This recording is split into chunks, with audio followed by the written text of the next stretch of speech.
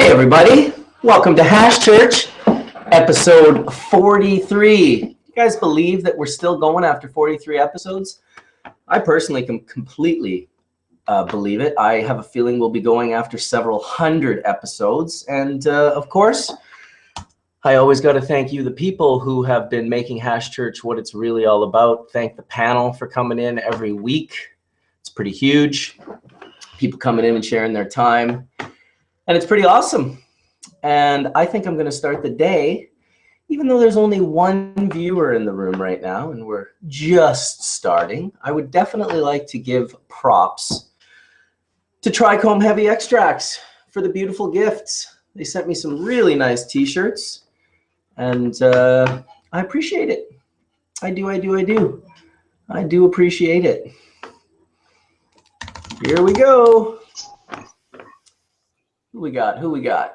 I love it. Every morning, Etienne, that you come in first, I have everything blocked so I can't see it because I'm sending out the links and I'm sending out the emails and I'm sending. So it was pretty cool to have that. Brian Gilbert. Hello, Brian. What's up, Mark? Hi, Brian. What's going on? Not much. I got a pretty bad connection, so I might end up just leaving if it's that bad. I don't now refresh my memory as to who you are, because I don't remember even sending you the link. Oh, I just grabbed the link. I was on like way back when this first started a while ago. Wow. So where did you grab the link? I think I grabbed it from your Facebook because we're friends on Facebook. So I put this Google link on my Facebook today? I think so. Jesus. Okay. Oh, boy. Thank you. I guess that's going to change a lot. Did you get it off the Bubbleman Facebook or the Marcus Gary Richardson Facebook? Your personal one. So maybe did you mean to put the other one like for the chat in? Yeah, I did. It's all good, but thank you, and it's nice to see you. I snuck in. Now I'm focused on finding my page. It's this. No, I put in YouTube, man. That's so strange. I don't know how you got in on this chat. Yeah, it was really weird. It was like I kind of didn't anticipate it. That's funny.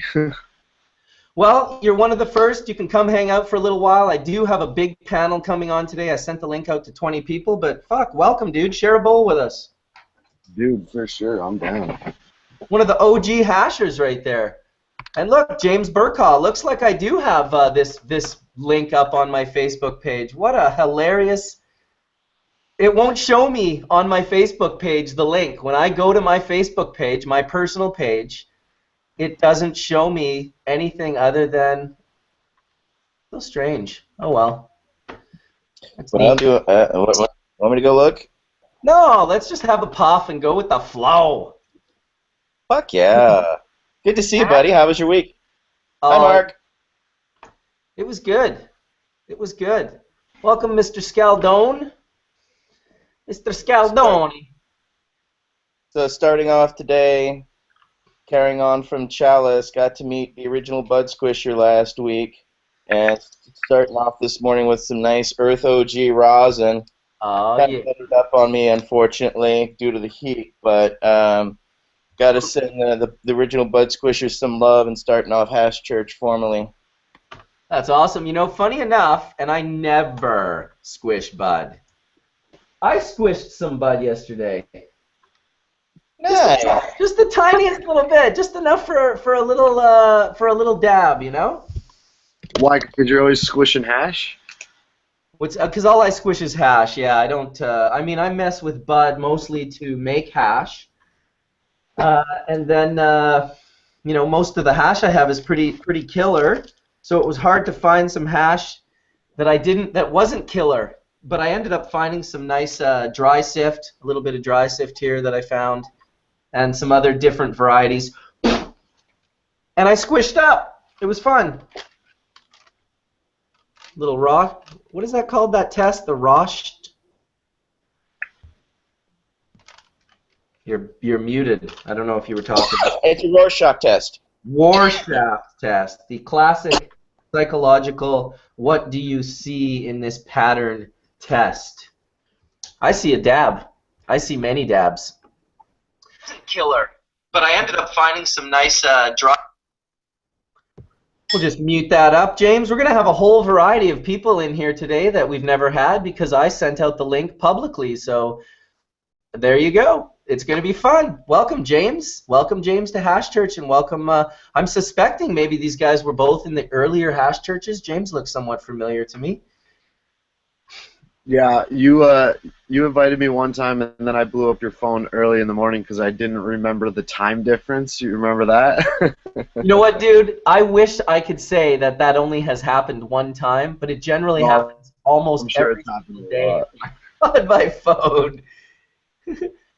I follow people from all over the world, so it makes sense that they're awake all the time at different times. So sometimes it's 3 in the morning, sometimes it's 2:30 in the morning. I just go with the flow. Oh, a week or two. That's probably why you look more familiar. Yeah, we were video chatting when you just posted a Hangout link. Awesome. Awesome. Well, I'm glad that it worked out this way. You know, I send the link out to a variety of people who I'm excited to have come in, but it seems like more and more each week they're not really clicking on the link, they're not really coming in, so maybe I will have to mix it up and change the panel up a little bit, send some different people some links, and freshen up the blood in here. Yeah, I just clicked on your Facebook link and it just brought me to the Google Hangout thing. Which is so weird because the Facebook page I linked was a YouTube link. Yeah, that's weird. It is, right? But it's cool. I like it. Oh, yeah, no doubt.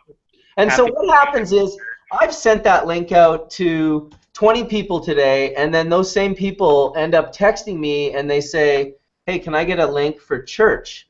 So I'm not sure if when I send a giant group one, if it's actually working. So what I end up doing pretty much every single week is I end up sending out the link, and then I end up sending it out again to individual people.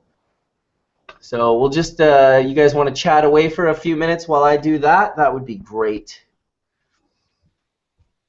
I want to send a shout out to, again, Dougie from Hitman Glass and the whole crew for Chalice last week, just to get some shout outs. Much love to them. Soil Grown. We got to meet Red Sea Hashishin.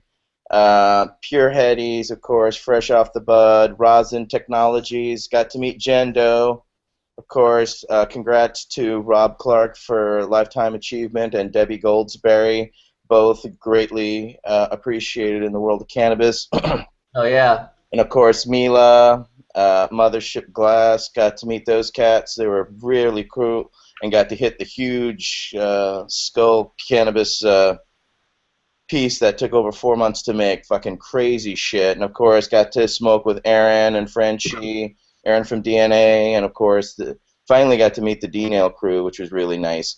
So big shout outs to them and to Shaman. So just had to get those out of the way. Much love, because Chalice, have to say, I know you hate to hear this, Marcus, but you know, wish you were there. It was pretty much the best event I've attended cannabis-wise in my 20-plus years. I've attended events all around the world, and this is finally the event I've always wanted to attend, and nothing but love to the entire crew and everybody we got to sesh with. Much love to Dougie and them. Be there next year for 2016 if you can, everybody. Next.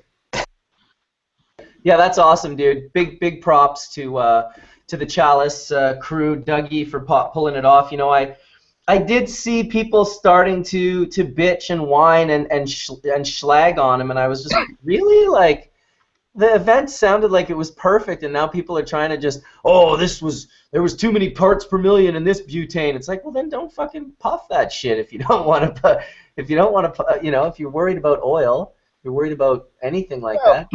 The event was huge. You're talking, you know, tens of thousands of people through that door. So there's always, I've thrown events all around the world. So needless to say, shit happens all the time. but for what they did and their crew, they pulled it off flawlessly. So nothing's perfect, and they'll work on things to improve for next year, and they want your feedback, just like I do. I always want to know when I suck so I can get better. And, you know, for the most part, besides the weather being the ultimate, you know, reality there, everything was awesome. Much props to everybody there. Very cool. Nice to hear. I'm definitely looking forward to making it one year. I hope that the U.S. continues to move forward and that eventually, you know, that they reclassify cannabis and they reschedule it, and that maybe one day I'll be able to go to the U.S. It would be pretty cool, I have to admit. You'd love to have you. I know I've heard people say, hey, when there's going to be a Hash Church event, and if there ever was, it'd have to be international because, you know, a lot of us, some people can't be in other countries, some people can't be over here, so, I mean, the reality is, yeah, it would have to be international for sure. Yep, 100% agree on that. I gave a shout out to Jibs and Ken. Probably should invite those guys into the room real quick. They sent me a really nice schwack of t-shirts and nice product, and wanted to thank those guys for always supporting Trichome Heavy Extracts and the Melts. Good folks who really have a serious bar to set when it comes to making the hashish. So I think of those guys as real bubble ambassadors, getting the resin out there. Hey, welcome, D420K. How you doing, buddy? How's it going, everybody? Love D420K. Hey, D, how you doing, buddy? Good. I'm back in my shop, in my cave. I love it. Back in the George. Hey, Horatio, good to see you, buddy. Welcome, Horatio, with a mouthful of milk. Come on, talk to us, buddy. Morning. Nice headphones, brother. Love Pimpin'. I found them attached to the places, so I'm like, when did I buy these? Nobody's using these, and I'm using these shitty headphones stuck in my brain. Let me take these downstairs and flash them on Hash Church. green? Were those green headphones? Oh no, they're actually blue. They're totally blue. It's the way things go on camera. I see that. So time out. You're actually, what color are you then?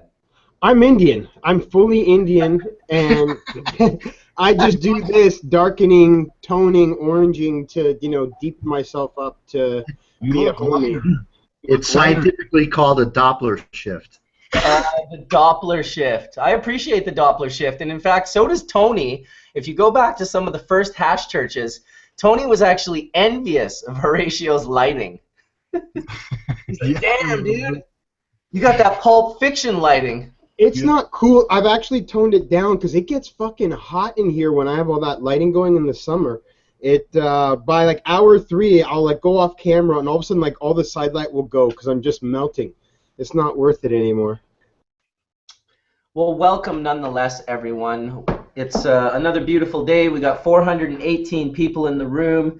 They're ready for it. Whenever it comes, they're ready for it. I'll start it off a little bit. Let me see. I just got back from Winnipeg, Manitoba, where they are literally still fighting the real kind of like fight, which is that fight with your local police department. The wonderful woman who calls herself, I guess she's like an anti-cannabis crusader. Her name is Pamela McCall, and she's fairly insane. She's here in BC, calling people out on the regular. My spidey sense tingles around when I hear this woman. I think that she's dangerous. And so what she did, out of the kindness of her heartless soul, she called Winnipeg to let the police know that there was a dispensary that was planning on opening there to provide medicine to sick and hurting people, and that they should absolutely not allow this because she doesn't want to live in a narco nation. And these are her quotes almost exactly. So poor Glenn Price, the establishment owner in Winnipeg, I mean, the guy's on the front lines. He's doing the best that he can. He's trying to provide. I was surprised. His medicine was actually, it was pretty high quality. He had really nice bud. and he said that he was charging as cheap as he could afford to charge, and that he would give people their money back if they weren't happy with the product, or he would trade it back for something that they were happy with. So he was really bending over backwards and sort of providing, you know, like all dispensaries do, they fill a gap that is left behind in this gray area of a bunch of people saying, oh, we can have cannabis now, like there's laws that you can, oh, there's licensed producers, they're going to be, well, those are all great and everything, but then there are these holes, gaping fucking holes, where real sick people still aren't able to get medicine. And there's a good interview, if you go to the Winnipeg video that I did about the YMCH, which is Your Medical Cannabis Headquarters, you'll see us talking a little bit about it. You'll see in the comment section of that video, you'll see a news story. And in that news story, they interview him and they interview some of the people. You can get an idea of the people that are coming there. And one guy said straight up, if I don't eat it, I don't eat. He was like, I need this every day, and when I run out and I need to order it from a licensed producer, I sometimes have to wait 5 or 6 or 7 days. And so this is, of course, unacceptable. And I'm not bashing on licensed producers in any way, shape, or form. One of the things I really am bummed about when we get into these different topics are the topics of, you know, the little guy versus the big guy, the dispensary versus the corporate, you know. I see a place for both of them personally, and this is just to start a dialogue. By all means, you guys can disagree or agree, but I just see that none of them are taking care of business 100%. No dispensary sells herb to all the people. No licensed producer sells herb to all the people. None of them are taking care of business 100%. They're fitting into little holes that need to be filled, and that's just how I see it. I hope that dispensary gets support. If you're in Manitoba, if you're in Winnipeg, I would urge you to go down and support them. I would urge you, especially even if you're not a smoker, but maybe a person in your family is using it medicinally, or somehow you see that it's a positive, that we need all the help that we can get, not just the choir, but we need people that are from outside of the choir, so that when they leave the event of standing up for something that they believe in, they can go back and they can tell that to their world, the world that, you know, most of this choir, unfortunately, we don't live in that world. So it's good for these two things to coexist, and I put that out there to the panel. What do you guys think about that? Without a doubt, there is a need, and you're correct. There's no dispensary that is providing 100% to everyone, and that's a reality. I mean, we've learned here in California is that the patients, even though they're very educated, they know what they want, and if they don't get it for what they want at a good price, they're going somewhere else. Yes. That's the story. I mean, if you don't have good meds at a good price, sayonara, they don't care. You can blow as much rosy red smoke as much as you want to, but the reality still entails we still need providers to, you know, grow for us. You know, we cannot grow on the scale of what is needed, so growers are needed here.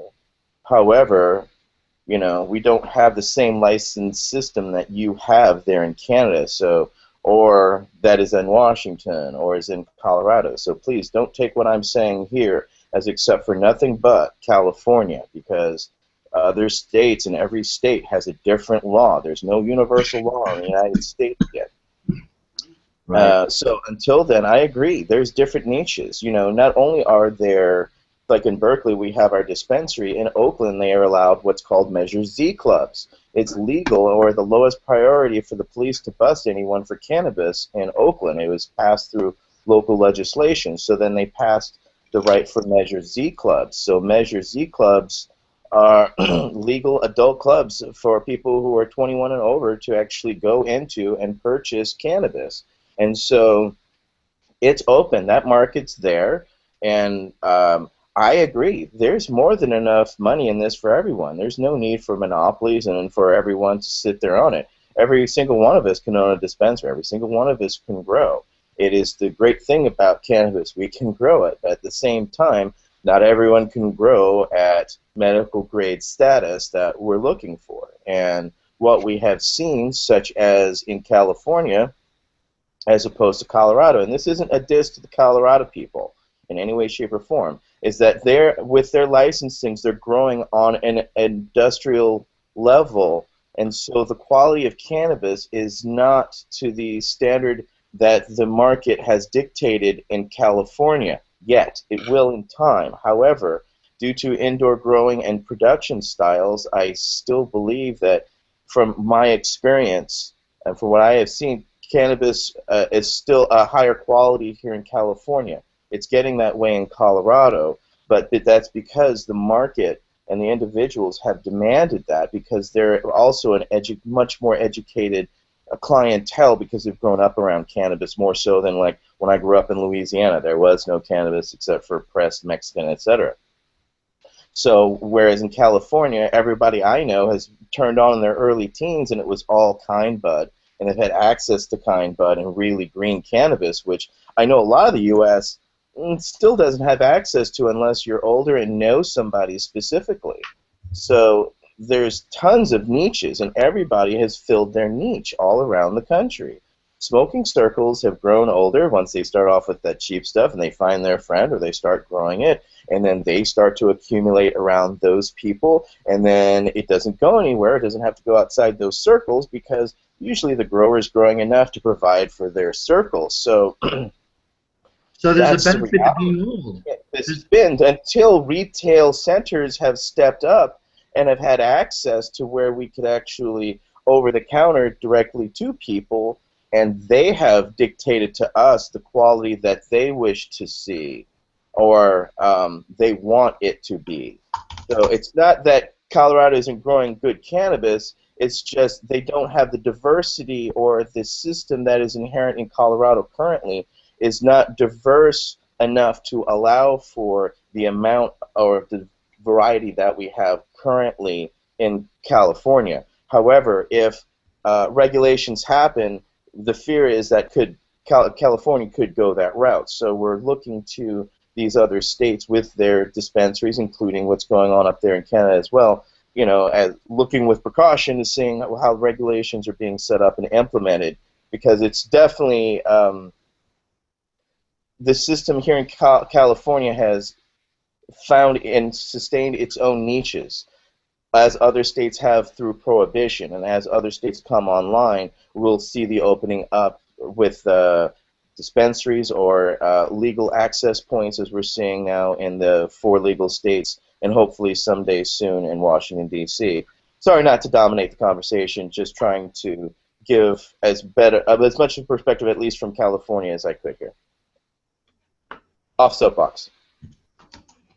Well, it's appreciated. I always appreciate when you lay down some knowledge, whether it's a perspective or whether it's a drop. I appreciate it, and I want to say welcome to Nick for popping in. We got 520 people checking us out on Hash Church for episode 43. Many dabs will go down. I think I'm going to have one right now. Derbs, or as D420K always says, Bong rip. Testify. Let's do it. everyone has their part. And that is a very important part. You know, it's funny, as we climb through this experience, I never want us to forget our roots. And in all of the fancy speak and in all of the knowledge drops and in everything that we get into, as deep as we get into, we can never forget that it kind of all started with D420K, that's your cue. Bong rip. Exactly. Bong rip. It's how we learned about it all. It's how we you know, aside from maybe Mark, who probably went to school for chemistry, I never went to school for cannabis. I literally just lived my life, smoked a bunch of it, and it seemed to, much like the mushroom, which Terence McKenna has incredible dialogue on, talking about the mushroom and how it sort of sparked language and sparked this, I don't know if I would call it a desire, but definitely like a passion for. And I feel the same way about cannabis, that it's more than just something that creates euphoria. It's more than just something that, you know, helps every cell in your body communicate with one another. It's more than all of that, and somehow that synergy is that it's a companion to us. Who else is this plant doing this much good for? I mean, it just seems incredible to deny, whether atheist or religious. I want to put something in here. When we before we did Hash Church, because all of us lived so far away from each other and stuff, we could only communicate doing this, and we had a lot of fun doing it, getting baked together across the planet. We'd have, you know, what was it? What was that one? What that chat thing that we did, the first one? Like, was it on my site? Like a Full Melt Bubble, like years ago? No. This was before the Hash Church. What we were doing pretty much every night, just getting a circle of guys and getting baked on video, laughing it up, talking fucking like a bunch of stone kids, or sharing information or whatever. And then we chat. And then you made it into a Hash Church, and see, well, geez, maybe other people would enjoy listening to some of our shenanigans, or some of our good stuff, or some of the information, and maybe someone else has some. And then all of a sudden, what is this, episode 43, you said? Yeah. It's 43 episodes. It's years in the making, really, because I remember the first video chat I ever had, and I paid huge money for this thing because I believed the importance, and this was back that before people wanted to go on video. This was literally like maybe in 06 or Overgrad.com or something.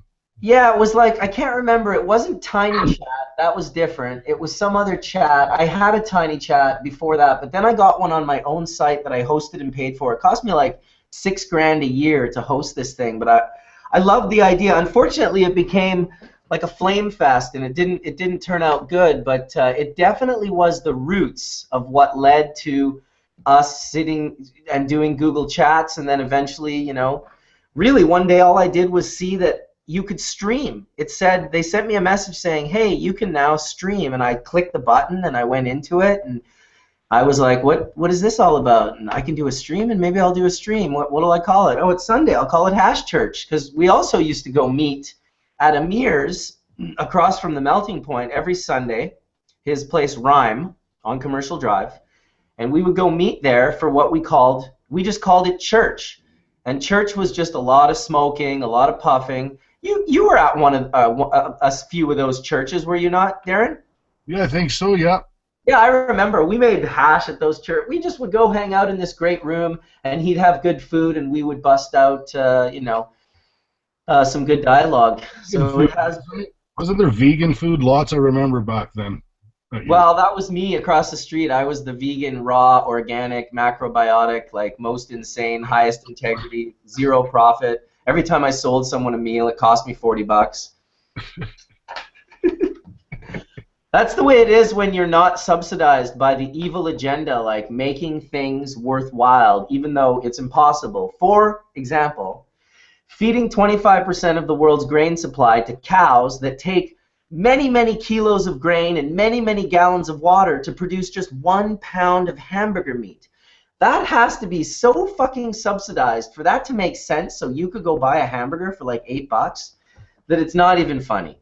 How about those $200 steaks? I think you're better off with a $200 steak than a $6 hamburger. Fucking good point, man.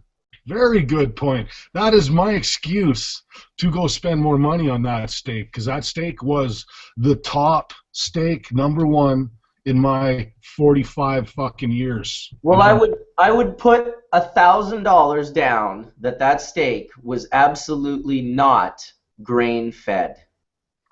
Oh, it probably wasn't. No, this shit was Wagyu beef. Wagyu. Yeah, that's that shit. Google that shit. They're fed beer. My God, they're massaged and sung to every day.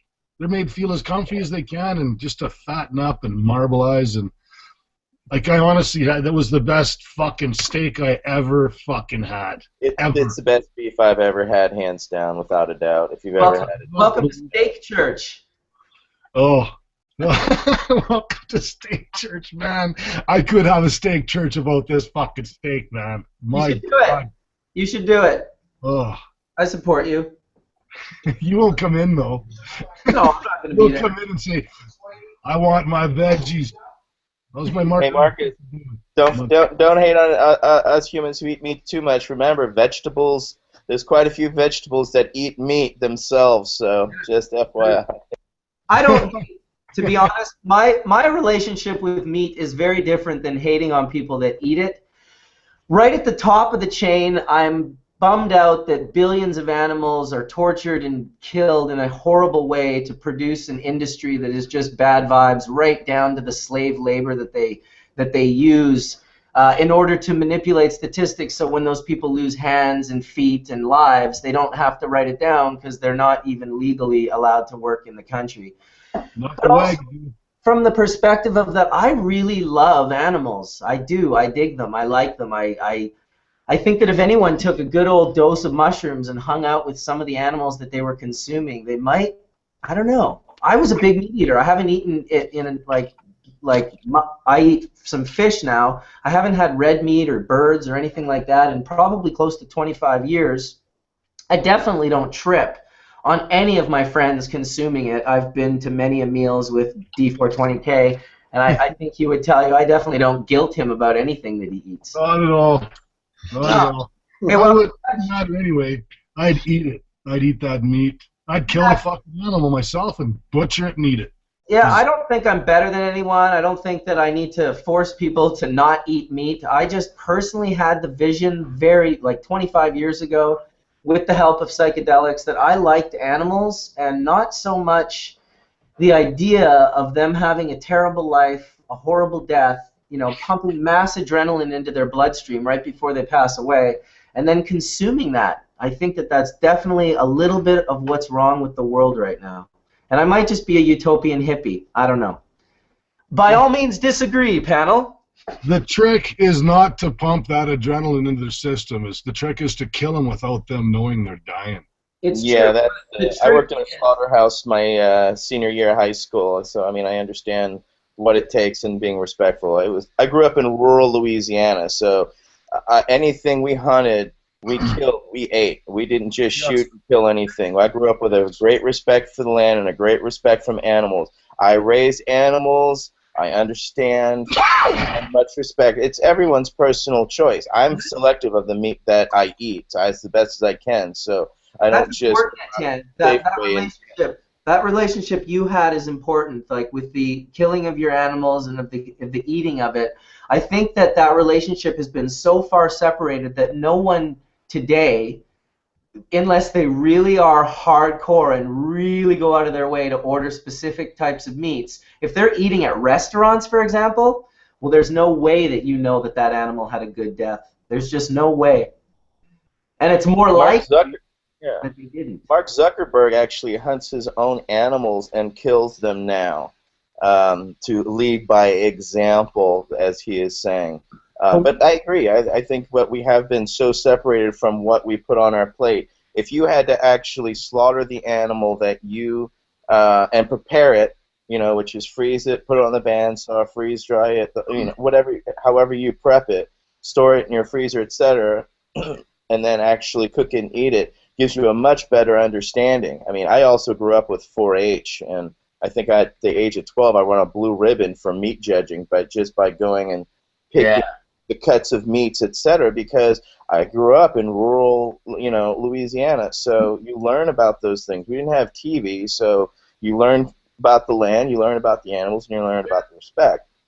I'm the same way. I grew up. I haven't slaughtered an animal in decades, so when I'm bow hunting and I get my animal, that's when the work starts. And before anything happens, you offer some tobacco to the ones that fly in the sun and the water and everybody, and you say thanks. You say thanks to the animal, and then you prepare it. It's definitely not a thing of showing the animal disrespect, by no means at all. And when you do that, and you get that meat in your freezer and you're eating that meat, you pretty much say thanks almost every time you eat it, because you are thankful for it, and you did do it properly, and you prepared it right, you killed it right. I love eating. I love eating meat. Don't, it's just the way it is. 170 billion animals annually is what we, I believe, consume today. A cow a year, cow and a couple of deer, maybe a half a moose. So, That's A good way to wean yourself off meat, people, is to not eat meat at every particular meal. I don't eat meat at every meal, so that's for sure. a way to start. I lived as a vegetarian, and I was a vegetarian for a good 5 or 6 years, and it's just my body craved the protein and is more sustained. I'm an O positive blood as well, so it also helps to know your blood type.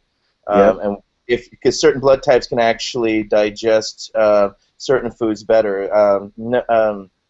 I highly recommend. I forget the name of that book. It's about eating for your blood type, and it's excellent on knowing essentially knowing your bloodlines, where you come from, as well as what your body can digest and break down, because those are key things to understand about your body, because every body is different. We're all hybrids. We're all different. We're all related, yet we're all different. You and I can have the same condition, and you and I try the same cannabis, and what may work for me won't work for you. And that's also a frustration that all of us are dealing with right now, is trying to find that right genetic, that right medicine, so that we can start to help these people that are not getting the relief that we know that they can get, or hope to, because unfortunately we know there are some people who are allergic to cannabis.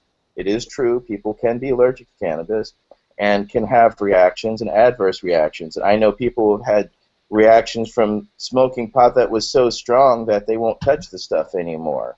Mm-hmm. Anybody else have any of those experiences? Well, Etienne, like if I even put my arm through some leaves and pull it back out, my hand comes out like a patent leather bag of welts and patterns of irritation. Like it can be like it's seconds in the case of like contact dermatitis with me. I know Fletcher is also complains about allergies. Like the dry sift is really I work with Mass. A lot of people in the industry don't even they go, I get itchy, but they don't acknowledge it as an actual allergen issue that has to have a workplace environment with, clean air and remove pollen. So like a lot of people don't even consider their allergic reactions to be allergies because it's cannabis. Oh, I just get itchy. It doesn't matter. It's weed. I have a job to do. But they totally don't realize it's a plant, and lots of people react differently. You can imagine if your trim boss isn't allergic and you're a trimmer and you're allergic, he doesn't understand anything you're saying and thinks you're a weirdo. We had a processor that had to wear like a oxygen mask essentially, and would wear long sleeves every day at work, no matter how hot it was, because she would break out into hives, and just the pollen reacts differently with different people. So, what I wanted to mention in regards to what Etienne said, because I think it was really important, and how he pointed out that we were all different, and that we could have the same thing going on to a degree, like named the same illness, and then using different or the same strain, that it wouldn't necessarily work for both people that way.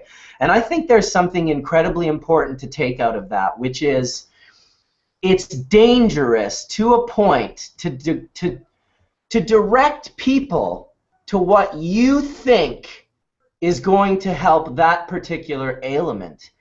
What I mean is, oh, you need a heavy indica or a high CBD, or I hear people shooting this shit all the time, and I always say, you know what I think you should do is try as many different cannabises as you can, just in small amounts. If it's for something like a smoking aspect where you're looking to relieve anxiety, or you're looking to relieve ocular pressure, or you're looking to increase an appetite, or you're looking to increase your sleep. These things can all be done through the bioassay of smoking a joint or vaping a bud, and I think it's very important to allow people that. And the reason I think this really to a T is because I was contacted several months ago by a woman, and I might have mentioned this in Hash Church already, but she had a small son and he had a brain tumor. Of course, she was terrified to give him cannabis. Her worst nightmare was that he was going to get high. not that he was going to seemingly die from the brain tumor.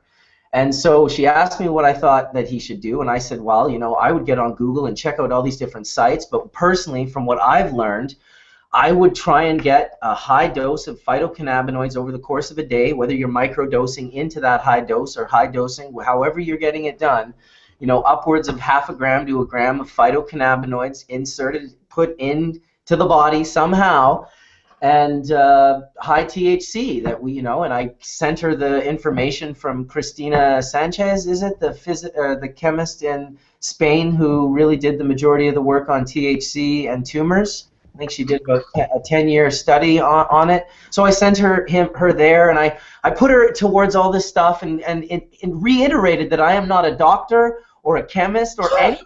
I'm just a person who's gathered information, and this is my opinion.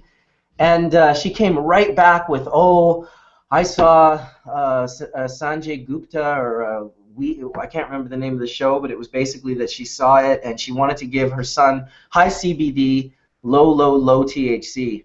And it just made me feel like, wow, like that is not really a helpful situation to direct people, oh, you need CBD. And this is what she was told. She needs CBD because it doesn't get the kids high. That's all that her concern was, and it just made me really feel bad that information can be 180'd, turned like in the complete opposite direction of the intention. It's almost, I mean, you're an old school conspiracy theorist. It's almost Luciferic how it seems so helpful, but it's actually to get you going in the absolute wrong direction, so that I see a great crushing of hope that's constantly happening through misinformation.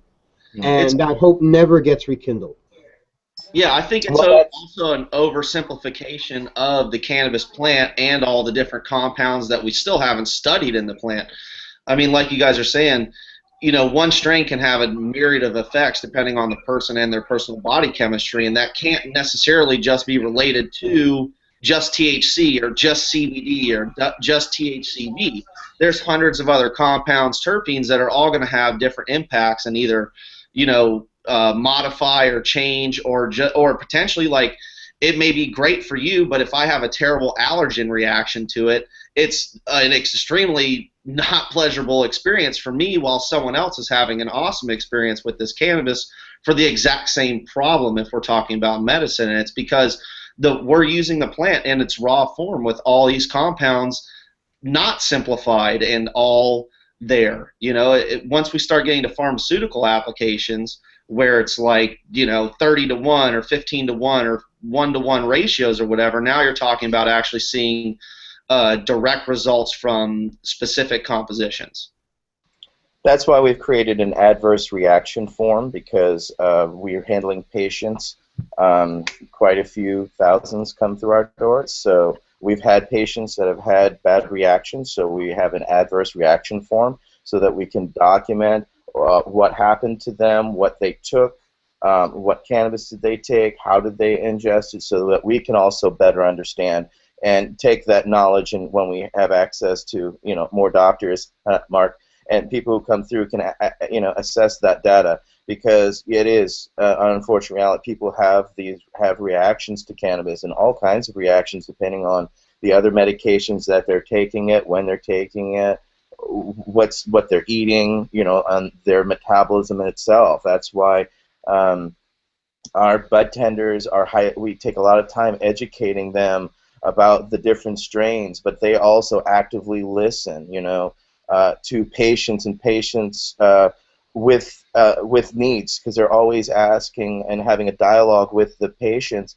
so they can start to get an understanding of where certain patients go for certain genetics that work for them. And so we're always, you know, that's why we also have things available in like grams, so that people can try things in small amounts, so they don't have to commit to buying an ounce or something like that, so they can try a diversity of products, so that they can at least start to go from this huge diversity to start narrowing down to find what that next point is. Something that we're working on is a database which is internal, that actually maintains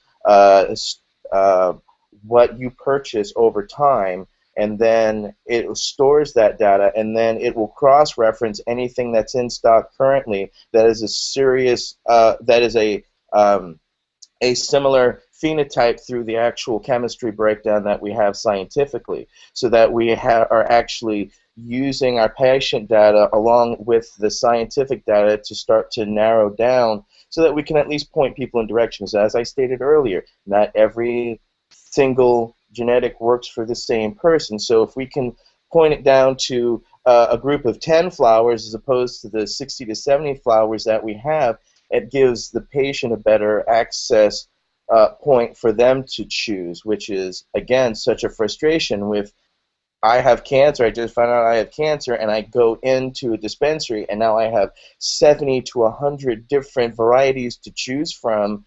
The choice is overwhelming, and people can get absolutely stymied by choice selection. I think you can agree with me, right, Nick? Oh, 100%. And I mean, just as what you were saying with people's chemistry, I have a patient that I've been helping for a little over 3 years now, and it's an epilepsy patient, and she is very strain specific. I've given her other things that are 2 to 1. I've given her other things that are 2 to 1 with similar terpene profiles, and nothing works like this one specific strain. When she's given the application that she takes with the lemon remedy, it works instantly. It's very similar to the Naya situation, whereas with other medications or with other ratios, it is almost ineffective. So no, definitely, we need to stay away from things like New York, which are trying to go away from strain names and only legalize ratios, which is going to be detrimental to the population out there, to the medical people out there. So well, that's frustrating, Okay, so because from what we've seen through the amount of testing that I've done, which is thousands of tests, so many phenotypes, which are different, but do have very similar markings when they actually come out in the testing. So if we're talking about the physiological effects of how cannabis affects individual patients, of course the body chemistry is going to play a huge role, if not the major role, in how these things affect. Remember, what's in cannabis are the keys. What's in your body is the lock. Those are the receptors that are expressed in the tissue and in the cells in your body that the keys are reacting with. So absolutely, your family genetics, your history, whether or not you're fighting other diseases, if you're immunocompromised, all of those are going to affect the prevalence of the receptors and the ability for the compounds in cannabis to bind to those receptors. So it only stands to say that it's probably more a function of your body chemistry than any of us really know or care to believe in, because really when you put anything into your body has its own system, a way of attacking things that shouldn't be in there. And the fact that cannabis kits, that THC and CBD actually gets to these receptors, tell you that they're what the pharmaceutical companies call privileged platforms, in that the scaffold of the molecule itself is just such a way that it is allowed passage through the system to bind and activate these receptors. So the body chemistry is going to have a huge impact in the prevalence of those receptors, and whether or not there's other things in your body that's going to attack the cannabinoids and degrade them before they get to those receptors.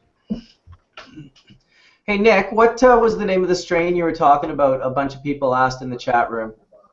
lemon remedy. Lemon remedy. Got that, everyone? Lemon remedy. Do you know the background of that genetic? You know, it's a CBD strain. It's a 2 to 1 ratio. I'm not specific on the genetics itself. It's something that we've carried for about 3 years. It's very small batches. We get it in generally it's one specific breeder that or grower that brings it to us. So I'll try to gain some more feedback from our purchasing department and let you guys know. Welcome, Cannabis Reverend. Jeff is in the house. He's live from a bluegrass festival. I guess he's got the mic muted. Good morning, everybody. How goes it, dude? Good, man. Good. I've been enjoying some good bluegrass music out here in the woods at Horning's Hideout. Horning's Hideout. Yeah, Horning's Hideout, man. It's North Plains, Oregon. Wow. Yeah, yeah. I think the last time I was there was in the 90s, bro. Yeah.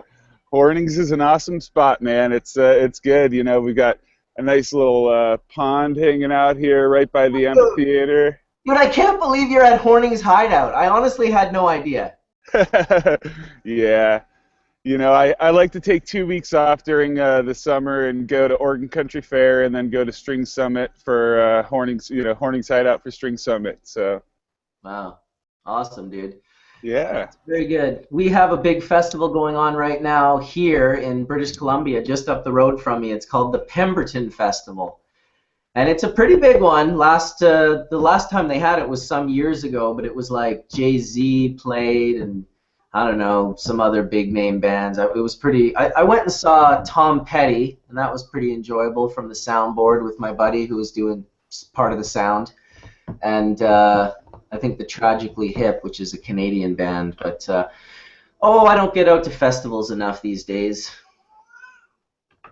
Yeah, you got to get yourself out into the woods, get out to the festival, and relax for a little bit every year. That's what I do to re-energize. You know what I did? I just put my house in the woods, and that all I do is go into my backyard now, put some music on, and just be like, all right, surround myself with my plants, which are, I'm telling you, almost 6 feet tall now. My Congolese and my sweet skunk are definitely closing in on the 6 foot range, which is, well, who doesn't love when their plants reach that, start getting taller than them? You know when your children get taller than you? And you get all verklempt. My girls are growing. The only problem is a lot of people are like, my girls are growing. It's time to break their necks in half and push them over to the side, and we'll just space them out in this nice grid, and they'll all grow up perfectly with a bunch of broken little fingers. Well, you know, Horatio, I don't parent like that. You sound so abusive, my God.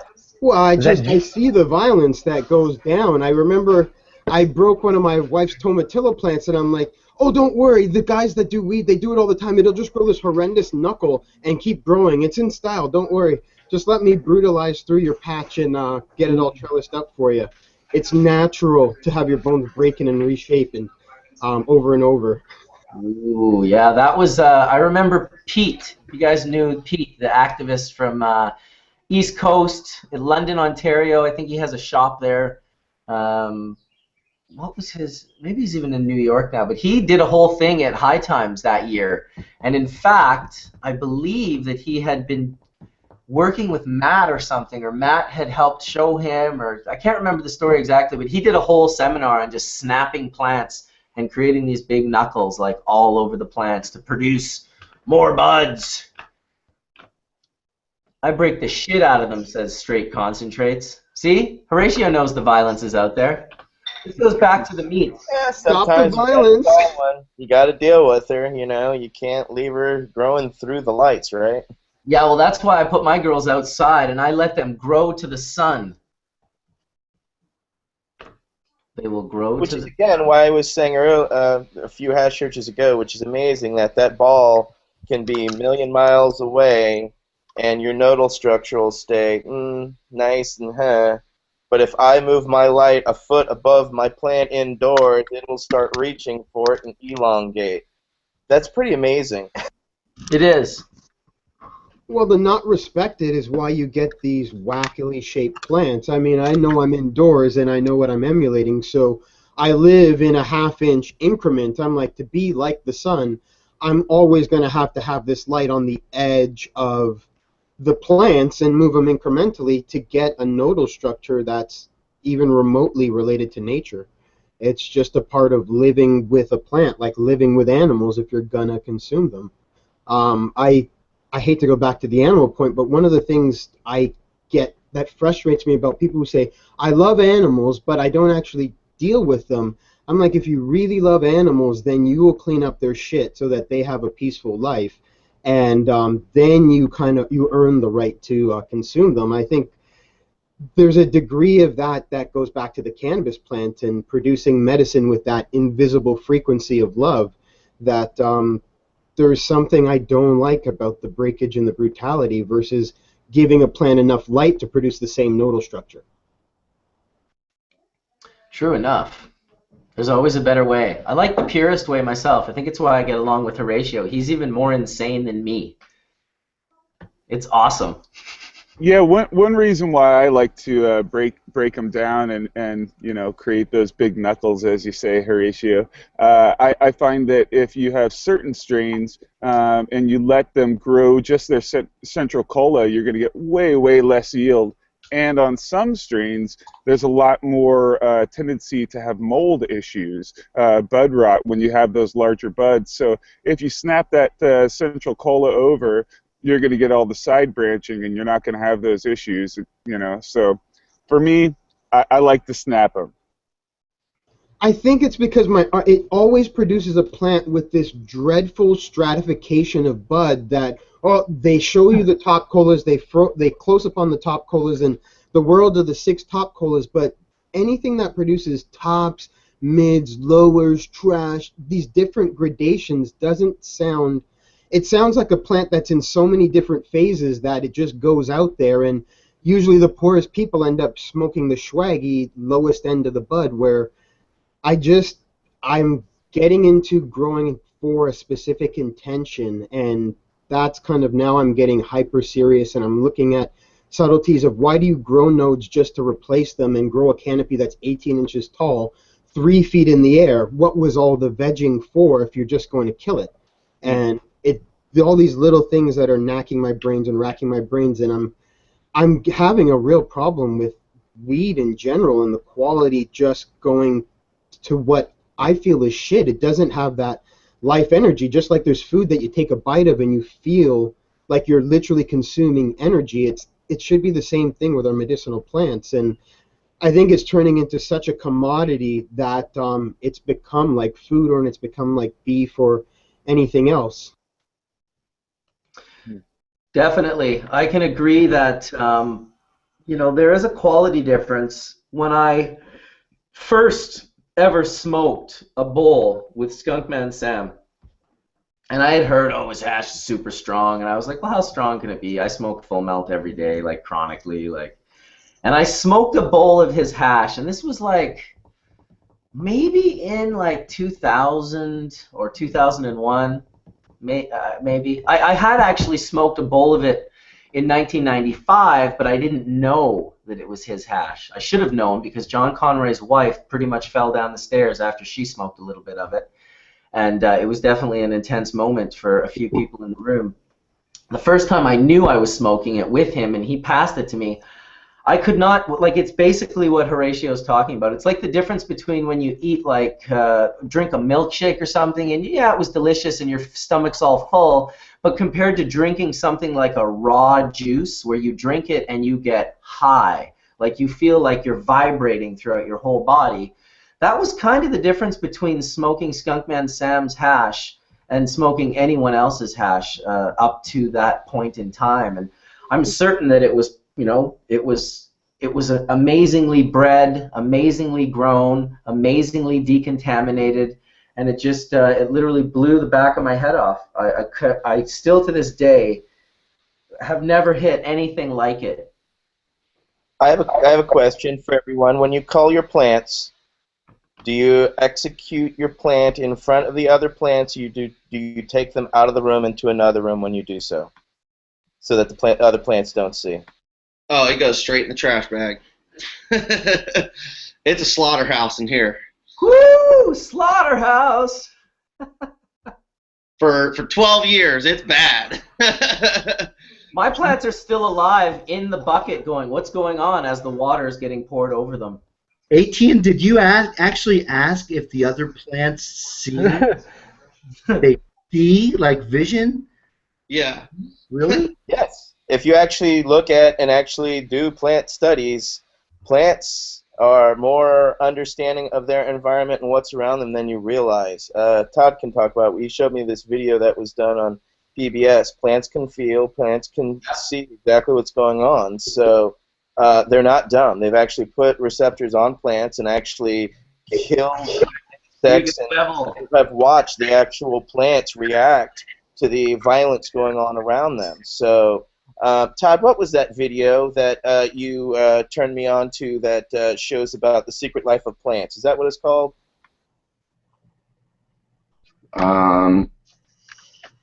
It is on Nature, and it's what plants talk about, and it is actually very deep. They do a lot of scientific testing to see the perception of plants in their environments and how they pick out their host plants, because, for instance, there are certain plants that don't really live off of their root system. They live off of joining, say, a tomato plant. So scientists were looking for how does this, small seedling growing amongst different plants determine what's a tomato and what's not, so that it can actually join onto a host plant that'll be more advantageous to its survival. And the program is utterly fantastic. It doesn't only talk about that, it talks about the way plants that are related to each other when they're rooting will actually leave space for their related roots or related plants' roots to grow, but if they're not related, it'll just be a little root war. And it's also fantastic. It shows how roots grow more like animals move, whereas a root will grow and grow and grow until it finds a pocket of nutrients in the soil, and then literally it'll stop, just like a cougar or a lion or whatever, and feed. And then when it depletes those minerals in that area of the soil, it will then start growing and move on again. It's really quite fascinating. Everybody should watch it. It's PBS Nature, and I probably watched it 4 or 5 times right now. Me and Rob Clark watched it with our fucking mouths open, quiet. This could be just blown away. It's really, really good.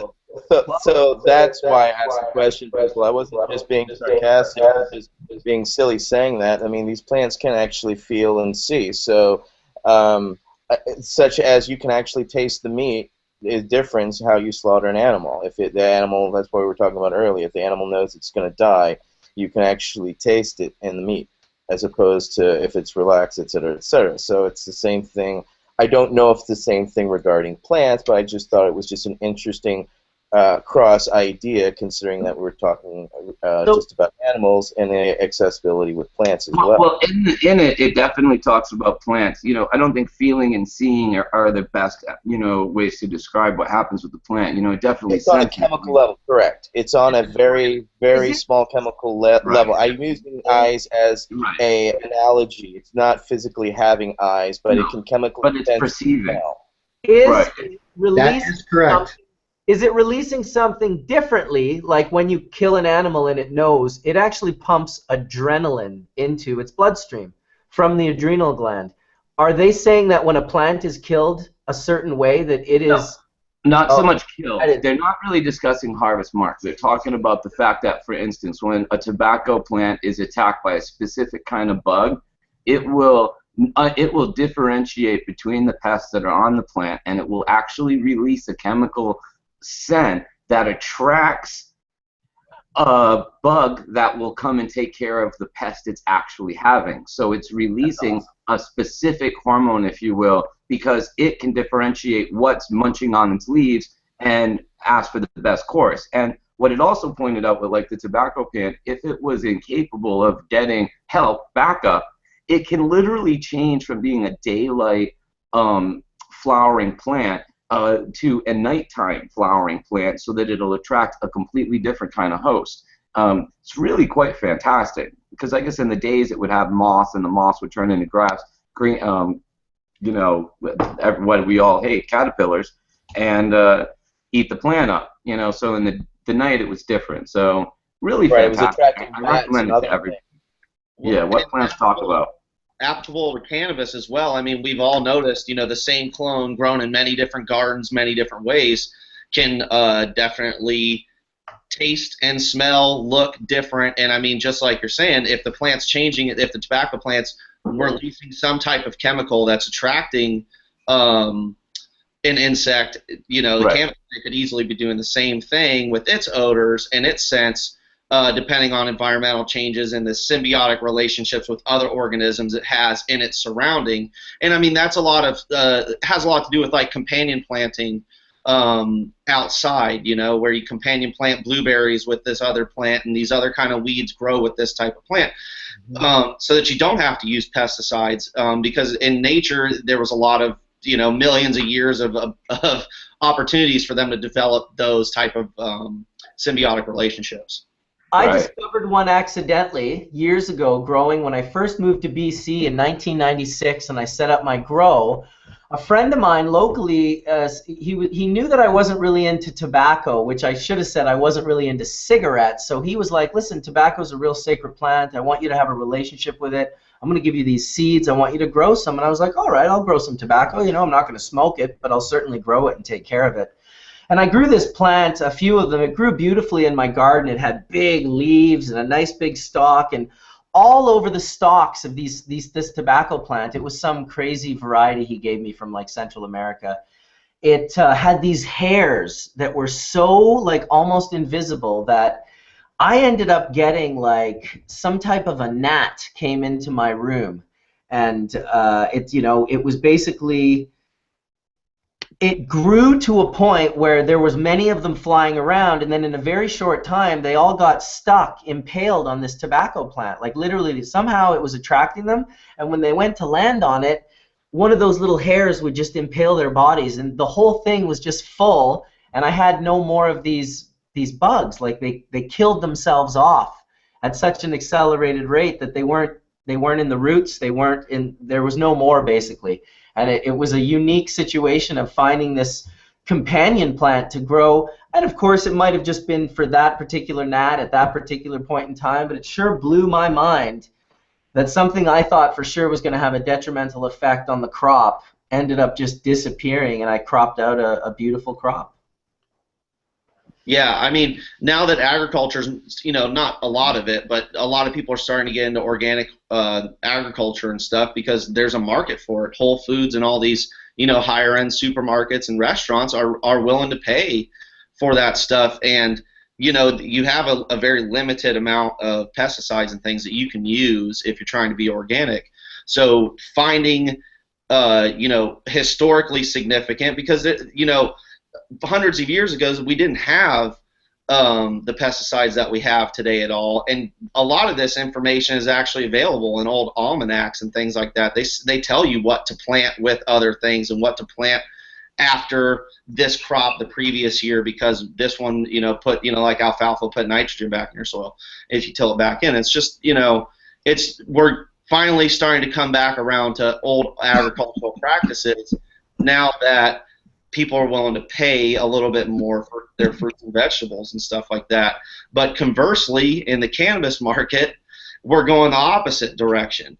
You know, the price is getting lower and lower and lower. The retailers want to make a larger percentage on every sale than they ever were because the margins are slimmer. And the economic incentive is not there for the grower to want to grow a $3,000 pound or whatever it is. I would like to point something out, though, because it's been a pet peeve of mine for a long time. And, you know, I'm not, you know, Etienne here, and I'm not bashing what BPG's done, because they're one of the few people that's actually been price conscious in this whole, you know, market of medical marijuana. But I've been part of the cannabis scene in California since the early 90s. I lived up in Mendocino, grown pot, with a gentleman who's now passed away, Richard Davis, who owned the United States Hemp Museum. And I've lived up and down this coast, and the price for retail cannabis to the consumer since the early 90s has only risen. It has not dropped. I mean, back in the early 90s when I was chasing around the dead, if someone sold you an ounce of weed over $400, it was usually because they didn't like you. You know, if you paid more than 50 an eighth, that was the butthole price. And now it's really hard pressed to go into a cannabis club and find anything under 60 an eighth. You know, I mean, I think top shelf stuff at BPG is 55, and they're an abnormality, to be honest. And it even goes higher. You go into LA, prices 60, 70, 80, you know, for things like, you know, LA OG Kush and stuff that the market will pay for. You know, that said, it kind of bothers me it kind of bothers me a little bit, because the retail market has come in, and what's happened, it's pushed growers' prices. What used to be up in Northern California, $4,800 a pound in the 90s, is now lucky to get $1,800 a pound in the current market. And that's forced, I call it a race to the bottom, because now all these growers who used to grow organically and put the effort in and cure it properly and meticulously handle the cannabis, they don't get rewarded anymore. I mean, the highest quality cannabis that I know of selling in shops out here is maybe getting $3,600, $3,800 a pot at the absolute highest for meticulously grown, indoor, perfectly cured. But it's still retailing out for over $6,400. It's just that the middlemen have just increasingly got fatter in this market, whereas the producers have not had rights. We get raided, we get convicted, we get thrown in jail. But after SB 420 passed in California, they started allowing these pot clubs to come in, and they wouldn't prosecute the pot club owner, but they would prosecute the pot producer. And that put us into a situation of having no rights, no leverage, not being able to pay taxes. It really put the producer in a very difficult and precarious situation when, the guy on Sunset Boulevard is sitting there with a business permit, cops are walking through his shop, and he's being treated like he's a normal person. And I think that's been a huge problem with lack of regulation and oversight in California, and why we're seeing really good cannabis not really being appreciated, really shitty cannabis basically being exported, and pot clubs are really the ones making all the money. Because if this has really been an impacted thing, it would have went down for the consumer. So instead of eighths being $50, they'd be $30, right? But that hasn't been what's happened. I've seen them only get more expensive. Well, and that's really a phenomenon in California to a certain degree. I mean, in Oregon, if you go into Portland, there's no medical shops selling for more than $35 an eighth. Really, there's a few shops maybe asking $40 on some random stuff, or like $15 a gram, but it doesn't sell. I want to point something out though. Geographically, I love my brothers to the north. Kenny from Trichrome Technologies always jokes that Humboldt County is not a good place to geographically grow cannabis. It is geographically a good place to hide and grow cannabis. But those are not exclusively the same things. And when you get further and further up, Oregon doesn't have the climate to support the type of cannabis that we could take down. Humboldt County is another 3-4 hours south of the border from Oregon in some cases. I mean, Mendocino County is way south there. You start getting north of Grants Pass, you've got an entirely different weather climate conditions up there, and they simply cannot produce the kind of cannabis we're pulling down in the more southern regions. Yeah, not outdoor, but I mean, there is a lot of, because the cost of operation in Oregon and Washington in terms of, what's power in Humboldt unless you're on, the right pieces of property near the power grid, and you have some type of incentive, let's say. There's you're going to be at 20, 30 plus cents a kilowatt hour, commercially 15 plus cents. Up here, you're talking 7 cents, maybe 5 cents, depending on where you're at and where your commercial power is coming from.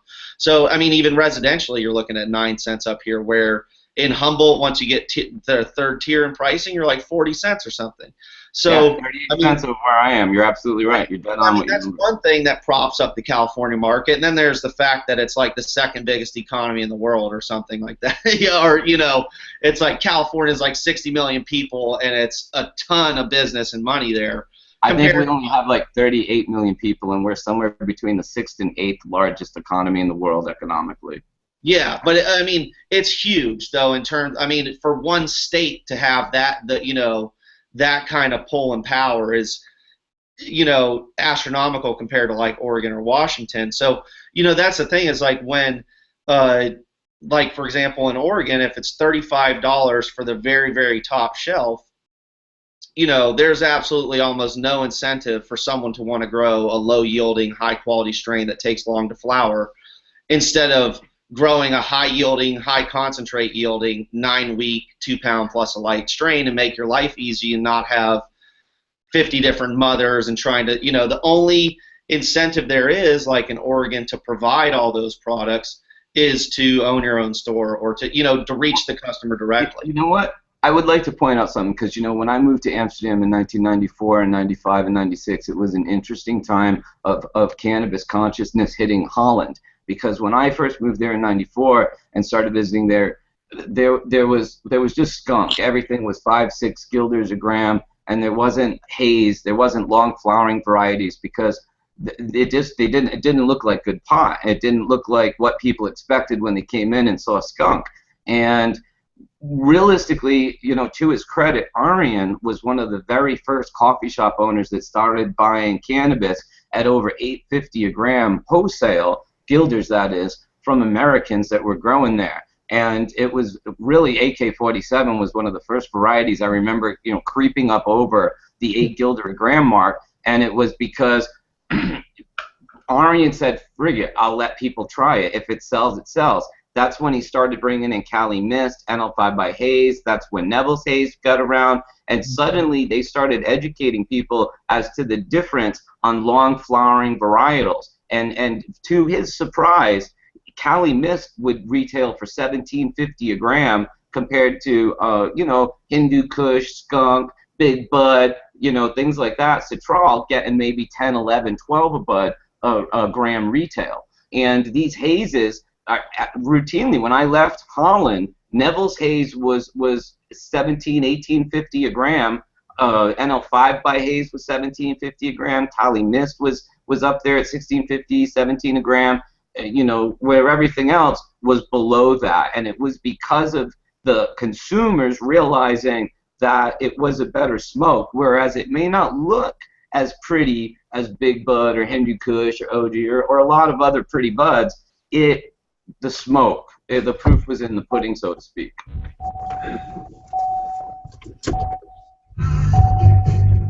Yeah, I mean, hopefully at some point the you know, the consumer will start demanding that different product or that sativa or something like that, and I'm sure they do in small quantities in certain markets and stuff, but it's definitely not a trend, let's say, at this point. You never know where Tony's going to come in from. He could literally be in like a field. He could be like on a plane. He could be in like a car. It's like, where's Tony today?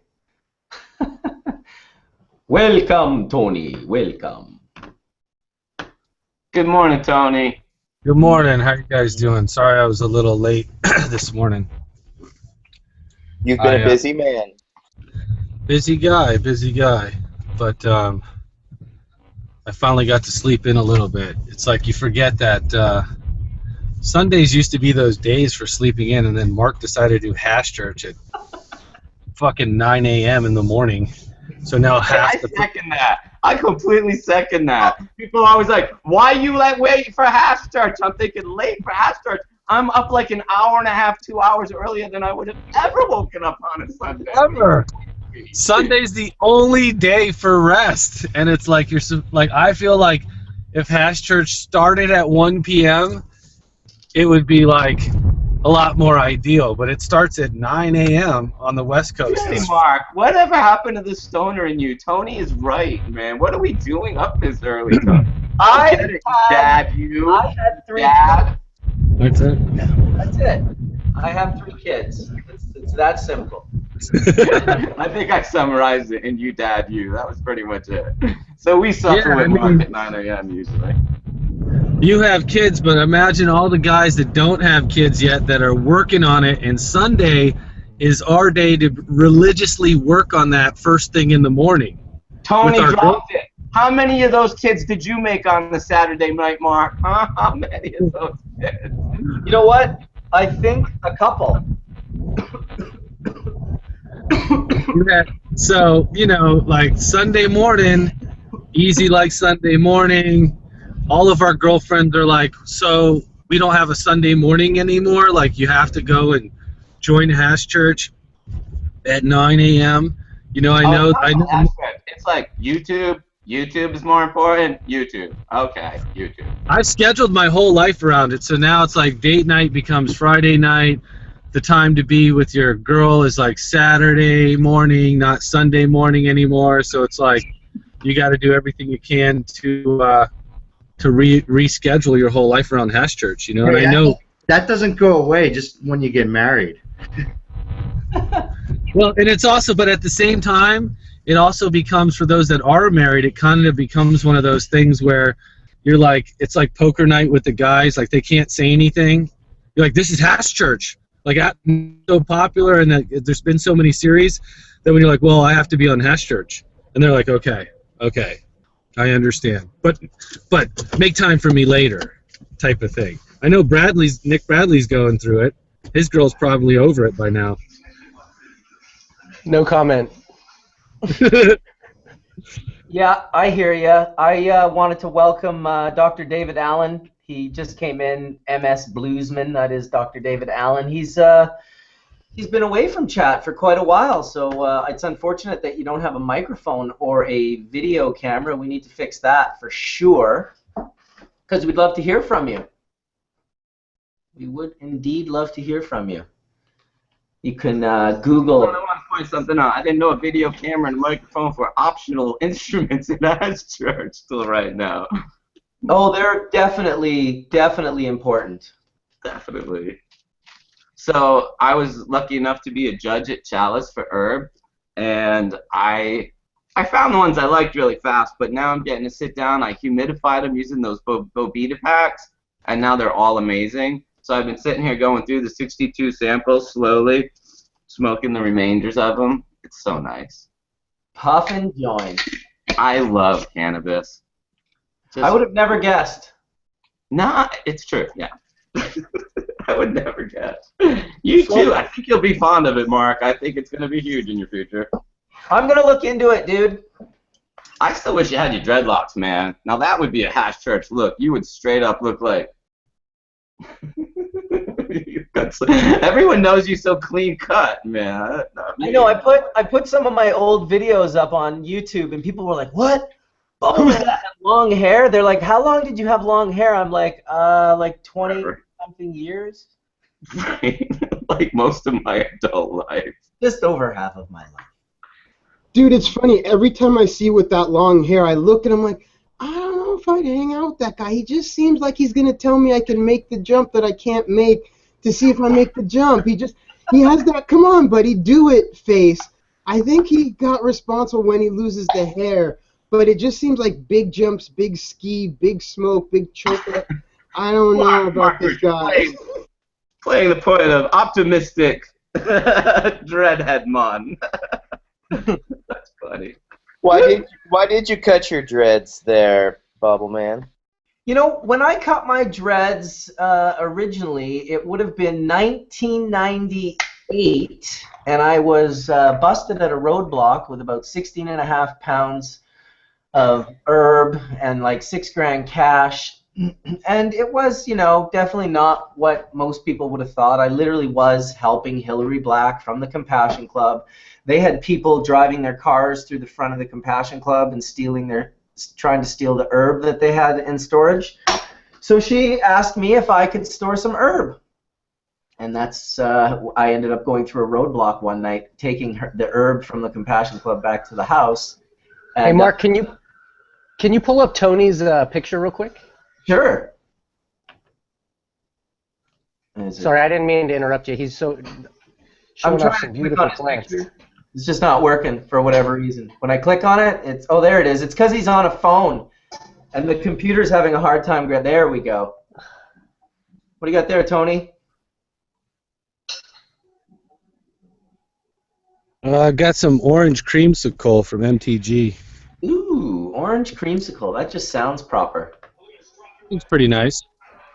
I like the Swazi. What's the genetic? You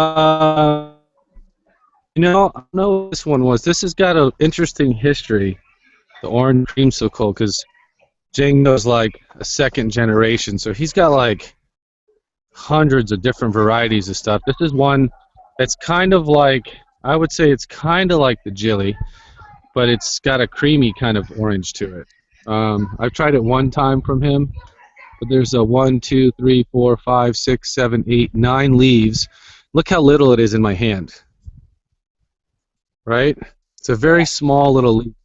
This is what I see as a plant that's gone from the wolf pack, if you will, down to Ola size. It's been miniaturized in its evolution. It's kind of interesting. Chihuahua genetic? It's a what? A Chihuahua genetic? Well, I don't know. It's like because I'm gonna go up to that Swaziland. I'm gonna go to that Swaziland.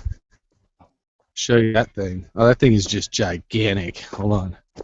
See how huge this is. It's probably 12 feet tall. Hold on. Weed. Ah, cannabis. Here's the Swaziland. Look at this thing. Oh yeah, that thing. Oh yeah, there's an equatorial if I've ever seen one. So look. So the leaves much bigger. Look how thin. So this would be your. For those that we always talk about this thin leaf drug cultivars. This is what we're talking about. There's 1, 2, 3, 4, 5, 6, 7, 8. NLD, narrow leaf drug variety. Yeah, and then look. So that same, you come right over here, and there's the difference. Oh, you got some OG Right? there? What's that? Very broadleaf. That's the presidential Kush. So that's like Kush. that is the complete opposite of the What two. makes it presidential? I don't know. It's something that Django named. Feel like a president. That makes you guess it makes you feel like a president, like you're in complete control. Maybe, I don't know. When you smoke it, you're on Air Force One. You're on Air Force One. Yeah, there's 3 more Swaziland. This one is really, I think this one's going to be good. And these are all, keep in mind, all these plants are going straight to resin and medicine. So all of this stuff is going into solventless extracts or hash rosin. Watching, Tony, how much pre-grow did you give them before you put them outside in those looking like 200-gallon pots? Oh, yeah. This was probably, God, this started months ago, 3-4 months ago. They've been vegging in for a while. Everything's been kind of vegging for a while. People watching, the way that these are achieved is that people will culture their clones and their cuttings months and months before growing season begins, and they'll start the vegetation process indoors so that the roots can establish themselves. And when they move these plants outside, they're about 2 to 3 feet high when they get transplanted into these pots with fresh soil and vermiculite and perlite and get ready to take on the sun, if I'm correct, right, Tony? Yeah, that's why when you guys saw in the beginning, there was plants that were like 4 or 5 feet tall and 10 gallons, and then those 10 gallons got moved to 40 until the roots really fill up, and then you get them in like a 200 or a 400, depending on the size, and that's exactly what you're seeing here. I'm trying to see if there's a 400 out here, but that's what gives the Northern Californians the growth boost in order to achieve, what people hear, 3, 4, 5, 6, sometimes 10 pounds of plant, depending on the strain. Hey Tony, can you touch on what's your soil mix? I don't know, to be honest with you. I've been in the processing facility for months, so this has been some of my first time out here. I could find out though. I know that it looks like there's tons of perlite. You can definitely see the perlite. Something from, I know that the soil, because Django's out here 2nd generation. I know that he's definitely sourced soil from somewhere locally or something. It certainly looks like you used a lot of perlite. Is that also vermiculite as well? Yeah, it looks like on the topsoil there's more. All right, so what he's done with the perlite is he's layered it down. It actually can help inhibit bugs because it creates a dry layer at top that they really don't have a good time nesting in, so they'll go leave for easier pasture, so to speak. Yeah, and it might be also, I think it's not a bad thing to put it on the dry on the top. I think that's what the point is, to keep it so that roots are going down, but also any kind of top breeding pest or anything like that would probably not want to stay on top, you know what I mean? Because it's just going to be dry. It's not going to be like a lot of moisture on top, so you're not going to see like a lot of I don't see any bugs or any gnats or anything at all. Like Right. you A normally dry would, you know? medium is very good if you're trying to control soil-borne pests. Keeping the right watering is actually crucial. Yeah, I'm not on the grow side on this one. This is I'm a consultant on the extract side, so it's it's a little different for me to see as well. I think it's pretty cool though because you know the bigger you can grow healthier resin like this outside in the sun, the better it's going to be for when we do extractions. You know, so that's really my job takes over when this is done. Do you know what your parts per million for the watering cycles are? Well, that would change at different times, Etienne, you know, depending on the rate of I growth. see different. Of the plant. Yeah, I see different sizes out here. So you have some that were staged bigger, and then you have some that were staged like a little bit smaller. I could see them in the background. So it really kind of depends. But yeah, I don't know anything about all that stuff yet. This has kind of been my first couple times out here. I was out here the other day, but there's all kinds of security checkpoints, and if you look at the Ukiah Daily Journal, they've been actually doing a fairly good job this time covering like the local support and giving us a lot of local support and what's going on. In the beginning, they really weren't sure, but I think now they got the full picture. But there's like 26 different kind of security personnel and security checkpoints. Yeah, there was a really nice article that was written up by I think it was the Ukiah Journal about I saw the Prana program was mentioned in it, and they were talking about the big grow up there, and yeah, it's a really good article.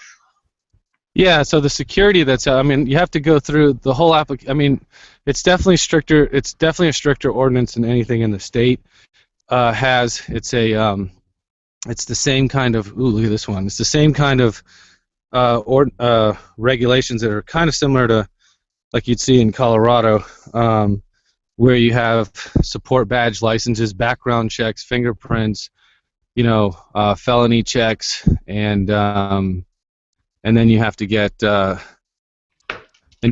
obviously have your script, become a member, go through their collective. The tribe has a collective called the PCC, Pinoleville Cannabis Collective.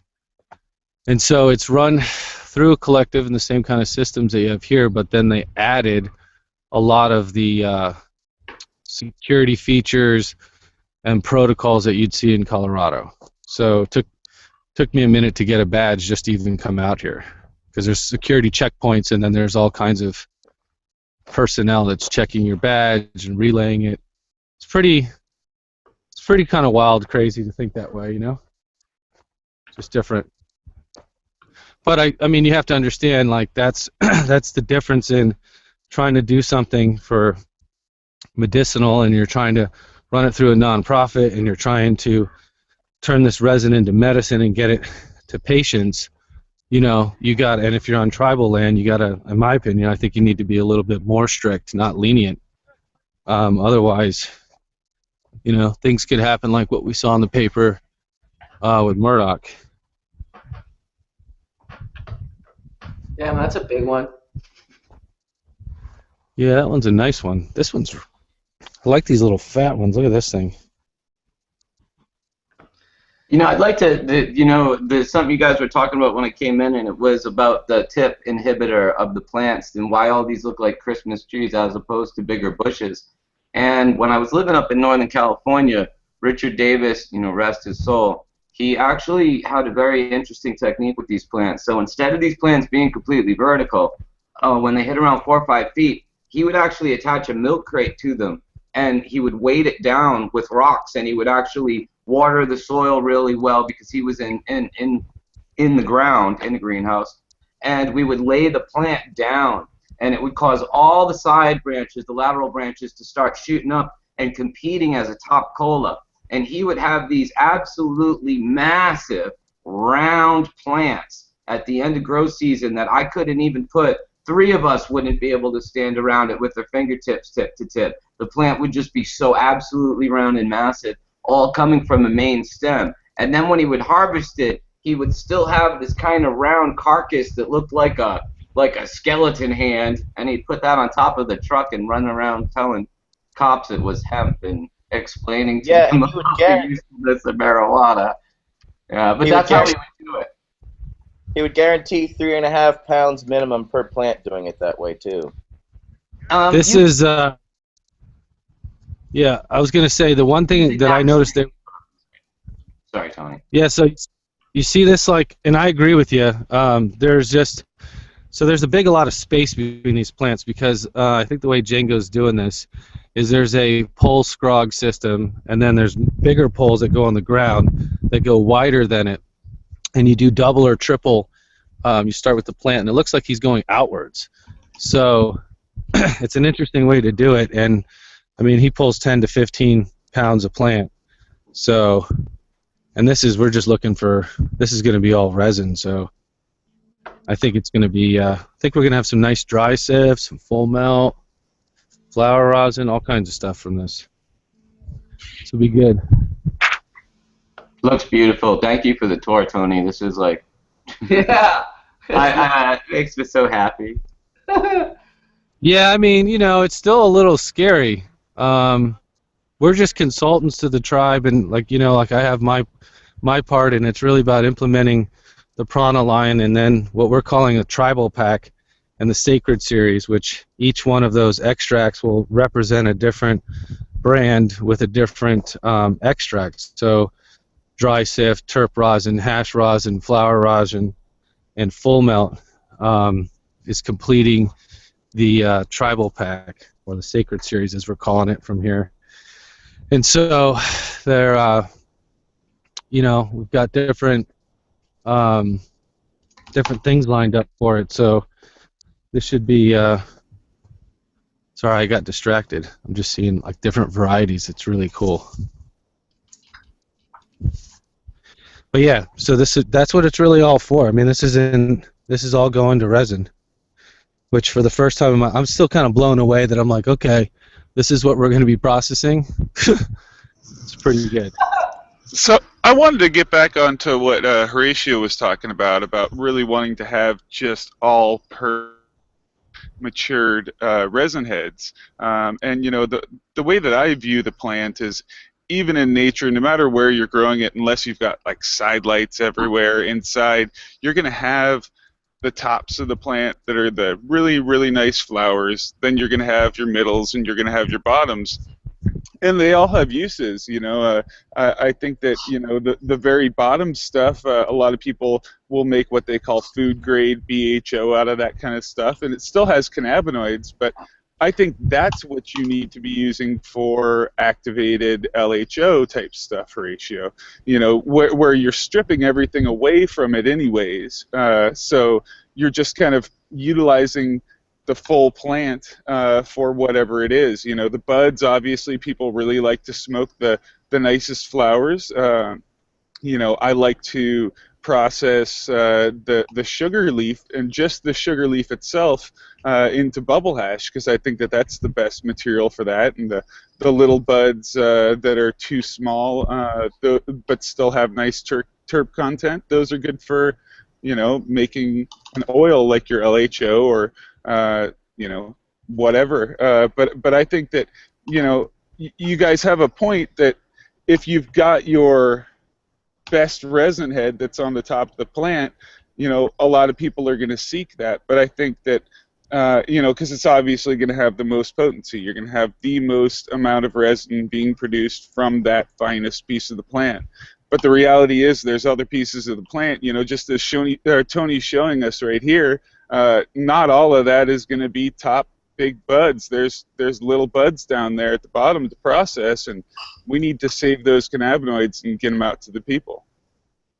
Yeah, I comment on that. Like Jamaica, compared to the way Tony's growing, because Tony's in a scenario where we're all working with plant counts, but when everyone grows a plant 2 feet high and just lets it push all its potential out in a very short amount of space, they seem to be able to standardize things versus this plant with this multi-stratosphere potential, in which when you're harvesting the bottom of the plant, the terpenes aren't even there to make the strain-specific effects.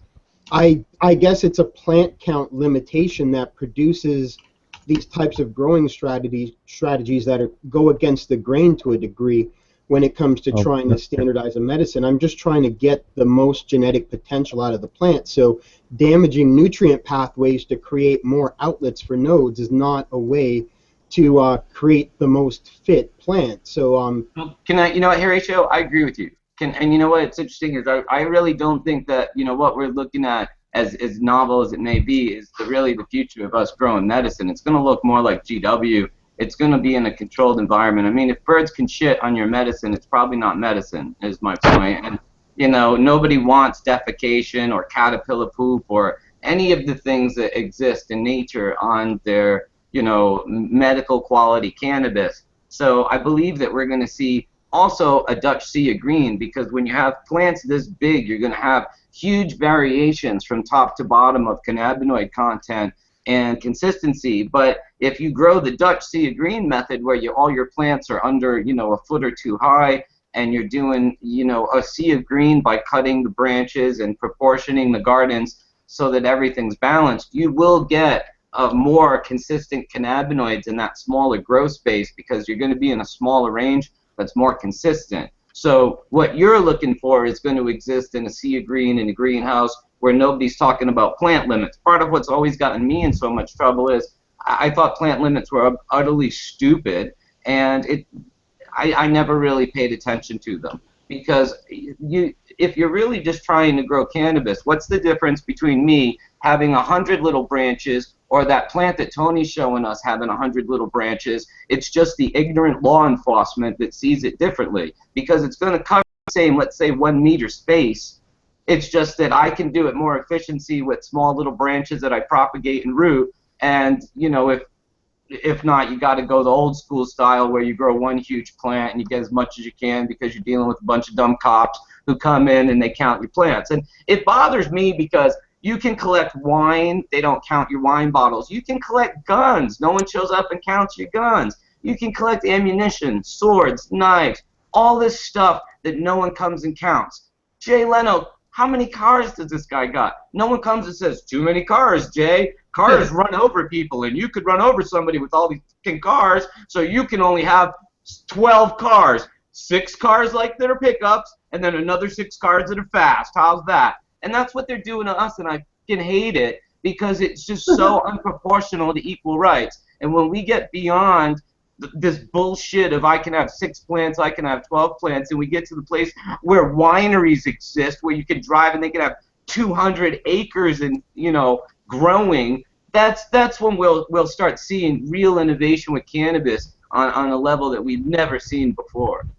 Well, and you just nailed it, Todd. That's the reason why we haven't seen it. What a great way to hinder that forward motion by creating the most ridiculous of laws, the plant count.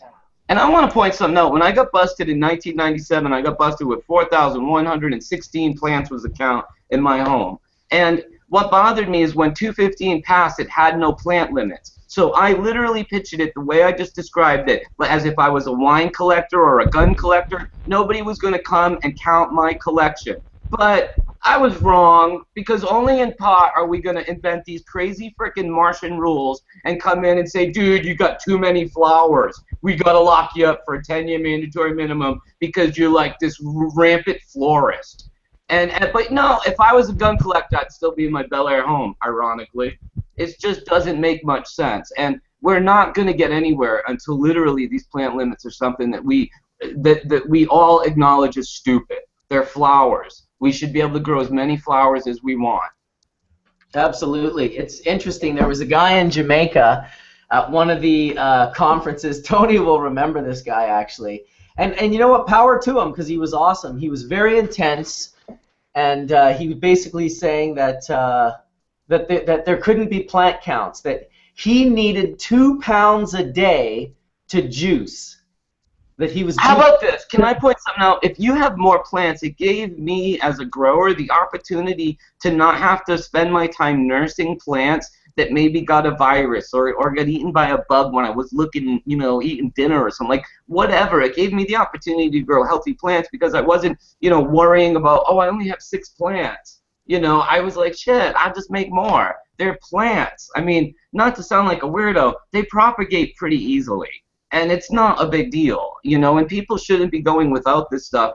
And it shouldn't be so expensive because literally it grows on fucking trees. This is true. It does grow on trees. Todd, you must know the movie The Money Tree. Yeah, that was old. Yeah, that was around a long time ago. Remember the Green Goddess, too, that went with it? Or it was closely...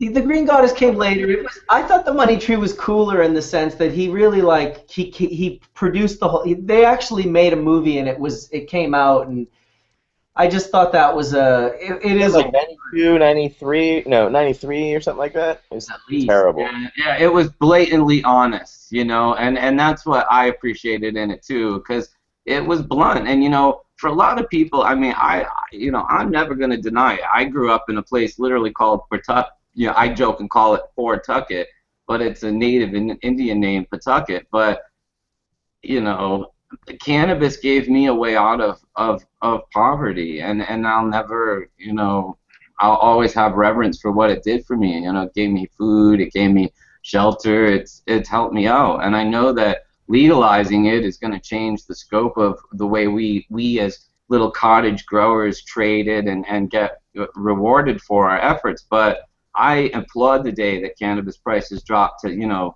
$10 an ounce or less, and I hope that it floods the hands of so many, because if it does for others what it's done for me, which is basically helped me, you know, eat, sleep, calmed my life, you know, rested my pains, and made my overall life better, yeah, I wish that on everyone. I sincerely do. Well, I follow that for sure. It's a beautiful, wonderful thing. And that. Yeah, I wanted to. Go ahead. Go ahead. No, I just wanted to comment on the branch stuff that we were talking about in cannabinoid profiles, because we did a lot of testing in the old place I was at, the first company at River Rock that I was at before. In the greenhouses, we actually, like this particular plant is going to get, it'll probably get halfway down the aisle wide, just based on the way it is. And you have to remember that the sun is moving, so this particular branch is getting hit from a certain angle, from a certain sunlight every day. And as that sun moves up, it goes over the plant. And what you'll notice is that a lot of the side branches will be just as big as the top branches in many of these cases. And in our greenhouses in Colorado, we saw that with OGs, with Cushes, with a lot of the plants that we spread out and in the same kind of concept made it wide. And so if you have a 6-pound plant, because we were averaging 3 to 6 pounds a plant in the summertime, then your crops are just as strong as a lot of the size. And when you get really big, like some of these other plants we can get, there's what's called the inners. Do we lose his volume, Mark? His mic is off. Is my mic off? We can hear you now. Okay, so when did I get cut off? Just about 10 seconds ago, you put your finger over the mic accidentally. Okay, so essentially what we did was we studied taking samples from the top, the middle, and the bottom from the greenhouses in summertime, and we found a 2 to 5% variation, you know, trying to test it the best we could with the labs that were there in Colorado, but giving it top, middle, and bottom, we did a lot. And then looking at, obviously you can't look at the terpene profile, but what I liked mostly about greenhouse or even outdoor is that it's quite the opposite, in the sense that a lot of the plant coverage from the sun is getting the same type of size buds that it's on the side or even on the lowers. You have the inners that are different than the lowers or the outside, but definitely the outside of the plant gets hit a certain way. And I think what dictates that more than anything is the time of year and where you're located. So if you're in Canada versus Denver versus California versus Jamaica, you have a certain intensity of light that's going to happen. So if you're in a climate that's 12-12 and the sun's intense all the time, that sun spectrum is going to hit this plant from morning to night in a certain way and produce a certain amount of resin and produce a certain amount of terpene profile, especially on the terpenes. And so if you're trying to grow in the wintertime in Denver in a greenhouse, then your plants are going to go from, say, 3 pounds a plant to a pound a plant or 3/4 a pound a plant, because the sun, even with light depo, your sun intensity and the spectrum that's being pushed upon that plant is completely different. So in California, everything's growing in a different way here than it would be, say, in Denver. And so the light, the way the environment is being, 80 to 95 degrees sometimes, or an 85, pleasant 85 all the time during the day, and getting down to 68, 70 naturally every day is what this plant's going through. And so these that dynamic range between the 15% range day and night, the dryness at night, or the dryness during the day, and the light intensity for how long and for where it's located is what's going to produce your profile. So this sun is a lot different than Denver, and so. What's your elevation there, Tony? Hold on a second. I'll tell you. I got it on my phone. That's Mark's question, but you can't probably see this writing down, so I just figured I'd ask. Thank you. The elevation here is 530 feet. 530. Want to know the barometric pressure? Go for it. Why not? The atmospheric pressure here is 997 MB. TMI, Tony. TMI. What's your dew point, sexy?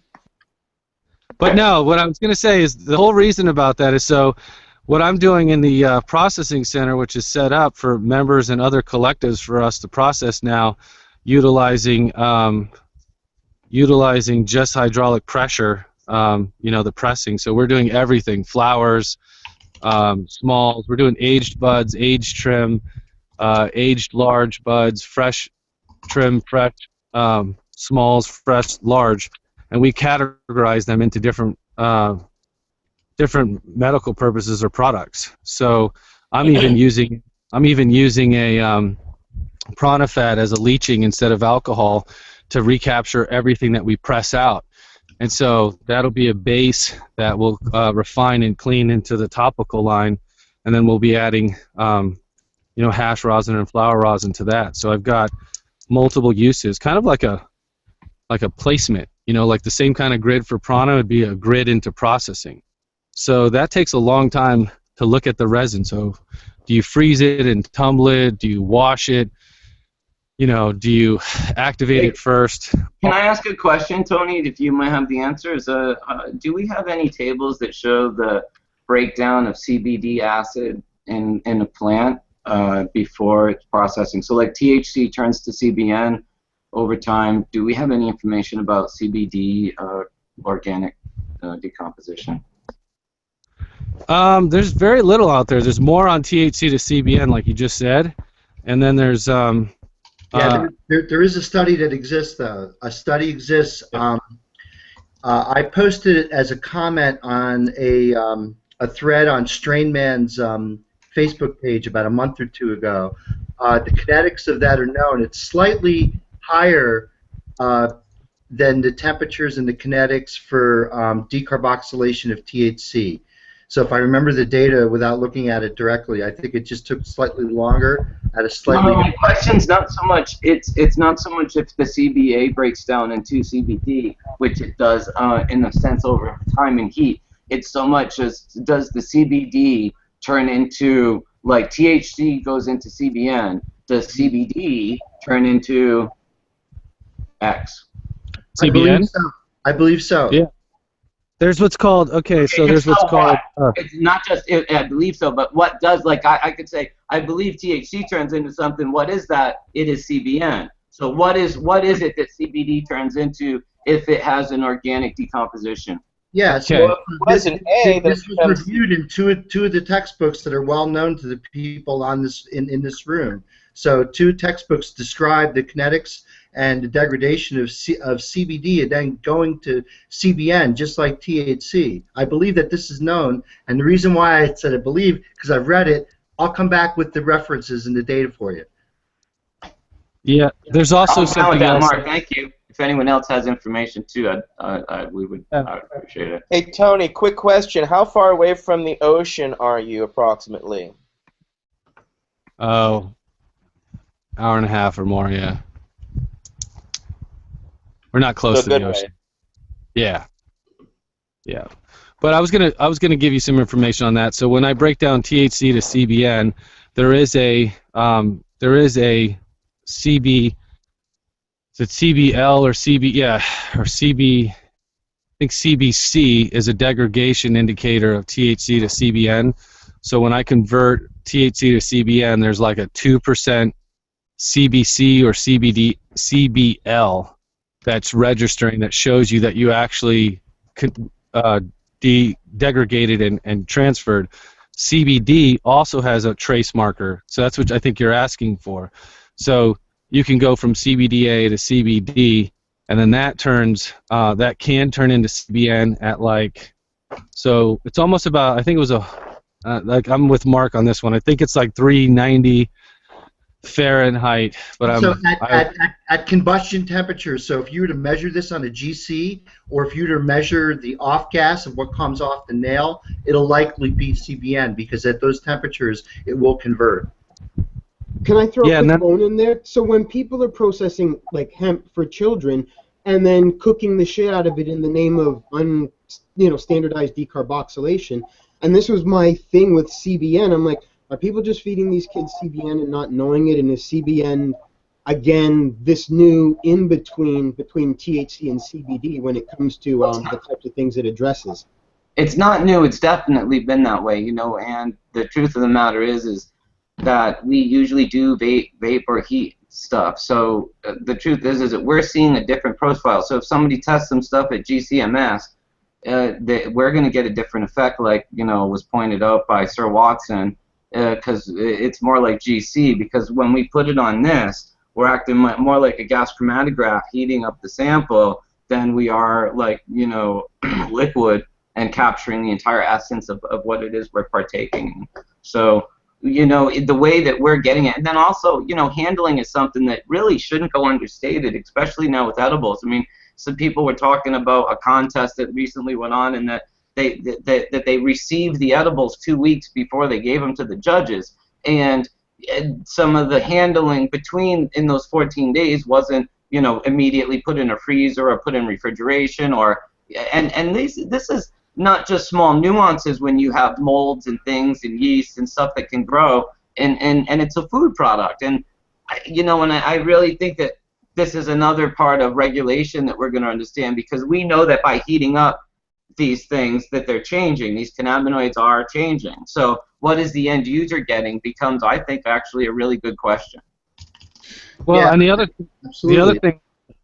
thing with that is, so when the difference between that hemp and say rich cannabis is, I explained it to somebody else one day. I was like, what if I gave you an orange that you couldn't taste and you couldn't smell? I just gave you a dead orange.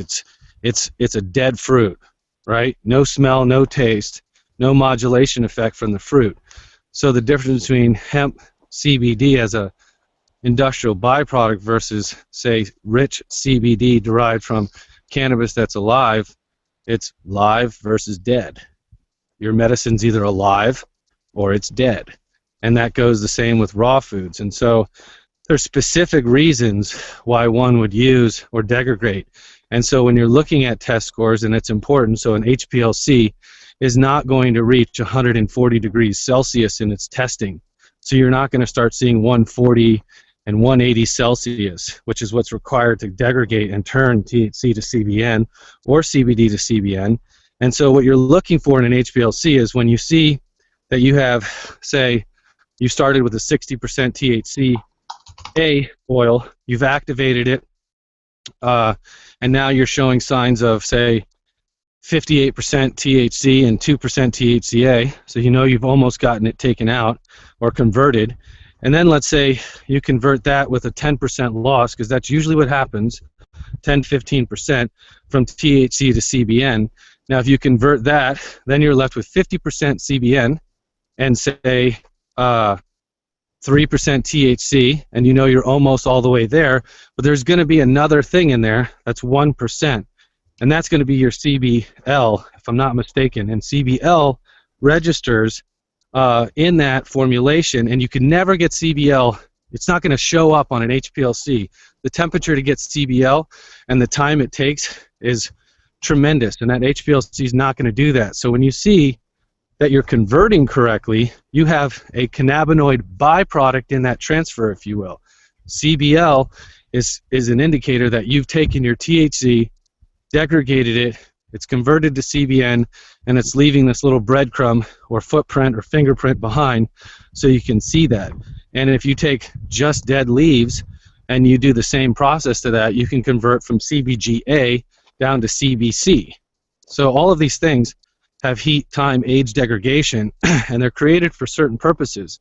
But if you're looking to make medicine and you're using CBN, that's like what I'm doing with the P4, is I'm taking 50% CBN and 50% live CBD with its terpene profiles to try to use that for muscle spasms, insomnia, post-traumatic stress disorder, things like that. So small doses do certain things and large doses do certain things when you're getting into compounding cannabinoids specifically for medicinal reasons.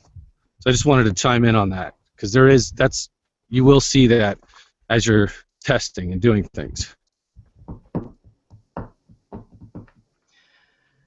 Well, thanks for the knowledge drop there, Tony. I was just reading the chat. Tons of people in chat right now. 715 viewers in the room. Hey, can I talk about that one? I was just reading it too. And to everybody that's listening, I'm actually working on my next book right now. It's called Grow Medicine, and it has a piece by Dr. Lester Grinspoon in it called Caniopathic Medicine.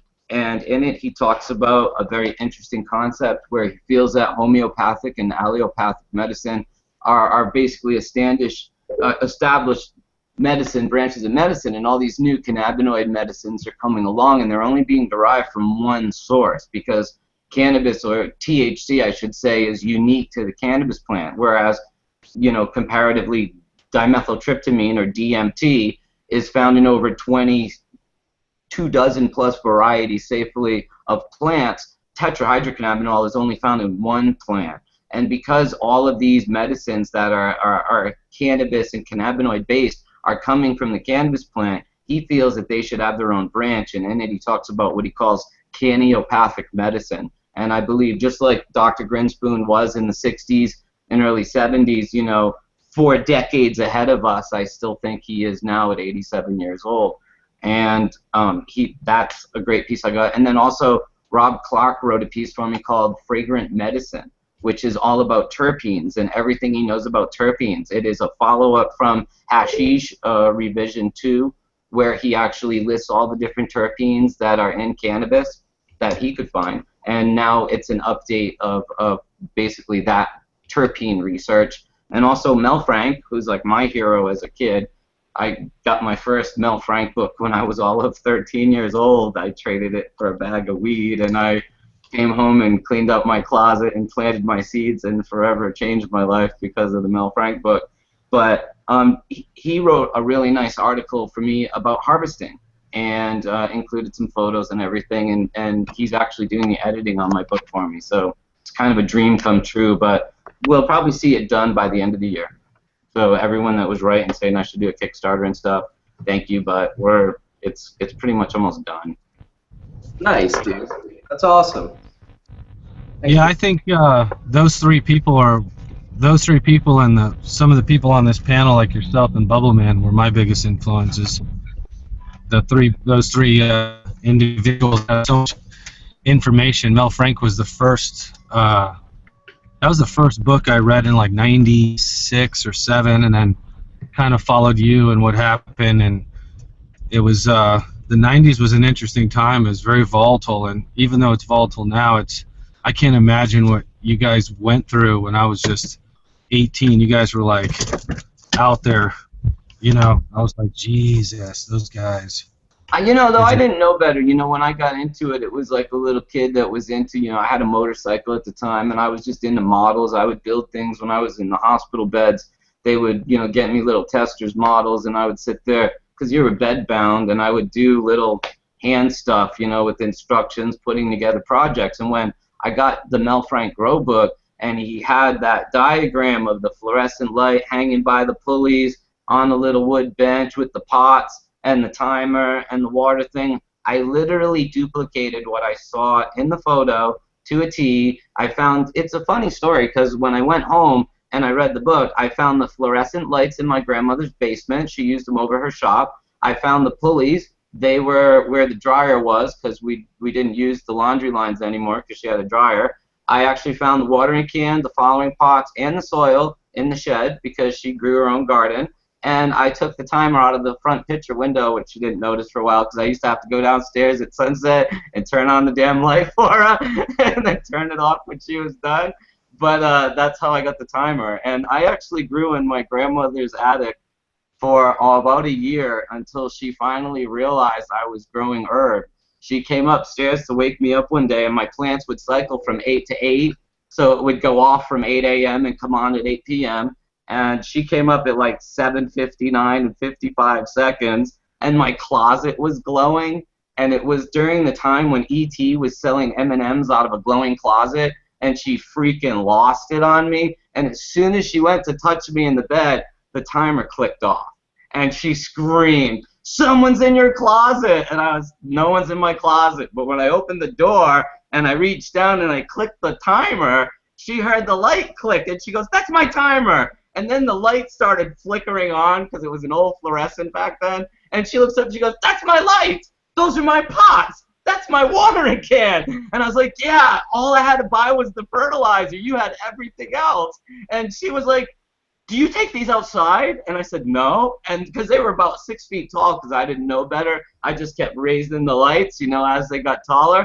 And she's only 4'11". She's a little Italian lady. And she's looking at it for a minute, and the leaves are as big as her hand. And she said, "Is this marijuana?" And I said, "Yes, Grandma, this is marijuana." And she was like, "What are you going to dip it in?" I said, "I'm not going to dip it in anything." She goes, "Well, what are you going to spray on it?" And I said, "I'm not going to spray anything on it." And it was all in flower at the time, and it was all buds. And I showed her the crystals. She picked a great time to see the garden. And I was like, "I'm not going to do anything. I'm going to cut it and dry it and smoke it." And she said, "Todd, if it was that simple, it wouldn't be illegal."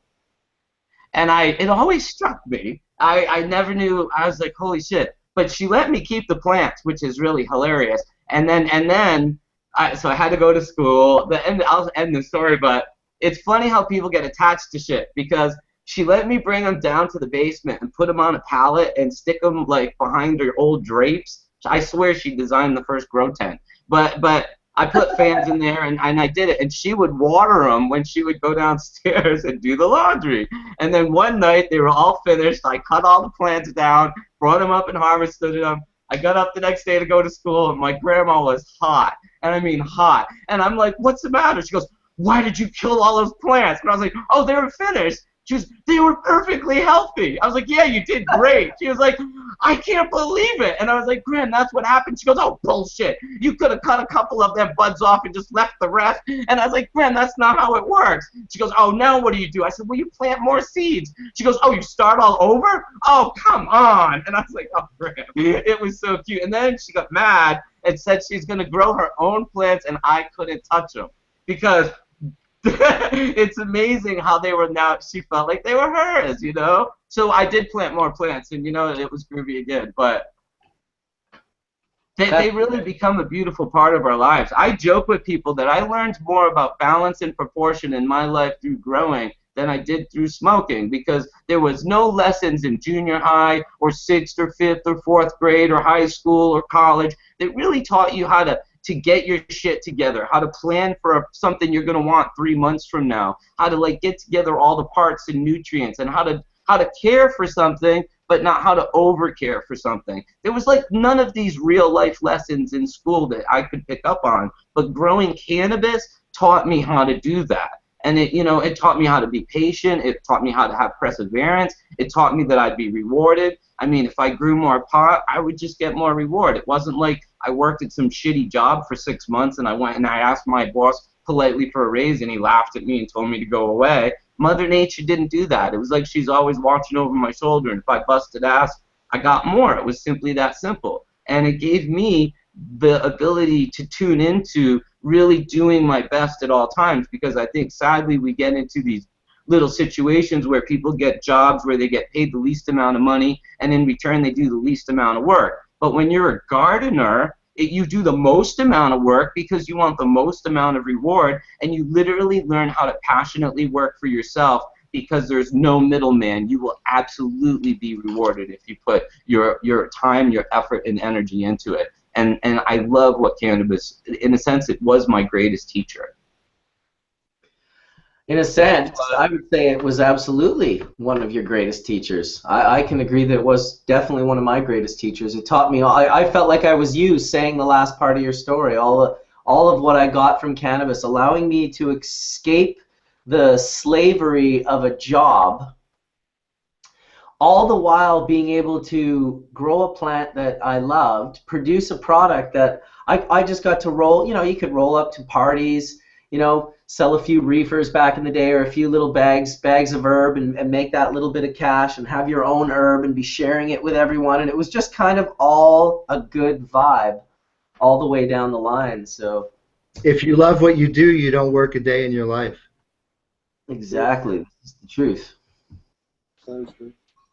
Doesn't mean I want to just finish that, because, you know, not to be weird, a lot of people come at me and others, Etienne, Tony, and Omar, with all these grand business plans, and, you know, the days of profiteering, I believe, are coming to a quick end. And the people that tell me they want to invest a lot of money into growing and equipment and stuff, I usually tell them, you'd be better off investing in the lettuce, because lettuce is just as legal as cannabis is going to be, and people consume probably just as much of it on multiple meals a day all the time.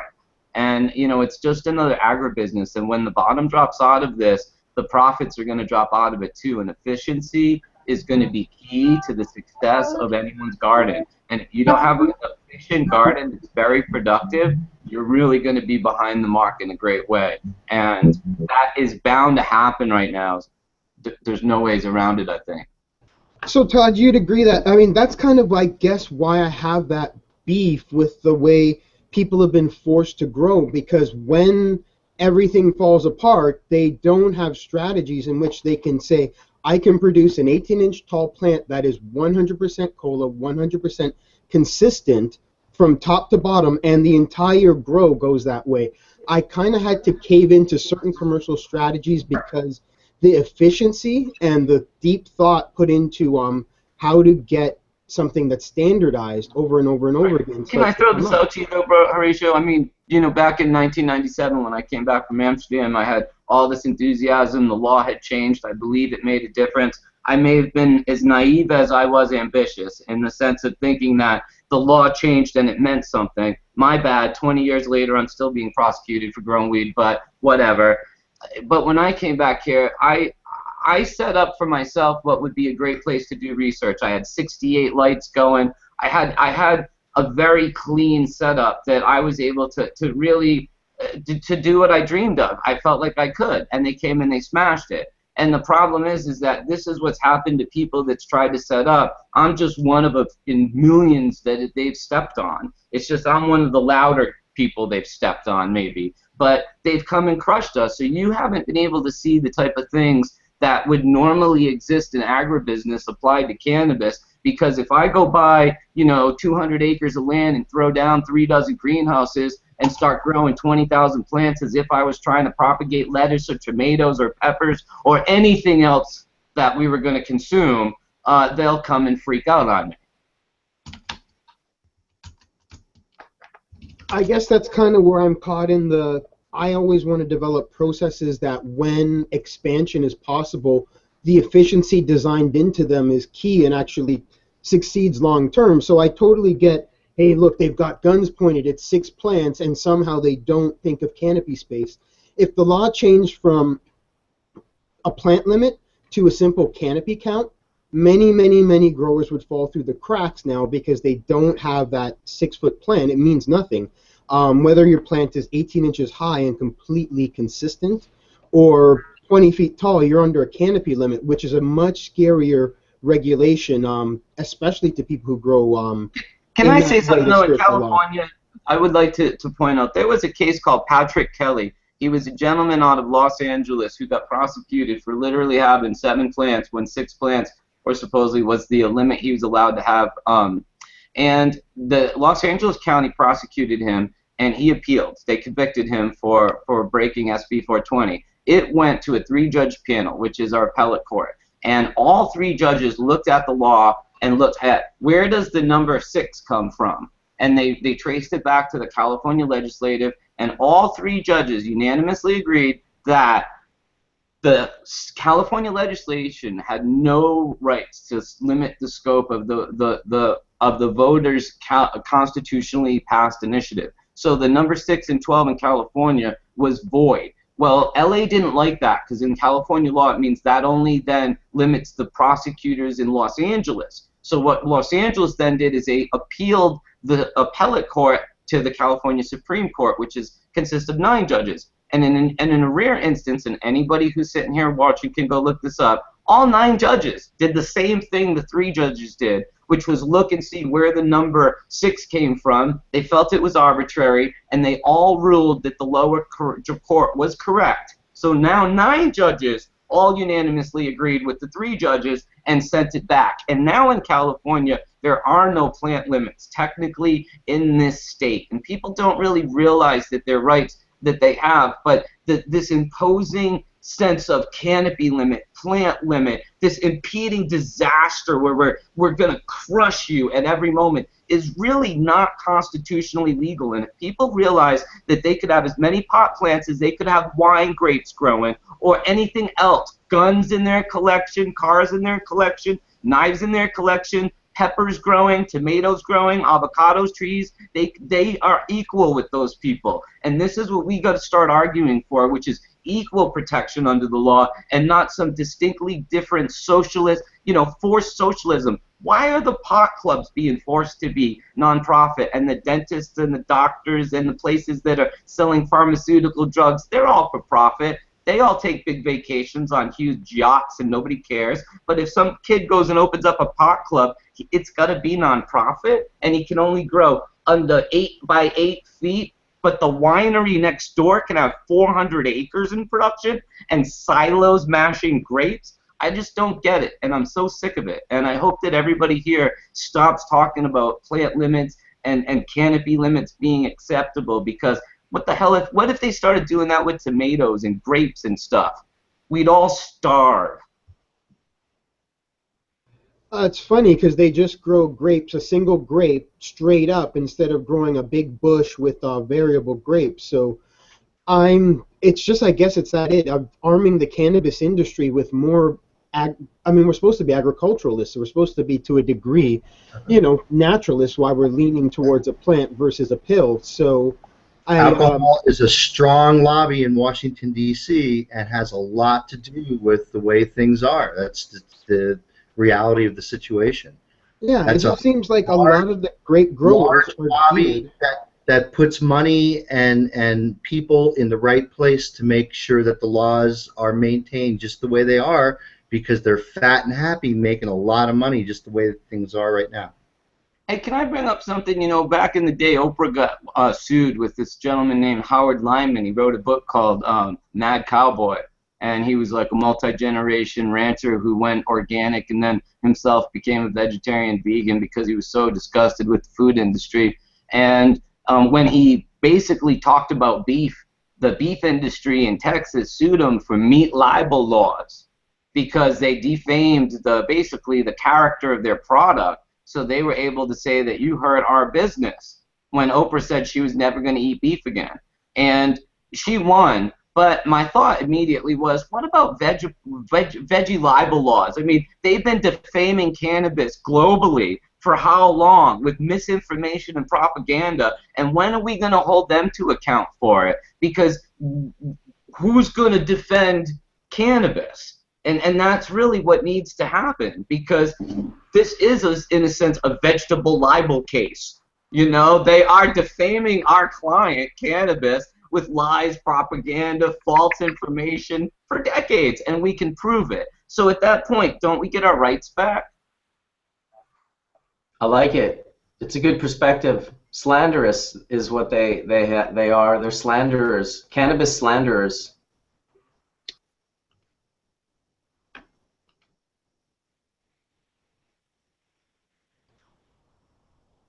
Is it gone quiet?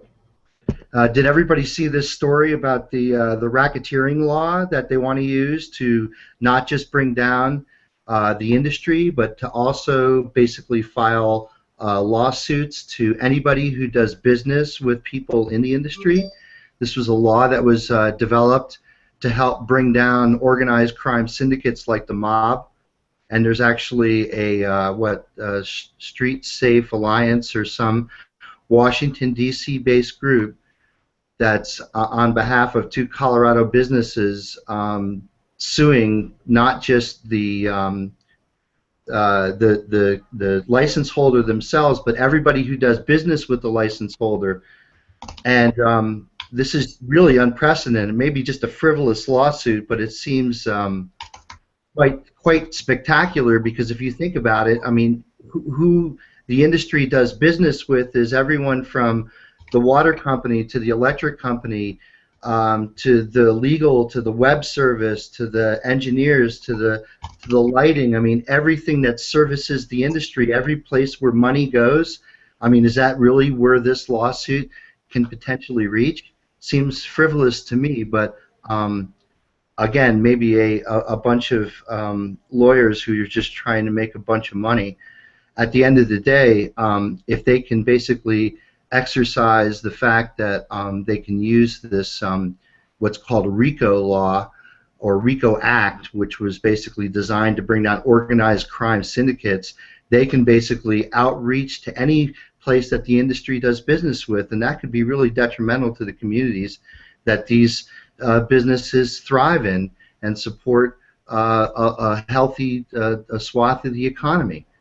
You know, Mark, I got charged with RICO in 1995, summer of 95, in Ohio, my girlfriend and I, and they use it rather lightly, and they've been using it rather abusively for decades, since the 80s, really. And you're still going to see, and I would love to point this out to people that are in cannabis, you're still going to see natural investigations happening for money laundering and international drug smuggling or international money laundering or tax evasion, or any of these things. The cops are still going to do the investigations they do into regular companies, you know, like Comcast Cable, insider trading. They're still going to look into pot companies. It's just that now our egregious behavior won't be the dispensing of the cannabis. It'll be how we handled our books. You know. How many times has BPG been audited, Etienne? Oh, we've been audited multiple times. 4 or 5 easily. And then, yeah, I mean, the government went after my bank and after my landlord. So it's not so unprecedented. They didn't use RICO, but they're just using any way possible to harass and deal with us. So right now, it's for us, it's just never forgetting what's it about. It's about patients. I'm a patient. So I'm going to risk my freedom taking care of patients. That's it. You know, I see it. I see exactly every day what it does and how it helps people. So what I do, I had to close down and move. I found another landlord. I found another place, operated as a delivery service until I've opened up again in 2012, and have been open every day since. And we're going to keep doing so. And even though the government went after me again, suing them, because if not, if we continue to take it, it's going to just continue to happen. So I'm suing not just for me, but I'm suing for everyone else, so that you've got that right as well, so that you don't have to deal with the fucking oppression. You know what it's like to have to lay off 50 fucking people in this goddamn economy in 2012? Fucking gut-wrenching, people. You know, people I love. These are patients. Had to throw them out into the fucking world because, why? I was 984 feet from a school I never had a complaint for. But because it was the arbitrary 1,000 feet, and if you actually walked it, it was over 1,000 feet, but the government went with the standard of, property line to property line, it was 1,000, so you got to go. After 12 years, I mean, gut-wrenching, trust me. So I'm fighting so that no one else has to deal with this shit, as well as Steve D'Angelo's fighting it with Harborside, because if we don't stand up and fight for our freedoms, exactly like you said, Mark, we're going to continue to be steamrolled over. So we still have to fight. We still have to be strong. I still have to pay fucking lawyers every goddamn month, tons of money. But that's the reality of doing business, people. If you want to do the fight and play it, it sounds sexy and it may look all fun and dandy, but it's the sleepless nights. It's the laying off people in these terrible economies, and you have to actually fight tooth and toenail. I had to beg, borrow, and steal, just to, no stealing, but, just to stay open and stay alive so that I could continue to have a business so that I could provide for at least the rest of my people. Fortunately, I stayed open, and through dogged perseverance, I was able to hire many of those people back in time. I still haven't hired everybody back, but I'm getting there.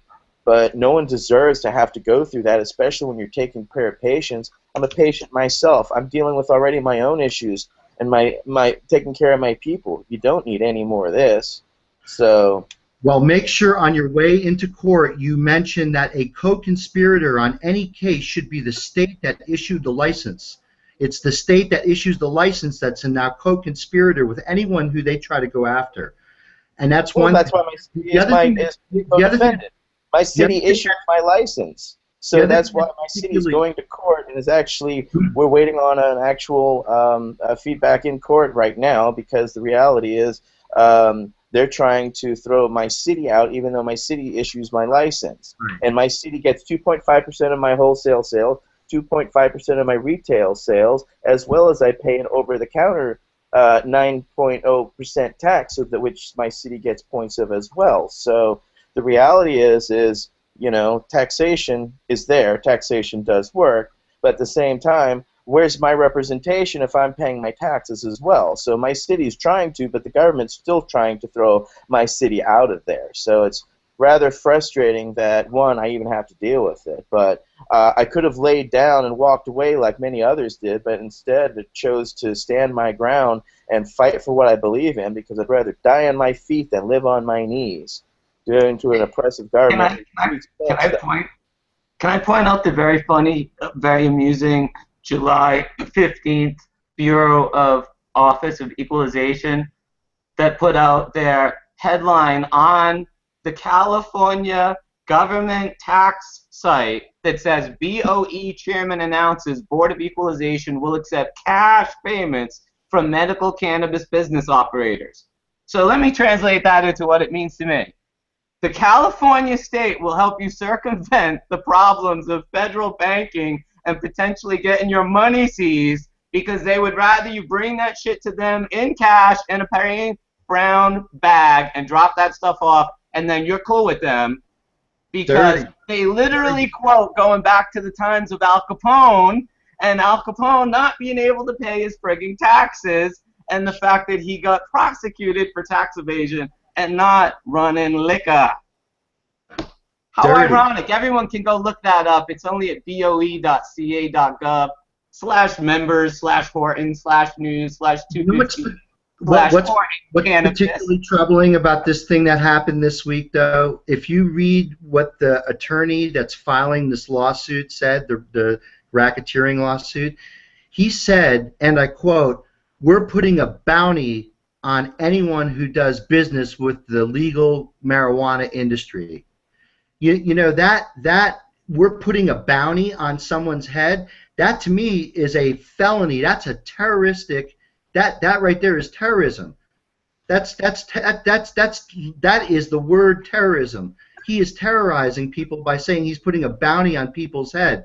That guy should be taken away, and that's a felony. So it's ridiculous that he can make these kinds of statements. I think they're just trying to get more money, just attorneys looking for money.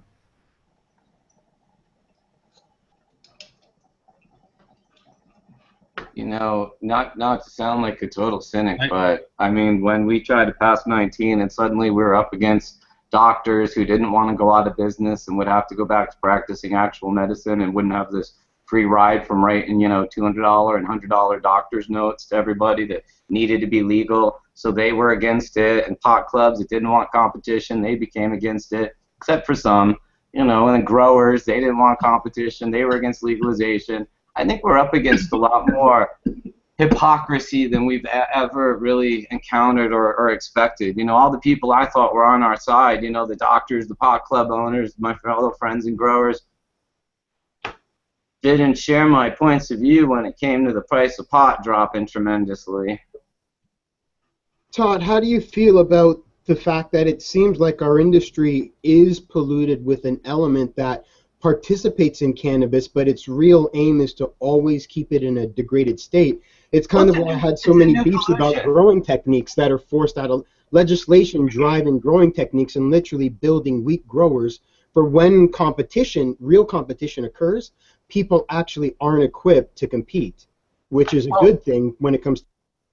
Wouldn't you feel that going to these cannabis events, you're not really seeing many professional entities. You're seeing a lot of opportunists jumping in and making labels, and it's so easy to print up a logo and have your artistic friend do something and makes it look like it's a company, and next thing you know, you're a brand, and it doesn't mean there's experience or professionalism behind it in the least, and it's easy to confuse a label. You know, you see somebody's, you know, high end, and I don't want to hold anything up as an example, you know, but you see, you know, something like that, and you see Sensi Seeds, and you think, okay, those are equal. Well, the truth is, Sensi Seeds has been doing this for 30 years, and you know, it's been a multi-million-dollar company for decades, and has tons of, you know, product standardization, and you know, they're experts, and they're so successful because they've been experts at it for the last 3 decades. But you don't know how much history another company has when you're walking by them at a Cannabis Cup event, and normally, you got to realize most of the people that's coming out of the woodwork, 5-10 years in this industry is a long time. I mean, I've been in it since the 90s. I don't know any of these. You know, people weren't talking like this. They weren't doing this stuff in the 90s. They were afraid to get, you know, the hammer smashed down on them. They were afraid of losing their job and getting outed. So all these new experts really just happened in the last 10, 12 years. You've been seeing this, you know, since the turn of the century. And, you know, Mark's old school. He's 90s. Mila's old school. She's 90s.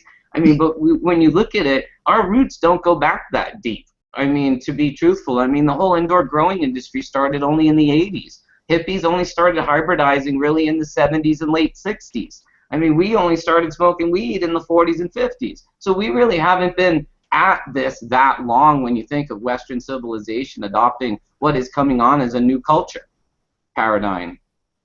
Yeah, I agree. You know, it's one of the reasons I'm kind of excited, Todd, to potentially one day have my own brand available down in the U.S. because there are so many brands that have just, you know, they bought the bags, they followed the instructions, they've created their own brands by basically, you know, like you said, a lot of companies. I mean, don't get me wrong, there's some good established ones that have been kicking ass.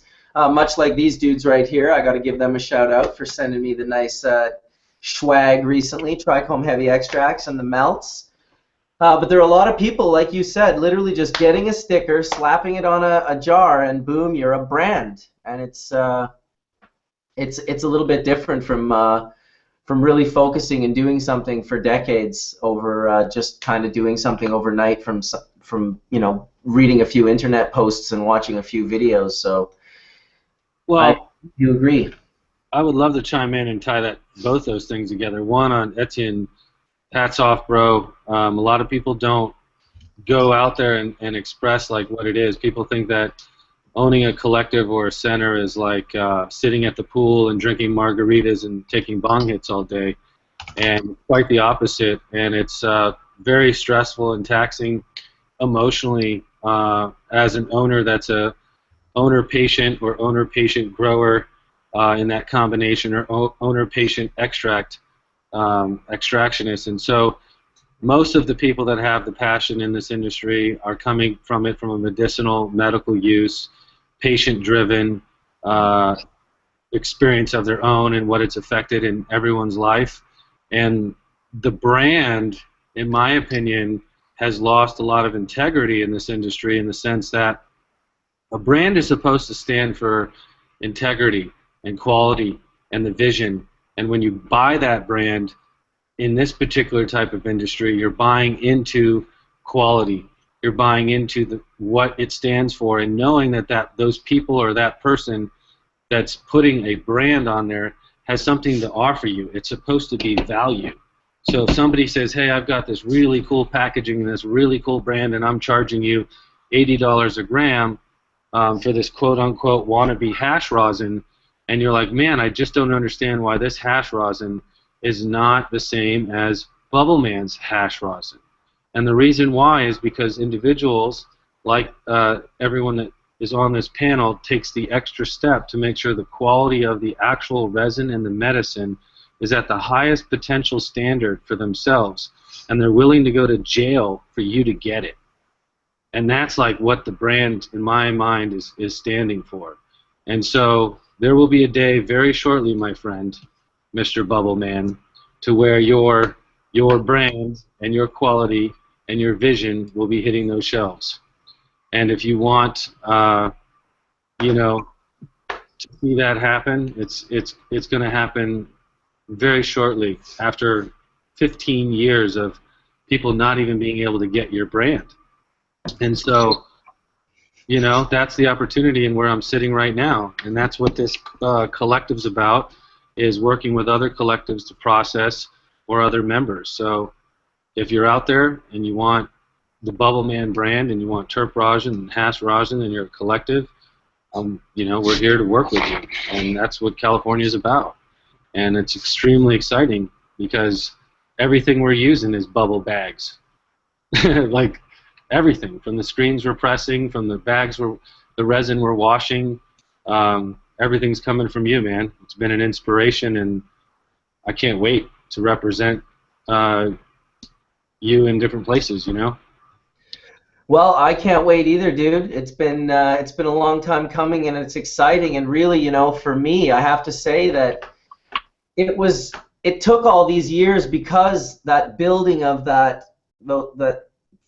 building of getting everyone to learn how to make proper water hash, and how it took so many, you know, 10 years and then almost another 10 years to get it to the point where it's exploded. And really, you gotta almost give props to BHO, because BHO took off with such an accelerated fire. It had a different energy behind it than Bubble Hash had. It had an energy behind it originally for the masses, that the profit was available to be recreated back in cannabis closer to the way it was after, you know, the medical thing happened both in the US and Canada. Prices dropped so exceedingly that I heard even the most insane pound prices in Florida, because Cali was just producing so much herb compared to before that, when Cali could have been producing all that herb. But yet BC was producing just a stupid amount of herb to bring down into the US.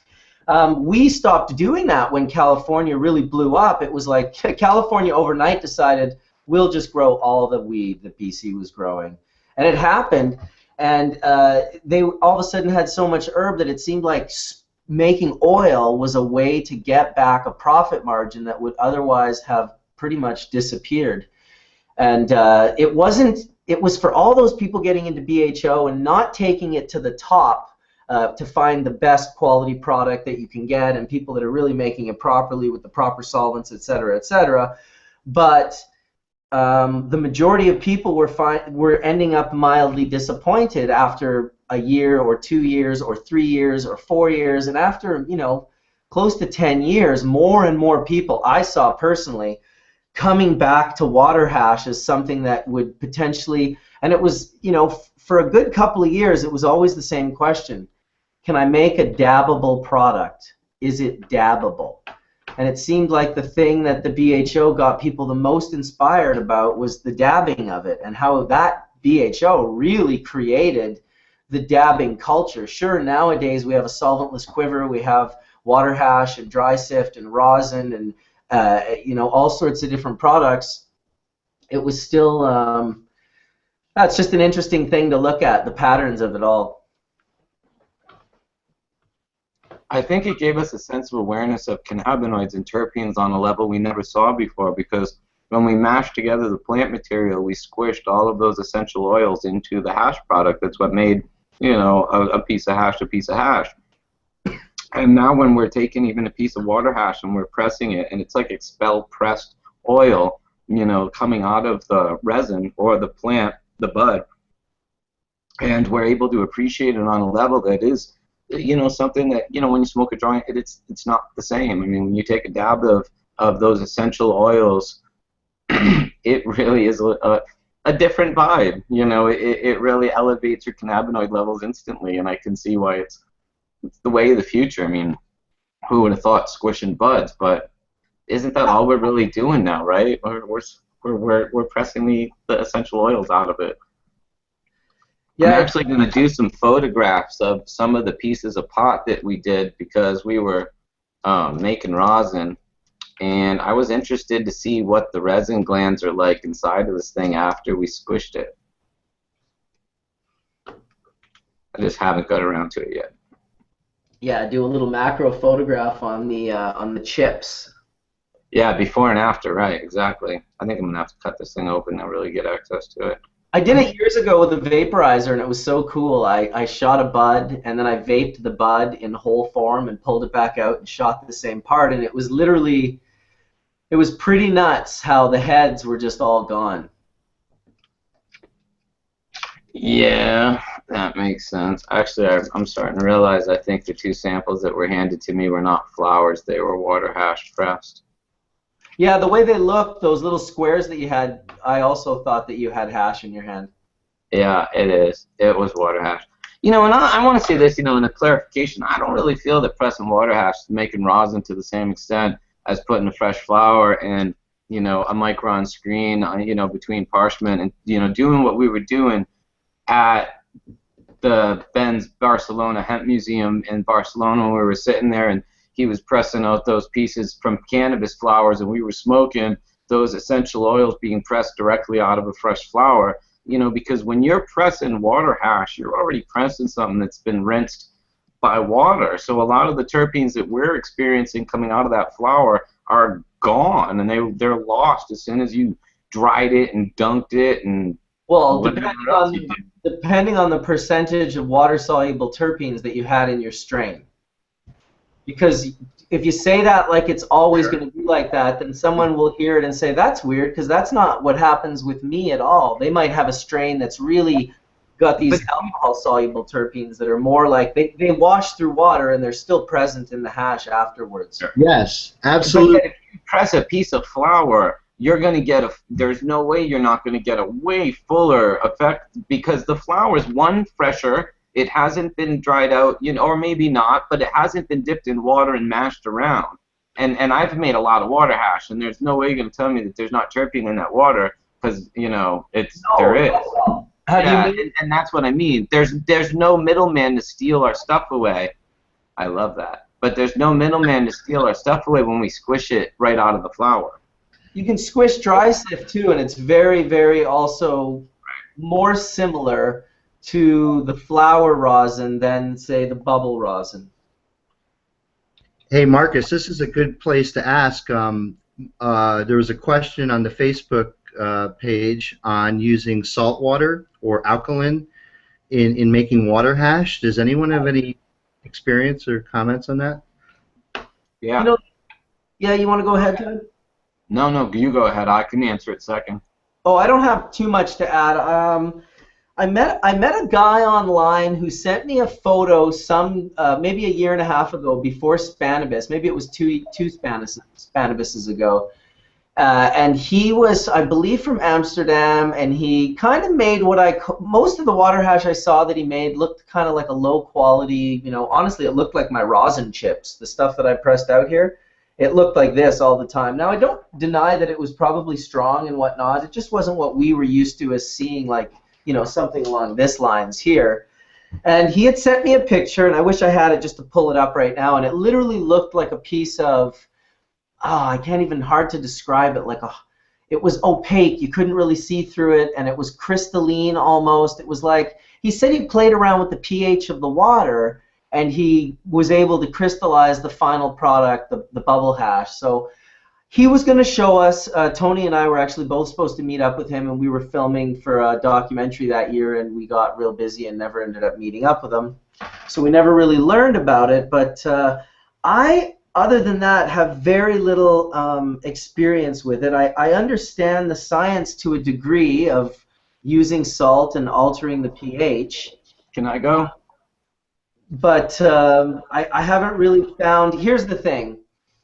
I don't see it standing out as producing a much higher quality, because quality isn't the issue that we're dealing with. All we're dealing with is extracting resin heads to a 99.9% degree ratio. That's what water extraction is really all about. You're not, sure, you're unveiling the quality the further you decontaminate, but in truth, the water and the ice are really doing the majority of that for you. They're getting you a 99% head ratio.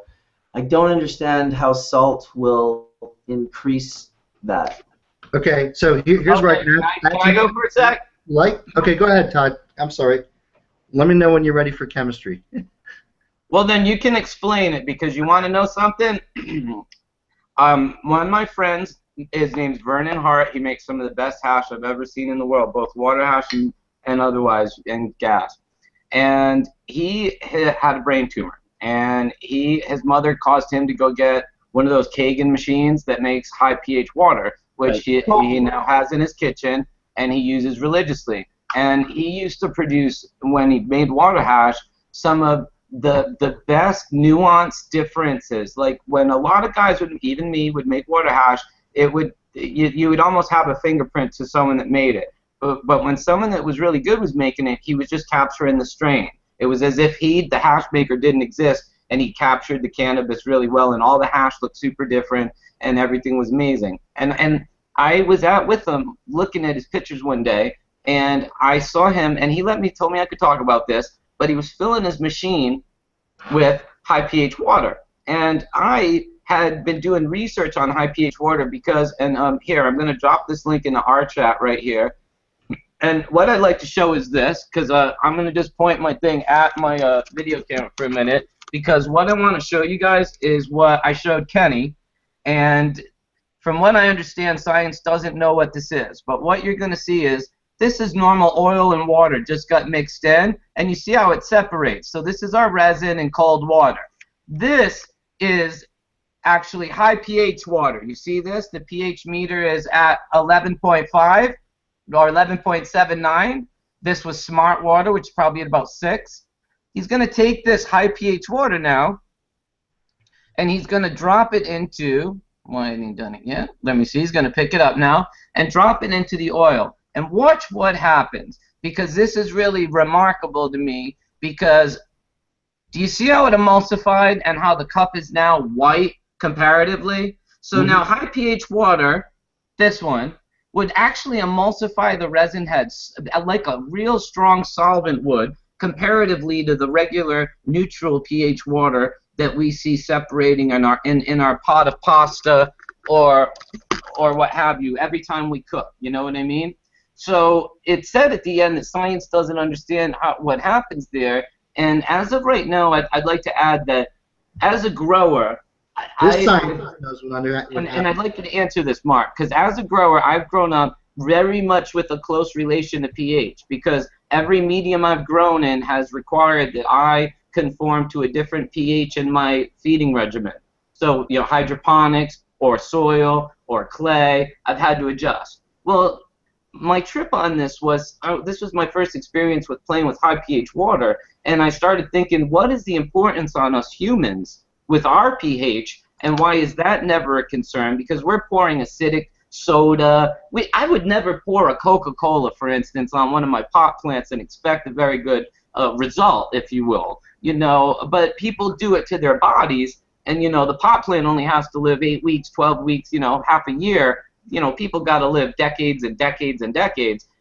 Where is pH in this? And my next question is what the hell is happening in the water? And if we pH up our water when we are making our water hash, like Vernon's been doing, are we in fact blowing all these little molecules apart and then letting them recoagulate, if you will, on the other side of the screen?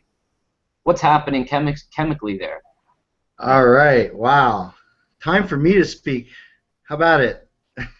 Here we go. All right, here we go. Are we ready? Everyone got their notepads out? Let me take a drink. Okay. So, a lot of things going on here. I love the discussion. This is great. First of all, adding any kind of salt or solute to a solvent changes the properties of that solvent, and can do so. Can I add something then? I gotta add this then, Mark, because he's doing it. These machines are using electrolysis, and like the life ionizers require no chemicals, so you're able to achieve an acidic or an alkaline state without any chemical alteration. But the water does not maintain its high or low pH. It'll go back to neutral after a period of hours. And now I bring this up because as we are all on this, that we don't want salt and we don't want additives and we don't want, you know, basically potassium salts are what we use to get rid of bugs. It's like soft soap minus the skin conditioners. So we don't want to add additives in. And what kind of dawned on me is there are hotels in Santa Monica using acidic water from these same similar machines to get rid of all of their cleaning detergents, and they're using acidic water to disinfect, and then they're using alkaline water to degrease. Because, you know, now the people that are the maids and stuff that are doing all this service work are not being exposed to harsh chemicals, but the water only lasts a certain amount of time after they take it out of either the acidic tap or the alkaline tap. And now for us in the gardening world, I believe that this can get rid of pesticides, sulfur sprays, and a whole host of different things that we use. Because, for instance, when we get mold mark, we use potassium bicarbonate, which then raises the pH of the water. So when we spray it on the plant, the tissue layer of the plant has an inhabitable pH level for the molds. So my thought is if I can now dial in 9.5 pH on my water machine and then spray my plants, am I not doing the same thing minus the potassium bicarbonate? And now if you read about acidic water on insect populations, it's bad. But if I'm an indoor grower, I don't like insects. So now that would be kind of useful. And at certain stages of the plant, I could use not chemically altered but acidic water, you know, through electrolysis to actually combat the bugs and the other pests I have. If I'm correct, and if pH is really the reason we are adding chemicals in our grow mediums to achieve these feats of either bug killing or mold and insect abatement. Okay. All right. So let's start where I was, which is that when you take water and when you add anything to it, it changes the properties. And when I say the properties, it changes just about everything from the surface tension, from the density of the water. So salt water has a different density than fresh water. When you start putting in organics, like when you're making water hash and you're exposing pretty hydrophobic molecules to the water, it changes the water. And certainly the molecules, the water-soluble terpenes that started, you know, this thread, what we were talking about was the difference on whether or not that's going to really make a big impact in terms of looking at, say, a solventless process like rosin, which, again, like you said, Todd, doesn't have a medium like a solvent to basically lose the terpenes out. So just to sort of finish up the salting out effect is that when you dissolve salt into water, what it does is it has a tendency of pushing organics out of the water. And so if you're doing a liquid-liquid extraction, especially with trace quantities of organics, what they find is that when you saturate that solution with salt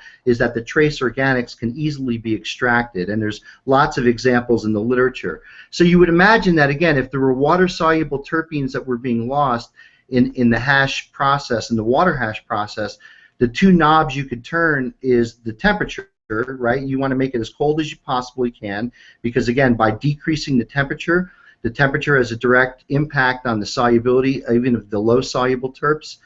But the other thing you can do is, again, change the ionic strength of the solvent by adding salt. And so I think it was a good question to ask. I think everything you went on to discuss after that, there's a whole lot. And I had an analytical... And also, adding salt does not change the pH, correct? It just changes the volume of the water. Okay, so adding salt can change the pH. It depends on what the salt is. Now, when we say salt, most people think sodium chloride, but when a chemist thinks salt, we could think of any thing on the left-hand side of the periodic table married with anything on the right-hand side. So potassium fluoride, calcium fluoride, those are all salts. So, but just for the sake of the conversation, it wouldn't be the salt per se that changed the pH. It would be whatever the salt was attached to. Yeah. So when the salt dissolves, it depends on the nature of the components of the salt. So like you talked about sodium bicarbonate before. That's a weak base, not like sodium hydroxide, which is a really strong base. Now, sodium hydroxide, when you dissolve it in water, will take that water way up to pH 14 or 15. I mean, it goes right to the top of the pH scale. When you take sodium bicarbonate and you add it to water, you might only have a pH solution of about 8 or 9. And there is sort of that area that you get when you start playing with the basicity or the acidity of your different counterions in solution, because basically in water you have hydroxide as the base, you have hydronium ion, which is H3O plus as the acid. That's what exists in water. So whether you're at the end of the pH scale, you're on hydronium ion, high end of the pH scale, you're on hydroxide. So I think what Mark was saying before is that you can certainly see effects in hash making by changing the different pHs, because it changes the nature of the ability of the water to act as a solvent for water-soluble terpenes, because you will see the salting out effect. Now, if you've ever taken a glass dish and put out some salt water, you'll see that after a couple days it dries and leaves salt behind. So does that mean that you're leaving salt behind in your hash because there's voids and pockets within the hash itself that holds on to a little bit of water? And even if the water is allowed to evaporate, well, the salt doesn't evaporate with the water, salt stays behind. So now you have sodium chloride in your hash. I mean, what's the ramifications of that? Chloride is not the most friendliest of anions to have.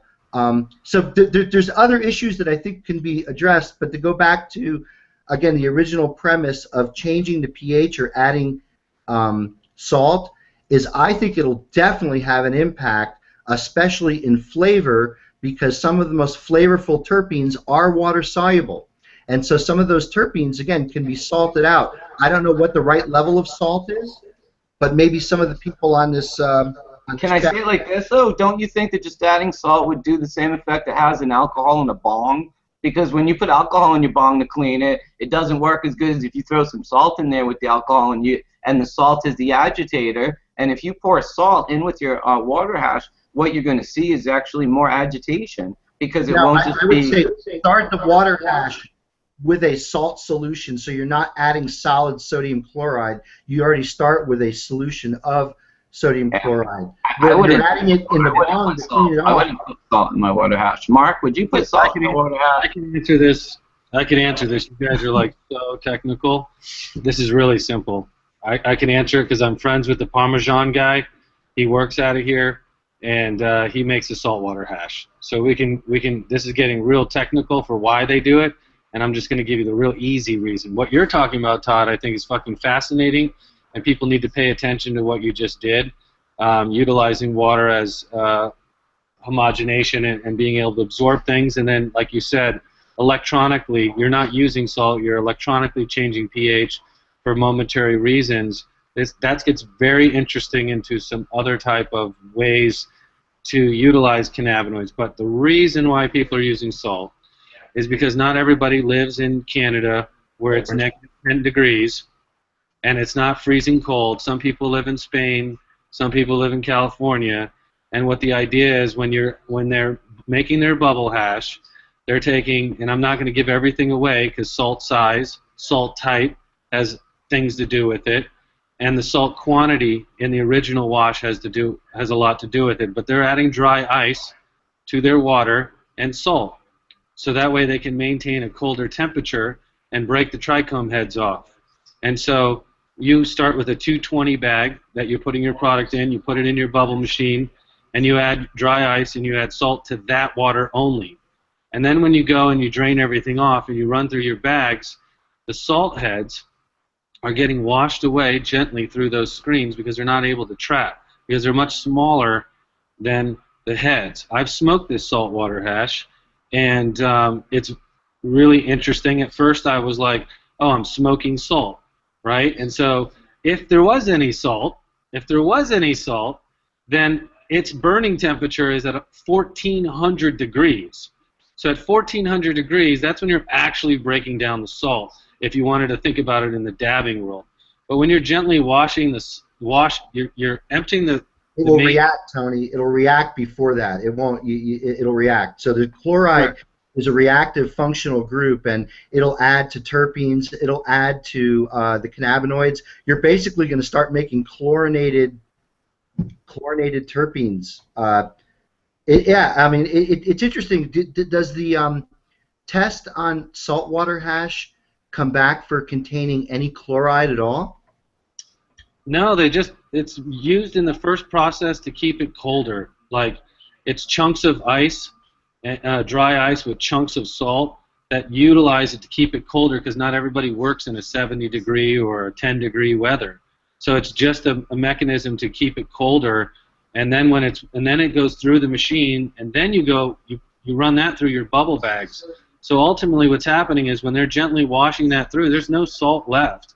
But what does happen is there seems to be a unique terpene profile, and it's a lot oilier, and they're also using like a -80 state to dry the hash out in a vacuum state, which is very interesting, and then pressing that out through filtration. So it's really for like when you're in a hotter climate and you're trying to get your heads to cure out and get really hard and break off in that process faster. Yeah, I mean, it all makes sense. And just going back to Todd's little demo there where he showed the addition of a high pH thing forming an emulsion, I mean, that's very, very typical, especially with plant-derived oils, because a lot of these have groups that, again, at high pH essentially create a emulsified, fat. I mean, this is essentially what milk is, which is milk has got a lot of fat in it, but there's, again, glycoproteins in there and other things that act as essentially emulsifying agents, so you could infinitely dilute a glass of milk and never have it oil out.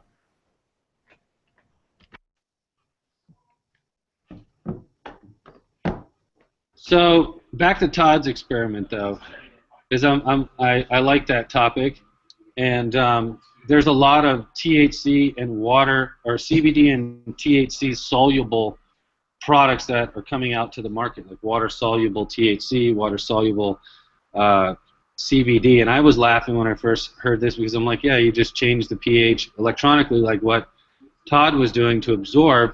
Now, what's your thoughts on that aspect? And because I find putting it into, sustainable plant fats that actually have C10s, 8s, 11s, and things that your body absorbs at a higher rate than water would be kind of the point. But what's the point of putting it in water? Just in your thoughts. Did I ever tell you this story about how when I walked up to the booth at one of those cannabis expo conferences, and one of these companies had one of those jugs of juice? It was basically a red jug of Kool-Aid, and he was talking to a group of people there at the booth. This is actually a really funny story. And he didn't know who I was. And I just kind of walked up and I started talking to him, and I said, well, what's in the jug of red Kool-Aid? And he said, well, it's just CBD and water. We have a proprietary way of processing it, and it's just nothing but CBD and water, and there's no other. I said, well, what's making it red?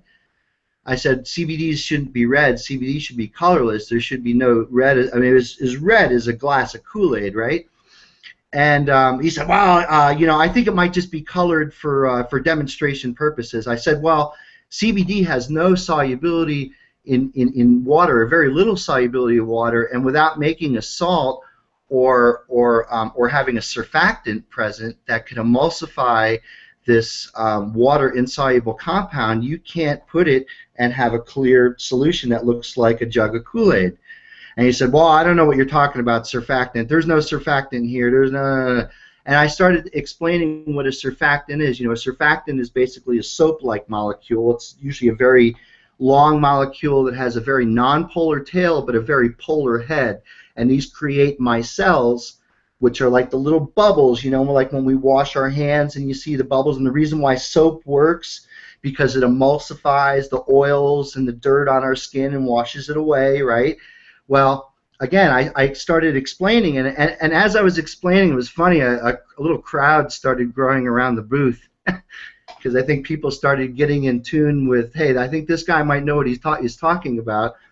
And I said, no, I convinced everyone that there had to be a soap molecule, and they're a surfactant-like soap molecule.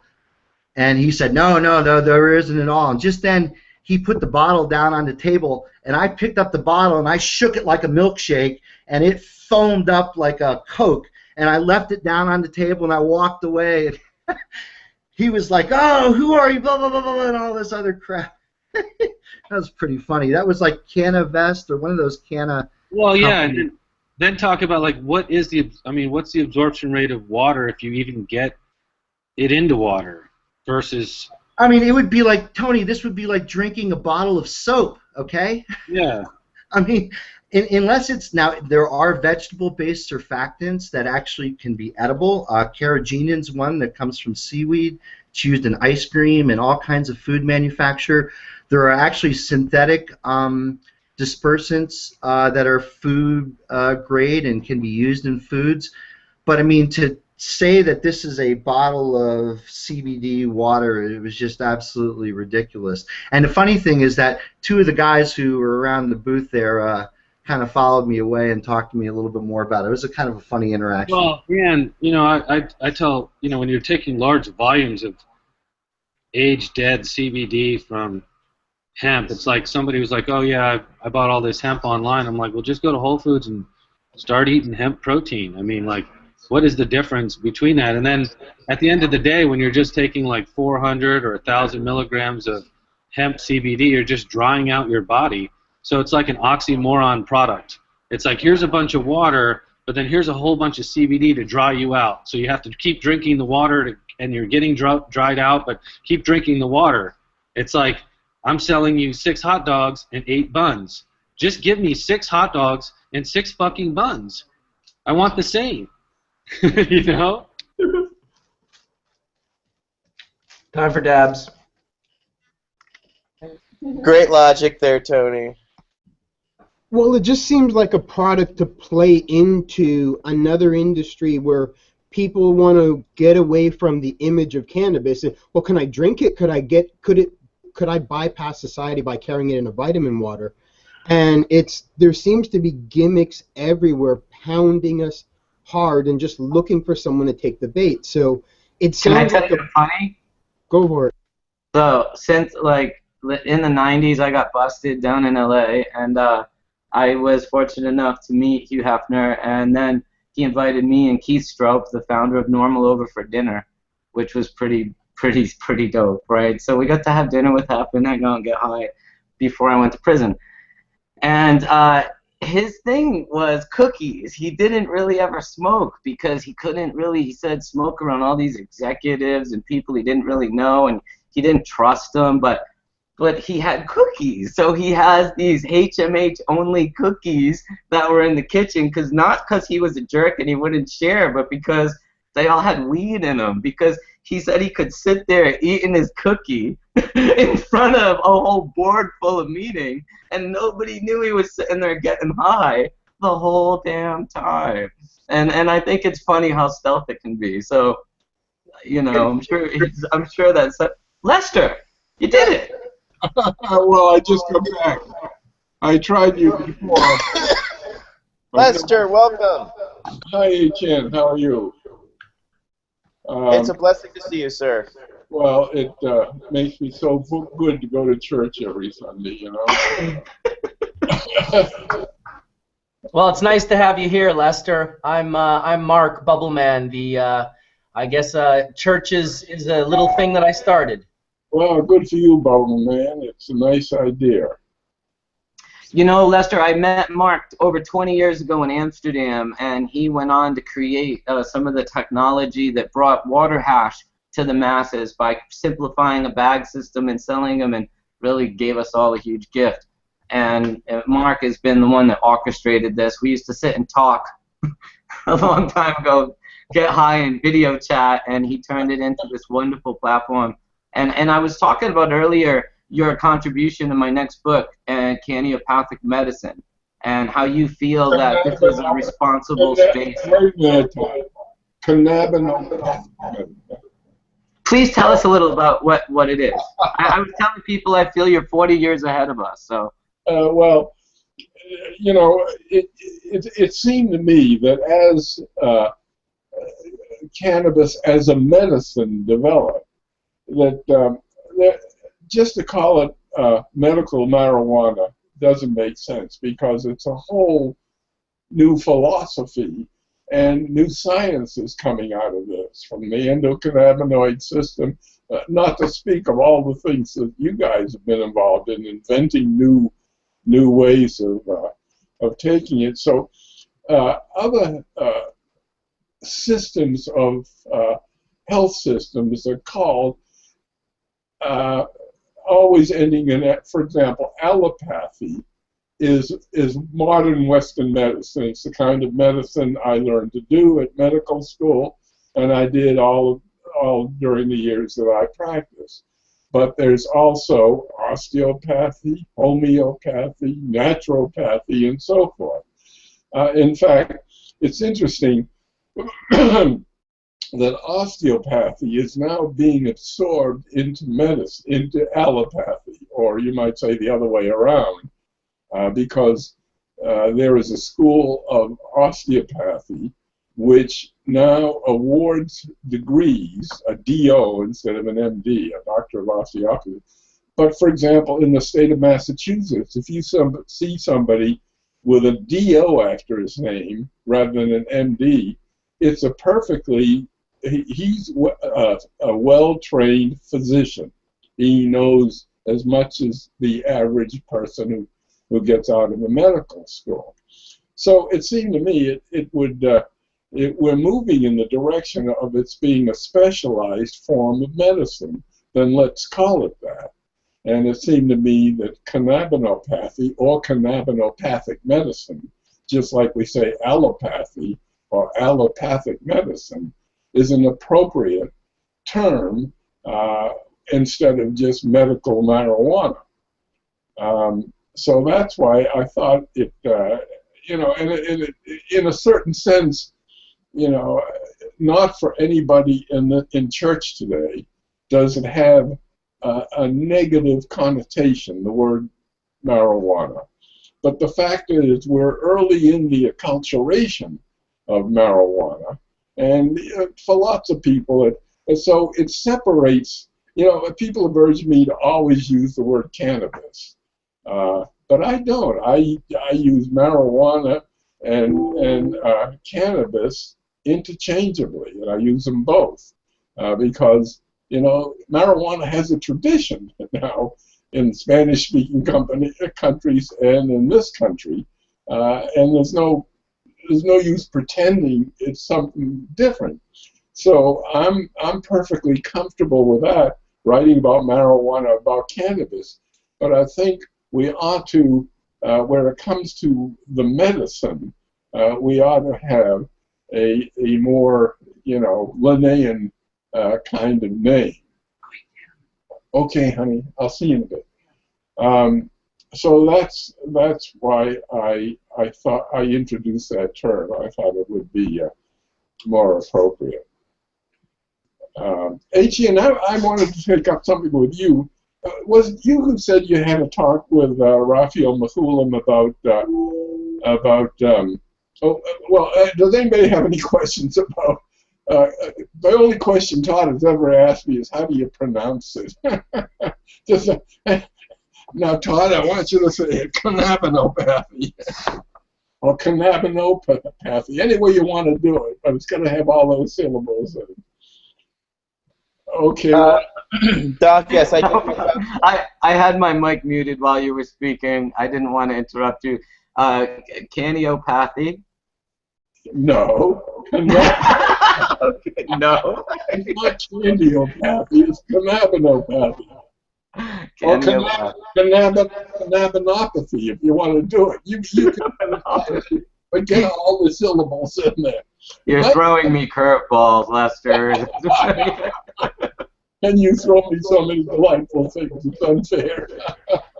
You know, I think we all appreciate where you're coming from, though. The sentiment is that, you know, it fully makes sense. And I was saying that, you know, your first book, Marijuana Reconsidered, came out in the late 60s, early 70s, and you were 40 years ahead of where we are now back then in your findings and conclusions. And I think paying attention to where you see it going now for us is you're a good indicator of what we should be looking at. You know, and I know I thank you for all the years of inspiration, Lester. Really. And I thank you for all you guys are doing. I mean, you guys are the heart and center of the whole thing. Well, let me say one other thing about cannabinopathic medicine, and that is, you know, we can't expect too much from it because it's never going to be much more than a palliative medicine. Now, you know, some things will be cured. There's no question, but primarily it's a palliative, and you know, for example, in allopathic medicine, we not only have palliative treatments, but cures as well, or at least things that can hold back diseases where it comes to cancer and so forth. But we have diagnostics, and look at all the diagnostic tools we have. You know, X-rays, laboratories, and so forth. We have surgery. We have all these other aspects. But nevertheless, my own sense of cannabis is that it's going to be a very important medicine of the future, because it will be, for one thing, a medicine which people can afford to have. If they don't want to pay the prices that are sold in the dispensaries or in the shops once it's legalized, or on the black market, they can always go to their own closet and raise a couple of plants. So it will be a very much used medicine, and of course, you know, when I wrote the book in '93, Marijuana Forbidden Medicine, I put maybe a couple of dozen things in there, and that was about the understanding. But look, if you look at what's been reported, you know, most of it's anecdotal, and I broke the rules in medicine. I wrote a book based on anecdotal medicine, but it seemed to me that the anecdotes here were just too many and too compelling to ignore.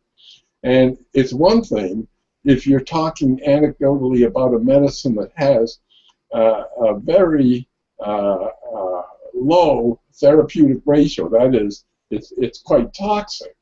You know, for example, some of the chemotherapeutics have a therapeutic ratio of maybe 1.2, whereas something like alcohol has a therapeutic ratio of 4 to 10. That is to say, the amount of the drug you would need for 50% of the people who take that amount to be killed.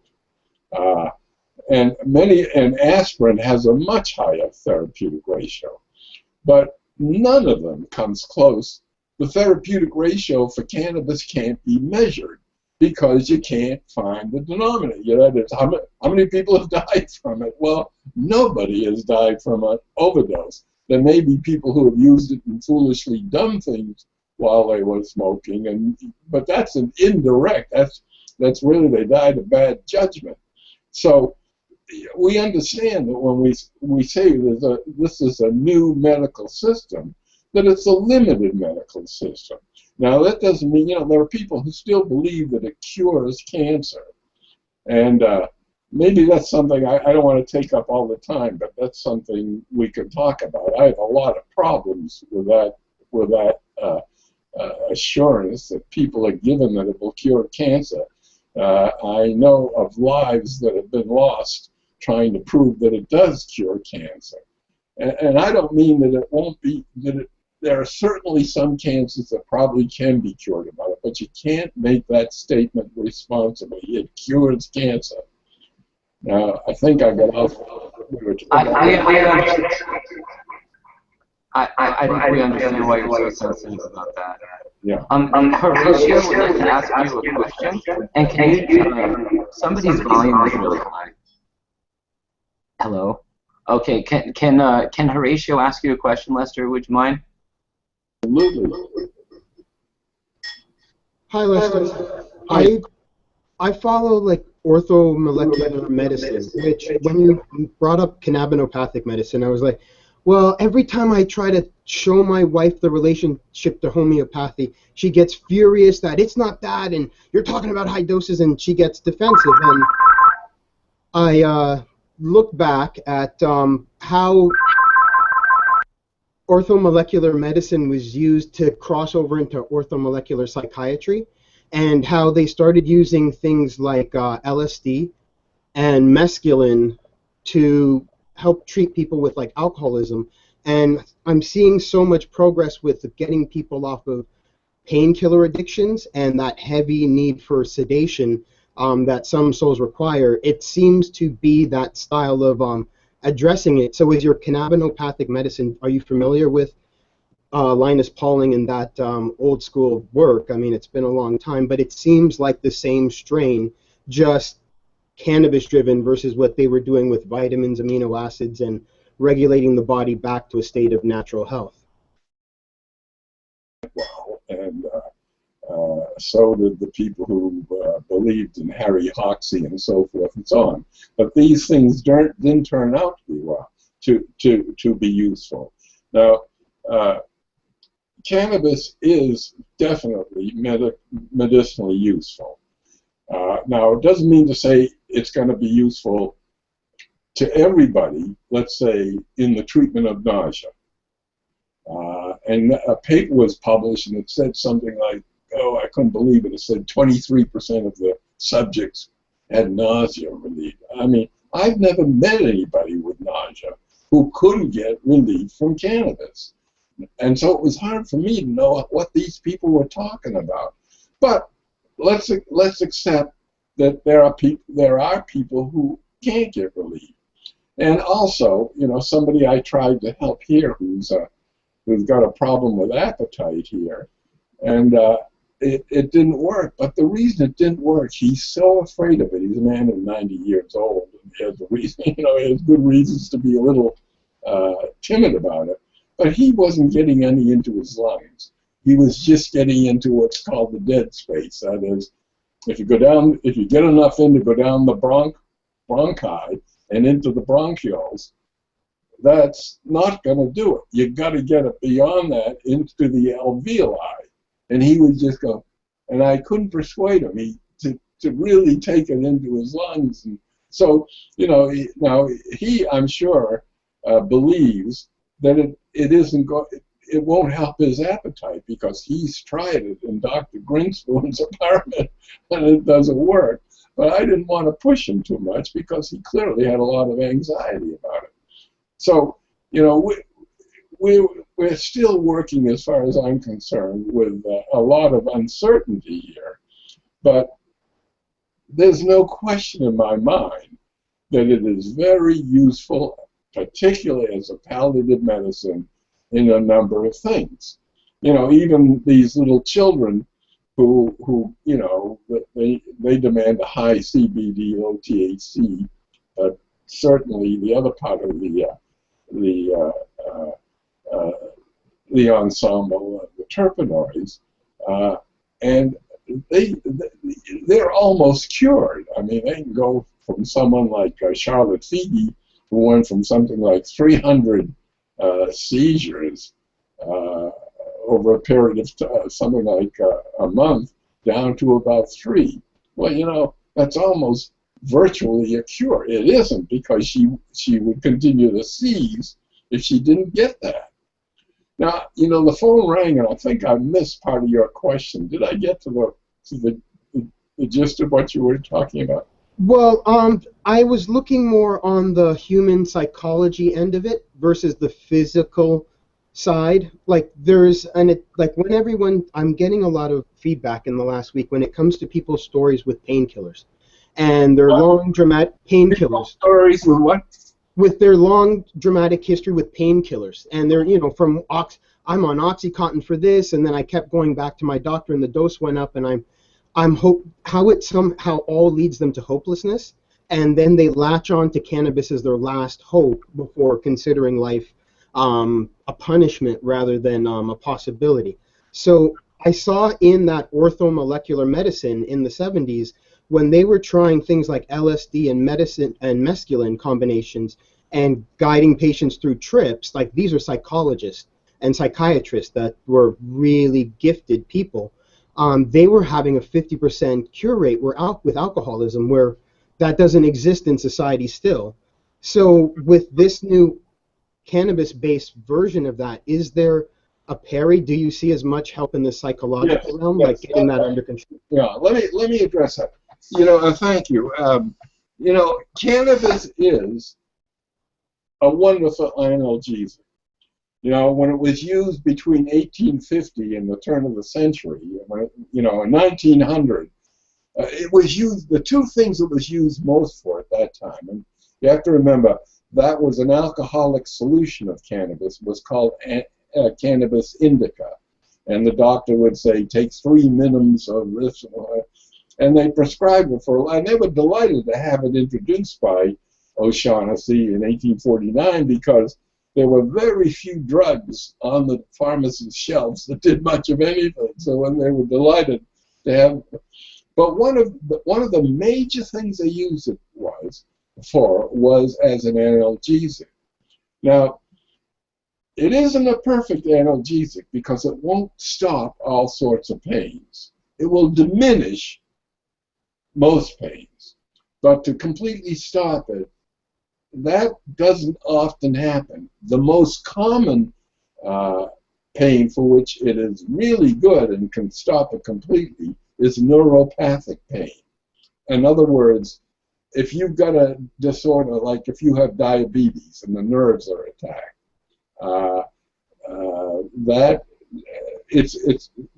neuropathic means it's in the it's in those neurons, the effect is, and that is a very effective, that's when it's most effective as an analgesic. Now, you mentioned, somebody did, addiction, because when you have really severe pain, if you have surgery, if you have an appendix out, or you have to have part of your colon removed, I mean, really deep surgery, cannabis alone isn't going to do it. You've got to have an opiate.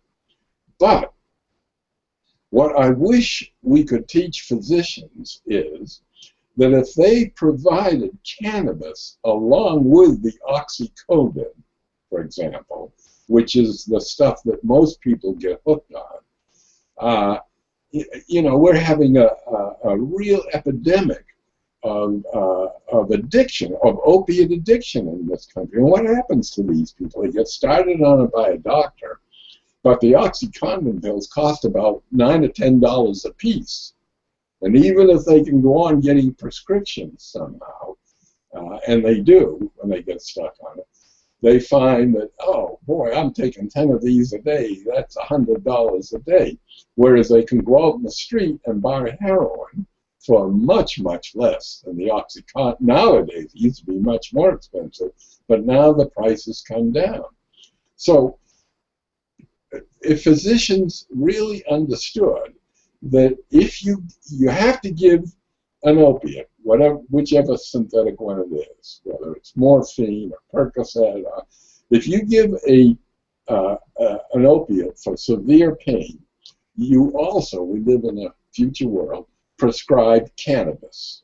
And you teach the patient, or have them go to somebody who can teach them how to use it. And if you do that, the amount of OxyContin that you need, you still need it, but it falls dramatically. Furthermore, you get to the point where you can do without the you can continue with the cannabis, but you can do without the OxyContin much sooner than if you just use OxyContin alone. So I think that will be a very important contribution the cannabinopathic medicine will make to allopathic medicine, because we're getting worried about the degree to which people are being, that we physicians are, you know, when I have had surgery and I had to take, excuse me, an opiate, I would be very careful. If he said take it 4 times a day, I'd try to get it down to 3, because I'm very conscious of what an opiate addiction is about. One of my sons became addicted to opium. He's a physician.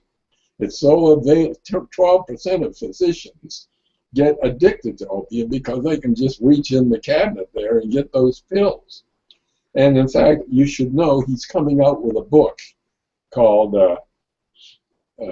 Free Refills. It's being published by Hachette in February, and it's the story of his addiction and how he overcame it. So there, I'm putting in a little puff piece here for my son. In fact, I have 2 sons who are coming out with books this year. Well, I don't know if I answered your question, but at any rate. I like that. I didn't hear that. Oh, I like the title of the book. Sorry, Lester, it's Etienne. I mute you because there's a feedback that happens from your mic, so we're just trying to keep the conversation going. Mark Scialdone here would like to ask you a question. Ask question. Hi, Dr. Grinspoon. Nice to meet you. I just want to expand on what I think is a very fantastic discovery that was reported this week around bone healing, and that CBD stimulates lysine hydroxylation, which is part of the nature of the collagen that supports osteoblast growth. And for bone healing, this is just amazing. I wonder if this can actually be, again, used in different wound healing applications, and whether or not again the stimulation of the lysine hydroxylation that this group found for osteoblasts can have more widespread applications than just in bone. And I'm thinking again particular about wound healing applications. Gotta unmute him 1 sec. I'll do that. I can unmute you. Boom, there you go. Yeah. Do you hear me now? You know, I'm glad you brought that up, because that's a very interesting development. And it also emphasizes that we shouldn't think of it as just a palliative. It's primarily a palliative, but there's a long ways to go in cannabinopathic medicine. There are going to be many things discovered about it, and it's the reason I believe it will someday be seen as a wonder drug. Because, you know, like penicillin was discovered in 1928 and was put on the shelf, and then with the beginning of World War II in 1941, two other British investigators, knowing that the only antibiotic we had at that time was something you've never heard of called sulfonamide, and it wasn't very good at all. And as you also know, when you go on battlefields, most of the deaths are not directly traumatic; they're indirectly. They die because of infection, and that's why for example, the Civil War casualties were so high. If a person got a serious wound, he was really at risk of dying, which is not true now. But at any rate, these are the kinds of things which I think are going to come along, and we should have a name to this field, because it requires one. It's a whole different set of thinking about how to use this medicine. It gets complicated in people's mind because, you know, there are 3 different uses of the medicine. It's the best recreational drug around. And I don't have to tell you guys why that's true. Secondly, it's a medicine, and that it can only grow. And thirdly, it's what I call, it has the effect of enhancement. Enhancement, I call it enhancement of human potentials. Now, some of you may have seen, I know I sent it to Todd on my Facebook, this German author by the name, he goes by Sebastian Schulzen, but I think he calls himself Sebastian, I forget something Colo, but at any rate, he talked about Carl Sagan's use of it as an enhancer. So, you know, that's again quite different from any other medicine. I mean, when the usual medicines in allopathic that are used as recreational are the opioids, and that can lead to addiction. We don't have much experience with a medicine which is also used, you know, by people who are partying and people who are like Carl Sagan himself. I mean, he used it when he wrote. He felt it was very important. I may have told you about one night when somebody in California had sent me this was years ago. I mean, he died in 1996, and this was before that. Someone sent me about 6 joints of a new cannabis there. They called it Simsimea. That's what it said, which of course is a generic term, doesn't have it. But we and the Sagans were smoking before dinner at the. We could no longer go out to dinner to eat because once Carl's face was on Time magazine, he couldn't go anywhere without being pestered. So we'd eat the sweet, and he was very paranoid about it. He had all these, you know, bottles afterwards before room service came up. The whole suite had to be sprayed with that stuff so nobody was. But at any rate, we tried this, and it was very good stuff. And as I left the suite that night, he said to me, "Lester, I saw in your little holder there that you have one more of those joints." He said, "Could I have that? I have to finish the last chapter, whatever the hell the book was at that time, and it would be so helpful to me tomorrow to try and get that done." And of course, I gave it to him. But you know, so here again, we're talking about a medicine which has some funny uses as far as other people. So another reason I think cannabinopathic is useful because it, you know, it helps people to see this is a legitimate medicine. Look, it even has a Linnaean-derived name. So. Well, can I ask you a question? Yeah. What do you think cannabis as a performance-enhancing drug in the sense that bodybuilders use it to rest, to increase their appetites, to, you know, aid in, you know, pain abatement from over-exercising? And I think cannabis has been a secret, you know, medicine and tool or weapon in the gym for decades. And, you know, now you're talking about an author using a good joint to help finish a chapter in probably a scientific book or what have you he was working on. And what do you think of cannabis as a performance-enhancing drug? You know, I remember I used to play a lot of tennis. I was never very good at it, but I loved it even with my less than quality game. And I remember I said, you know, and I had my own tennis court, so people would come over, and I just before they came over, I smoked a joint to try it. And the first time, I thought my game was elevated. And so did they. I didn't tell them that I had smoked. They weren't the kind of people who would have any sympathy with that at all. So I tried it again. I'm gonna just bear with me. I tried it again, and the second time I played some of the worst tennis I've ever played. So that was the end of it. Some things, it does help. I mean, performance, if you're doing something which is, in my opinion, for cognitive performance, I think it's very helpful.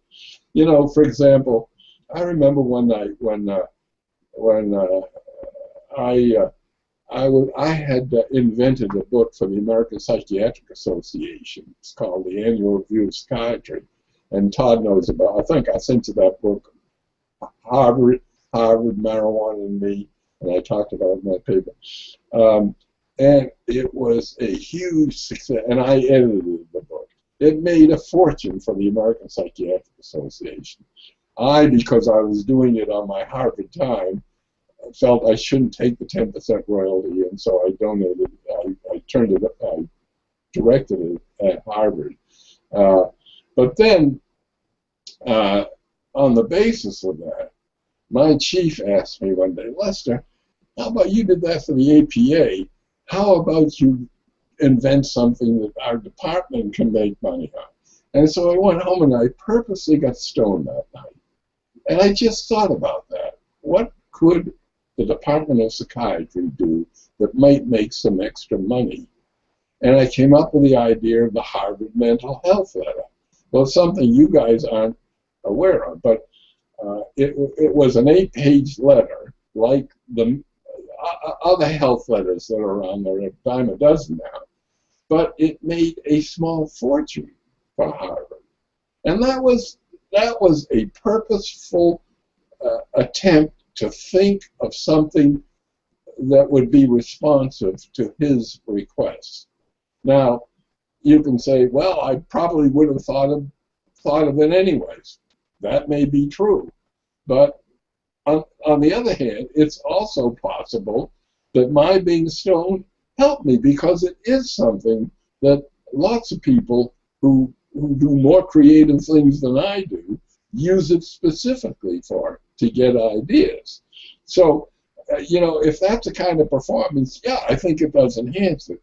But I wouldn't recommend it for tennis on the basis of very little experience. You know, I've recommended it to people in the NFL with a high CBD because I think its neuroprotective aspect might help those guys from getting a very impossible syndrome from all the concussions. But that's another story. Did I answer your question? Yes, actually, yes. So for when you need inspiration to create the American Psychiatric Review, you'd say smoke a joint, but playing tennis against your friend might not be conclusive. That'll really help you out. The American Psychiatric Review is still in press, is it not? Yes, I think they've changed the title from the annual review to something else, but it's still in press every year. See, it came out of, I was chairperson of the Scientific Program Committee of the American Psychiatric Association, and it really came out of that because I had to put together the scientific program for 12,000 psychiatrists that got together once a year. And as a consequence, you know, I knew all the top people in schizophrenia, I knew all the top people in character, whatever aspect of psychiatry. I through my work as chairperson for 4 years, I was able to identify these people and ask them to write it was divided into 5 sections. One would be on schizophrenia, another section on depression, and so forth and so on. And I would get the top 5 people in that area to give me chapters for that book, and I edited it for those 3 years, 3 or 4 years, I can't remember. Now, Tony, you had a question? I did. First of all, Doctor, it's always great to hear your comments on all of this. You've been an inspiration to everybody listening, watching, and part of the panel. So I just wanted to show my respect first and foremost. And you've been an inspiration on the products and program that I created, and I just wanted to know, and maybe you don't really know the program, but I wanted to know your thoughts on the use of micro-dosing and cannabinoid stacking, as I'm calling it, or cannabinoid sequencing, is like I like to refer to it. And what I mean by that is when you're able to utilize, let's use 3 different things here. A sublingual, that would be CBD and CBN, activated and decarboxylated. If you were able to use 2 drops under the tongue of that, a capsule that is, say, 10 milligrams CBDA, high CBDA, low THCA, and then stacking another capsule that would be activated THC, and let's say this one's 20 milligrams. So the combination of that, utilizing, say, a 20 milligram activated THC, a 10 milligram 3-to-1 CBDA to THCA, so that would be 7 milligrams of CBDA in this one, 3 milligrams of THCA, on top of 20 milligrams of THC, with a sublingual that offers, say, 4 milligrams total cannabinoids, 2 being CBD and 2 being CBN. What your thoughts are when you're stacking them or sequencing them utilizing CB2 and CB1 receptors. What do you think of that concept, or if it has significant value in delivery or targeting versus, say, one catch-all of a tincture that's just straight, 10 THC strains in one? Do you feel there's a significance at all in pulling those out and being able to sequence them together and utilizing them in combinations throughout the day or for different people, different reasons? I have 0 clinical experience with that, but so I can't say, but I would think that you're on the right track, and that is where cannabinopathic, that's one of the paths the cannabinopathic medicine is going to take. That is, what are the best combinations of these things in ratios, and what is the best way to take them? Now, it's easy enough to say, oh, you have a migraine headache, take cannabis, and that's, but maybe we can get much more specific about that, and if maybe 70% can get, I'm just guessing, okay, I have no idea, get relief from, if you just say cannabis, maybe closer to 100% if we eventually learn what the kinds of things you are experimenting with comes up with the best treatment for that particular syndrome or symptom. And that's all part of the learning experience. You guys are developing all these things, and the other side of the equation is that doctors are going to have to learn either to use them themselves, to be as acquainted with that, the pharmacopoeia that comes out of cannabis as they are with the commercial, the presently existing pharmacopoeia, because it isn't going to be just a matter of take cannabis. Already we have an advantage because, I don't know of another medicine where the patient learns to titrate the dose for himself. We have the opportunity to do this because you can find out just what, and the number of puffs you take for this thing that will just cover your dose, or just we titrate it for the high. You don't want to go too far, but you certainly want to get there. That's what smoking or taking it via the respiratory system, whether it's a vaporizer or a smoke, that's an advantage that we have in using this medicine. Well, I don't know if I answered your question, but I answered it as much as I can. I don't know the answer specifically, but I think you're on a track that has to be pursued. Well, that was a question that in the background here that was Horatio was talking about transdermals, and everything seems to it's finding its place. You know, where when someone says, why would I use a transdermal versus taking a capsule or a sublingual or a topical like a salve or a balm, and it's really about the delivery, the effectiveness in the delivery. And sometimes a patient that has certain conditions, you want to bypass the liver, and so like you said, if you're absorbing cannabinoids, you're going to be completing that circuitry between the endocannabinoid system and the receptors that we know about and the ones that we're still learning about, and being able to give those options of delivery, I think, is key. And so if you can't take a capsule, or you're trying to get, as example, I use capsules for autoimmune disorders or tumors or cancer, or trying to saturate the body in that. For those particular purposes, I use sublinguals for MS, pain-related epilepsy, seizures, and transdermals for delivering time-released all-in-one sequencing. So if I took what I just took was, say, a 1-to-1-to-1, I can deliver that same sequence in a transdermal, release that over time, and bypass the liver by putting it into blood. Now, what Horatio was talking about, for those that are listening, was utilizing topicals versus transdermals on eczema or open scars or healing.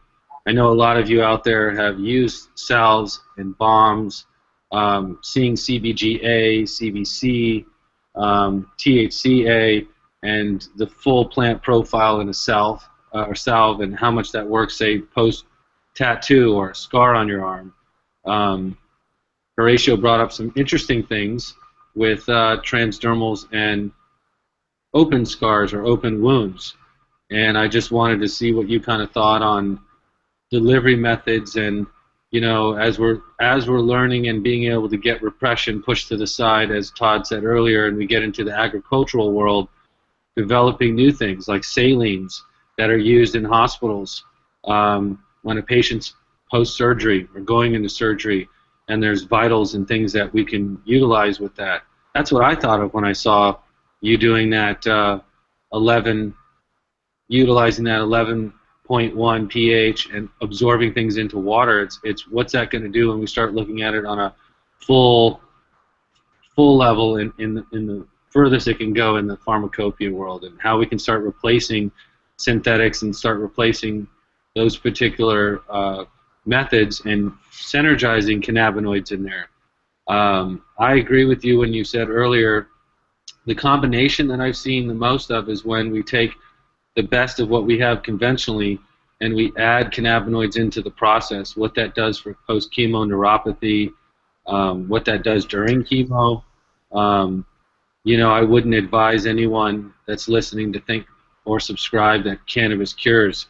It makes my skin kind of crawl when somebody says, "Oh yeah, we're going to cure cannabis or cure cancer with cannabis," and it's about preventative, management, regenerative, and when it comes to cancer, it comes down to managing that and trying to keep it in a sustainable position so we can keep it in remission. But I don't like to tell people that it cures people, and we're so far away from that. That's 10, 20 years before we can make even a statement near that.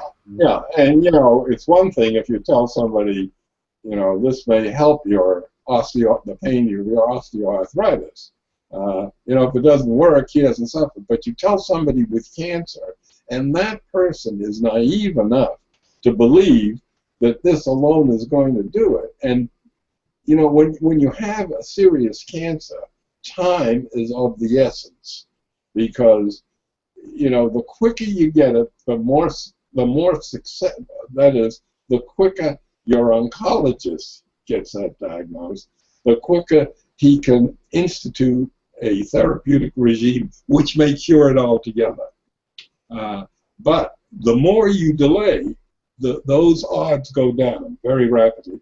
Now, you bring to mind, let me just tell you my view of medicine, of allopathic medicine in the future. Two things.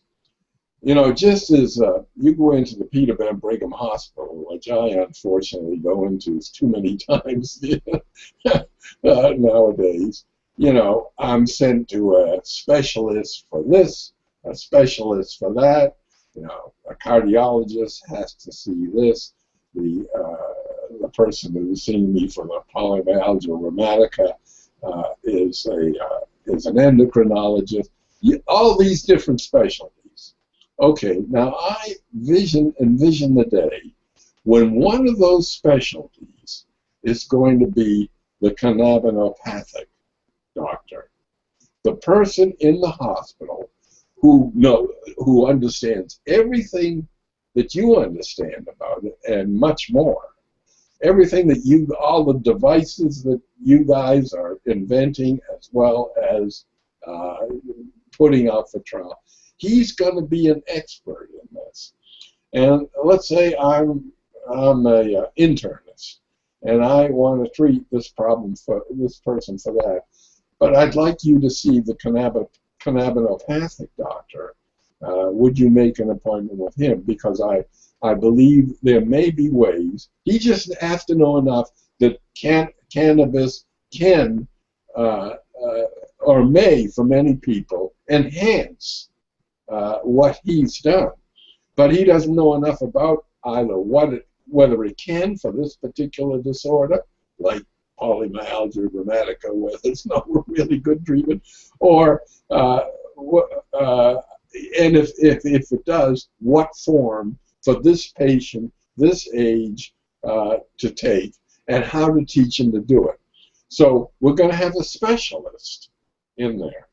Secondly, I believe that there will be lounges.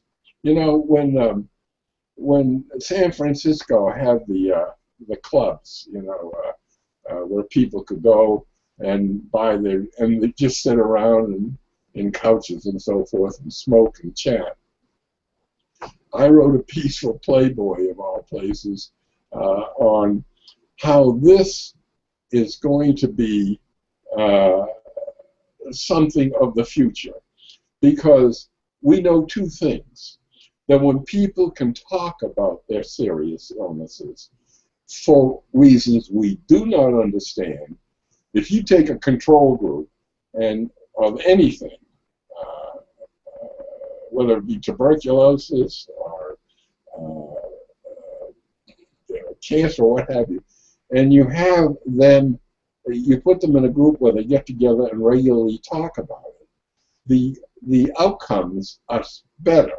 Not way better, but certainly better than the control group, the people who are. Now, I foresee a time when there will be a lounge in a hospital, the cannabis lounge, where people who are mobile at this time in their rehabilitation, after they've seen the cannabinopathic specialist, can go there and smoke or take one of the things you're talking about, in some way use cannabis, and have an opportunity to chat with other people while they're doing this. I would bet, I won't be around, but I'll bet those two things are going to happen. And that's going to be one of the ways in which cannabinopathic medicine is going to be integrated with allopathic medicine. I won't take any bets now because I won't be able to pay off if I lose. Well, can you hear me? I can hear you. Stop. Can you hear me, Lester? Yeah. Yeah. I just want to thank you. Spending this time talking to you, it's a treasure every moment we get, and having you come on, and I get to benefit from your kindness and the way you teach me, the way we Skype all the time, and for have you on here and to be able to share it with everybody, it's a real gift. And I just want to say thank you. It works both ways. I learned a lot right here in these few moments, so it's not a one-way street, and I appreciate your inviting me. So.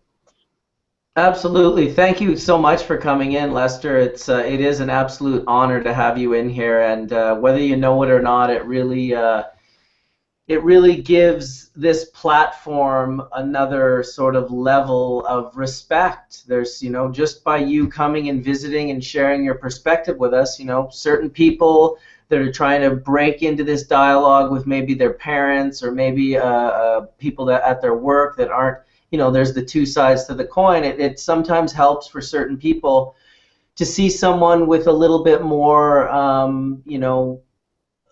sort of, how to put it, that what you have behind you is vast. The fact that your history and your work at Harvard and all the incredible books and your history, we respect it a great deal, and you are always welcome here on Hash Church. So thank you very much. Thank you very much. I just wanted to speak to Etienne for a minute because I think we didn't we got cut off last time or something.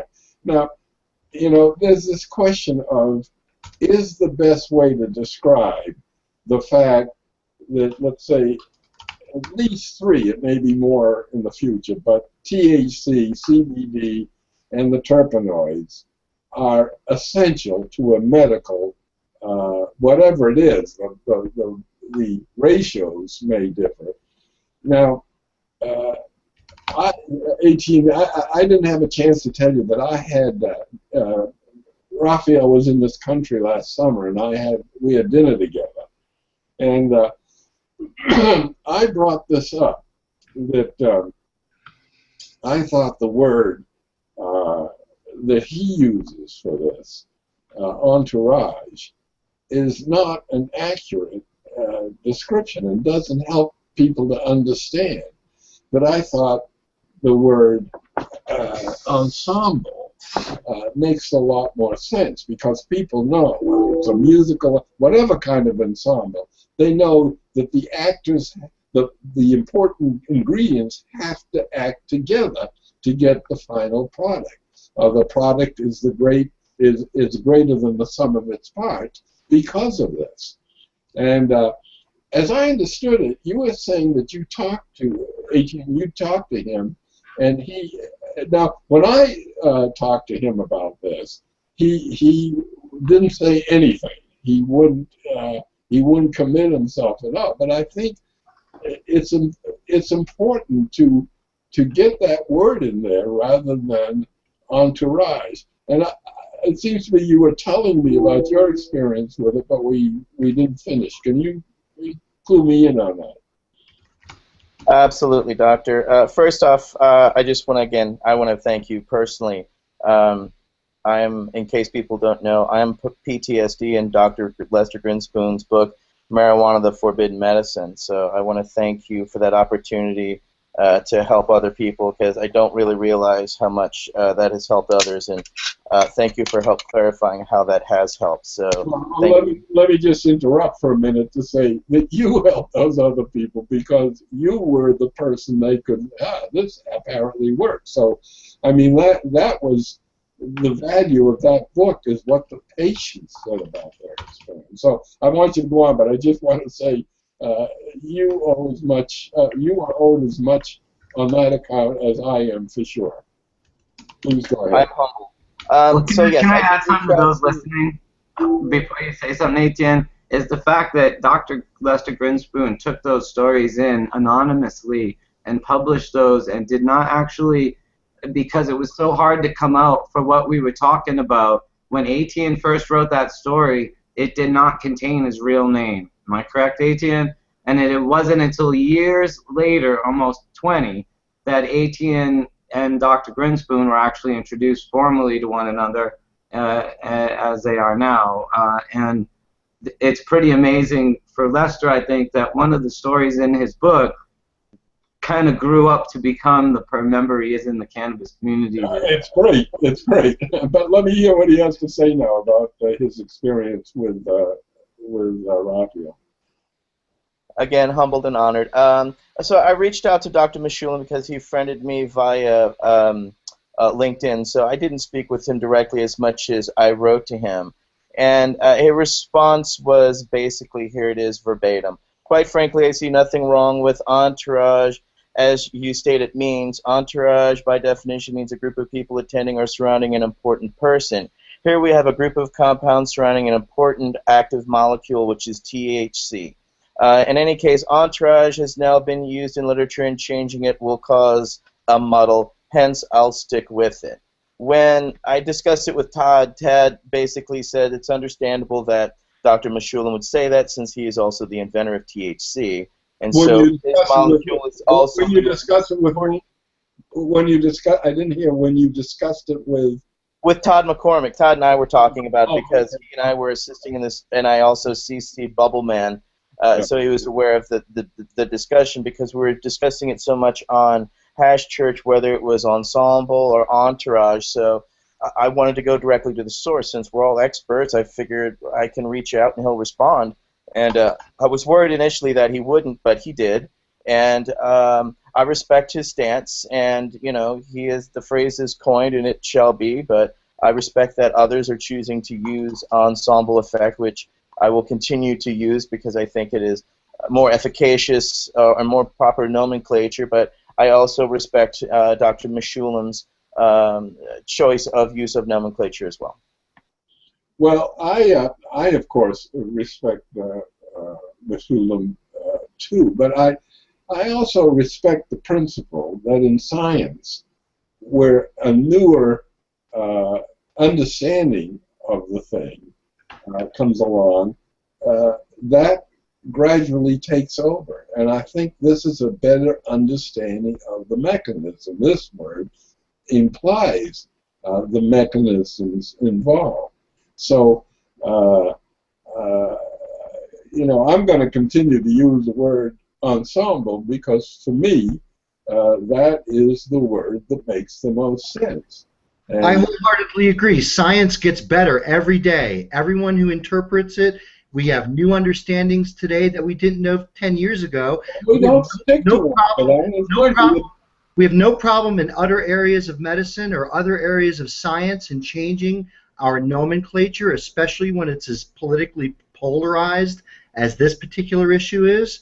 So I think we certainly replace this in our vernacular when talking about the ensemble effect.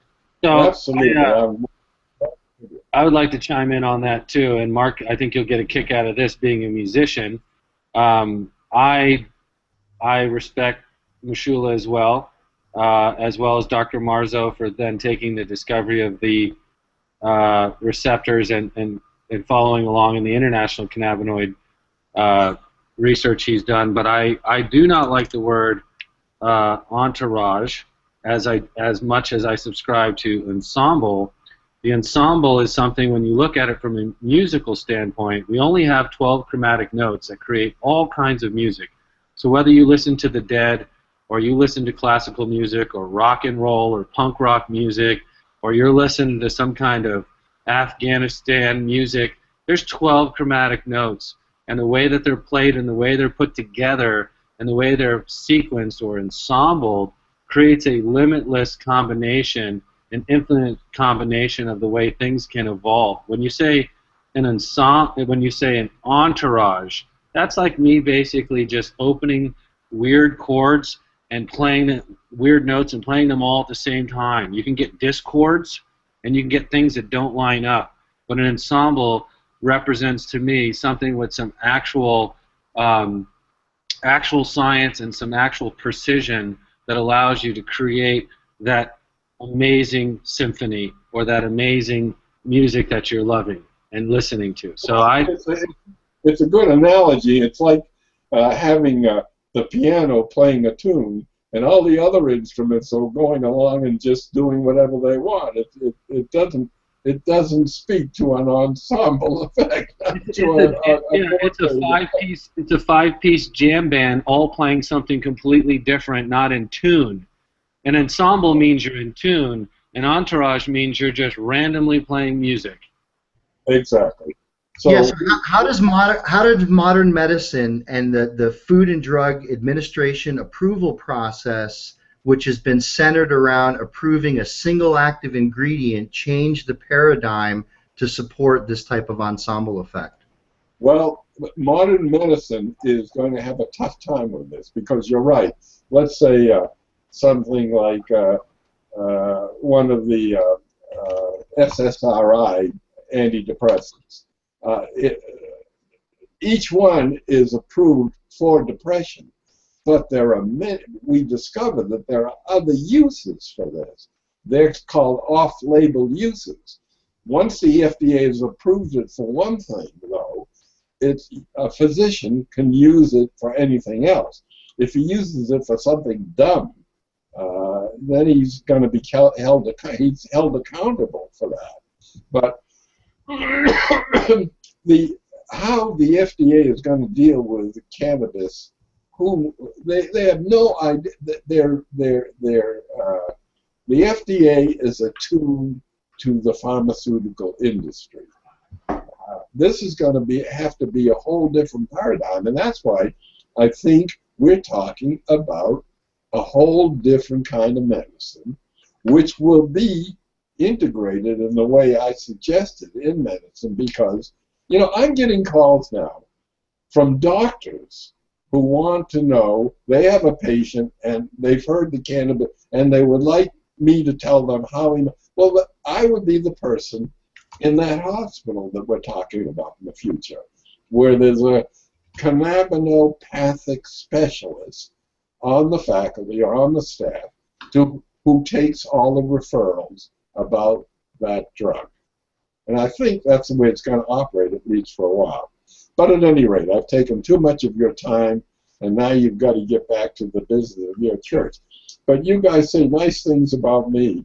I have to say, I think you and people like you are the heart of the development of this substance, whether it's used for any one of those three things. And please keep it up. And thank you for having me as a guest.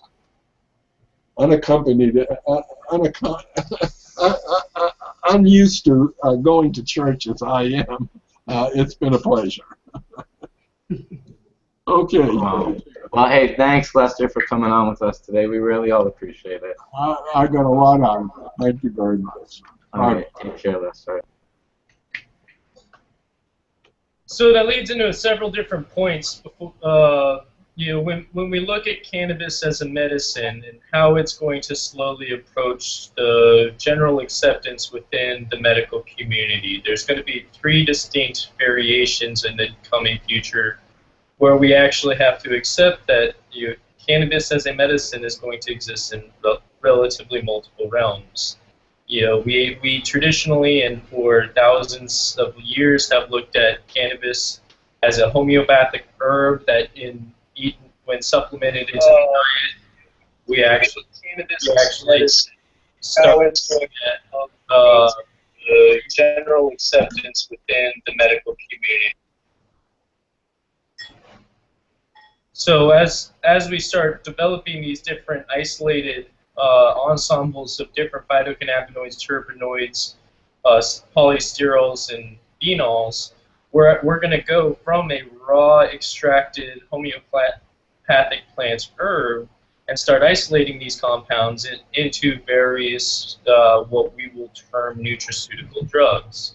Whether it's by isolation through juicing, extraction, or more complex biochemistry, we're slowly going through a transition in the world where we're actually taking what was traditionally a homeopathic herb and actually turning it slowly into nutraceuticals and pharmaceuticals.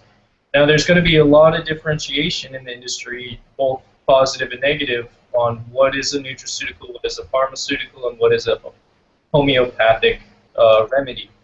Now, virtually any grandma can cultivate cannabis in their yard, make it into a flower or a kief or a resin that they can then consume. But as we get to a point where we're looking at doing FDA trials and patient doctor review trials, I've gotten a lot of concern from doctors on not being able to have a standardized milligram dosage that can be prescribed, supervised, tested against placebos, and as we go through different routes of researching. Right now, we're only at a point within our industry, and very few companies can go beyond the what we call anecdotal evidence collection phase. We've still worked on isolation of individual phytocannabinoids, and those phytocannabinoids have been researched in FDA and NIDA approved studies, but a lot of those are on single drug molecules. As we start to incorporate the ensemble of different terpenoids and phytocannabinoids with different ratios, the way that we study cannabis as a whole is going to essentially have to change. Much is the same as when you look at the way the FDA approves drugs. They approve single molecule drugs without taking into account that any given doctor across the U.S. may be prescribing more than one FDA-approved drug.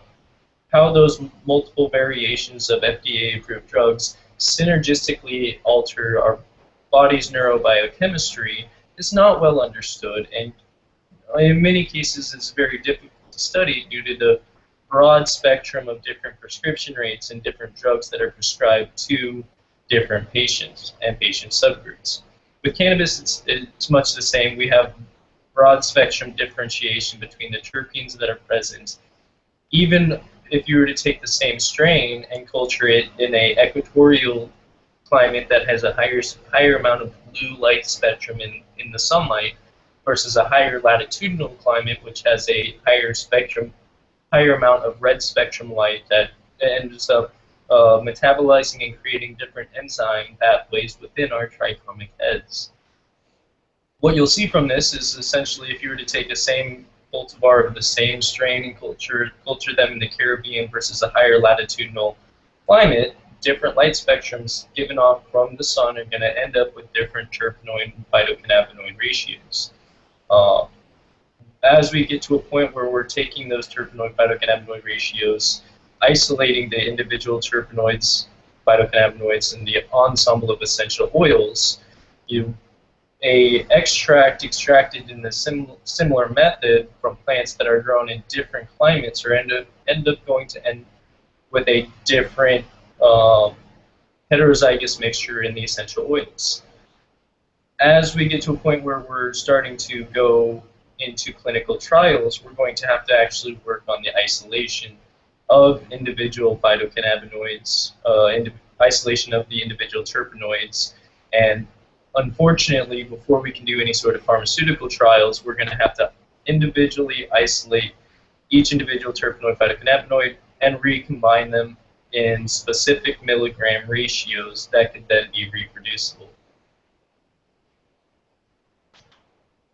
That is a lot more science than a lot of people want to look at in modern medicine. Most people just want to cultivate herbs, take them through a simple extraction process that can create a medicine that is readily accessible, readily consumable.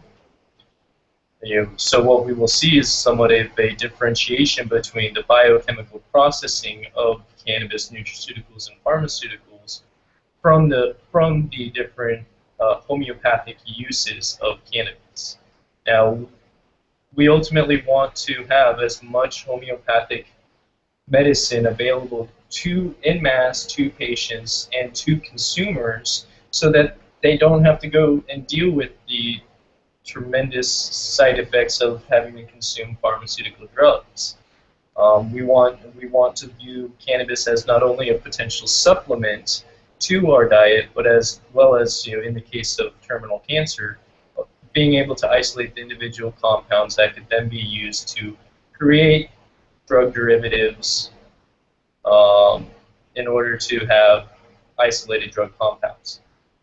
What we will see as we start to try and isolate those different compounds is that in our heterozygous mixture of essential oils, there's going to be ways that we can go through the refinement process.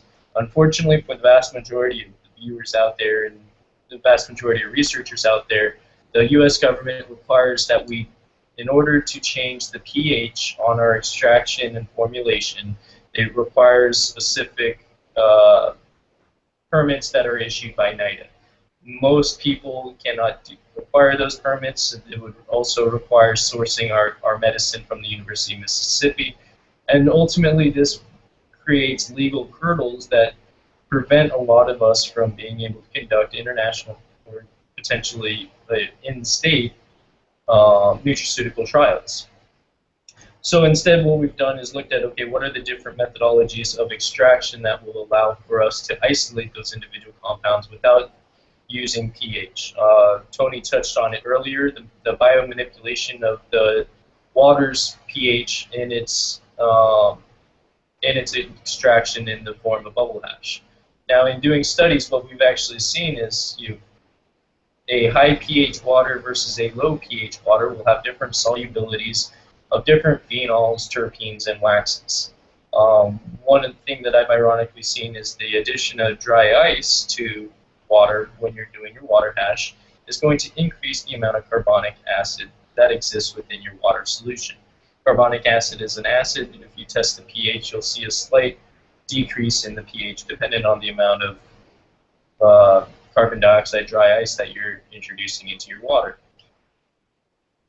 Now, obviously a acidic water or a basic water is going to have different, change the polarity of the water, making some terpenes, water-soluble terpenes, less soluble in water, and some terpenes, in the case of increasing the pH, making it less soluble in water. Much can be... 420 East Coast time. Hey, 420 East Coast time. So as we get to a point where we're going through our extraction process, I've actually seen some really potential benefits of using slightly acidic water in dry ice preparation. And I've actually seen some really beneficial things done where you're actually doing saltwater extractions.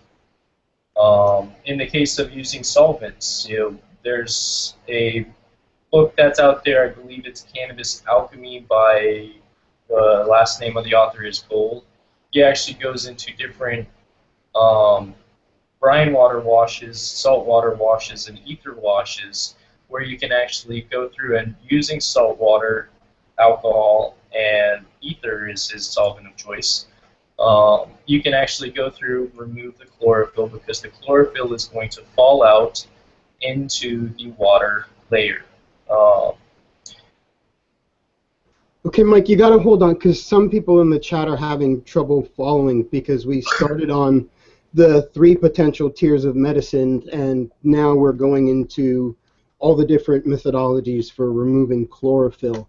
And there's no breakpoints. When people are absorbing information, they tend to take what they get from Hash Church and apply it in the week. That's kind of why we slowed down on the salt talk, because it became obvious anybody who would misapply the technique could potentially be smoking chloride. So we touched on so many subjects that there's no clear point that someone can extract and apply in their lives. I mean, one of the questions I missed from Dr. Grinspoon is somebody was asking desperately, what about cannabis in helping with food addiction, versus basically the person's clearly saying that all this indica weed is making me eat more, and that's the last thing I need.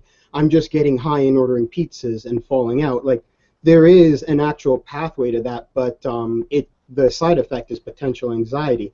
Like, that's an A to B solution to tell the person they have to, if they choose cannabis, to try a sativa diet in order to get out of your appetite and get overstimulated until you do something, because cannabis can be used to regulate weight or be used to put on weight. So like, when bringing up points, like, bring a point and then bring a solid answer, because people don't actually dig deep enough into what we say sometimes.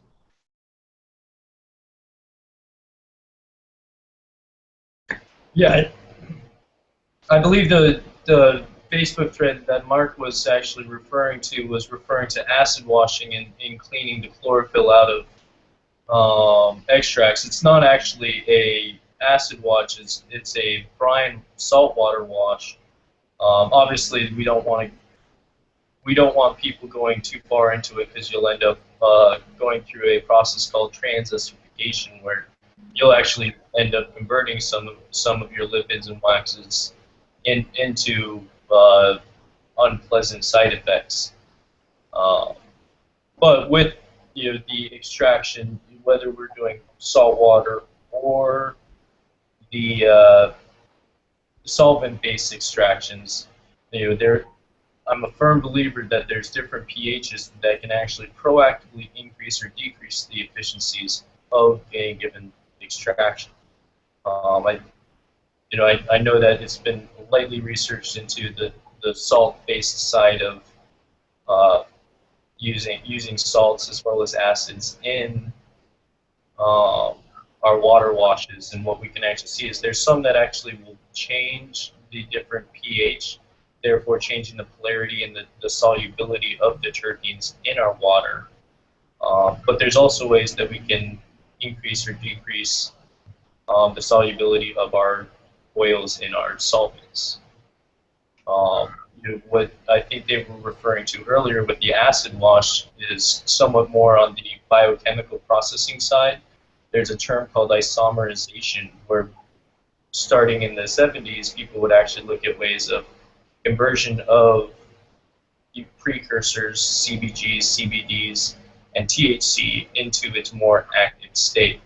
It's going to be a lot more chemistry than most of the viewers on Hash Church are going to want to get into. Yeah, but isomizers, all they did was heat it up, bro. And all it was is now we know it's decarboxylation. And it's funny because Alan Dronkers, who's the son of Ben Dronkers, they own Sensi Seeds, the Hash Museums, Hemp Flax, everything.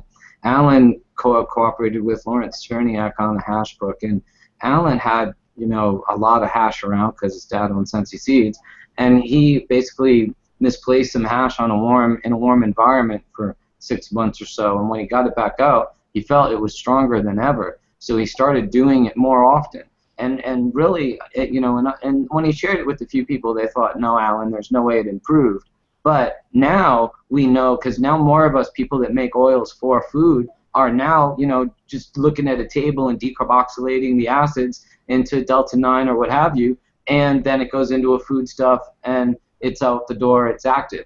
And we didn't realize that before, and what Alan discovered was simply a low temperature, slower decarboxylation that happens organically. And when you put your hash in your pipe or your grass in your pipe, your lighter is doing all that work of decarboxylating the THCA that's in your substance. So if more of it is decarboxylated before you go to light it, more of your hash has active THC in it. In all respects, you probably get a bigger kick because less of that's happening in the bowl, so to speak, or in the joint, which is the other place your hash would be.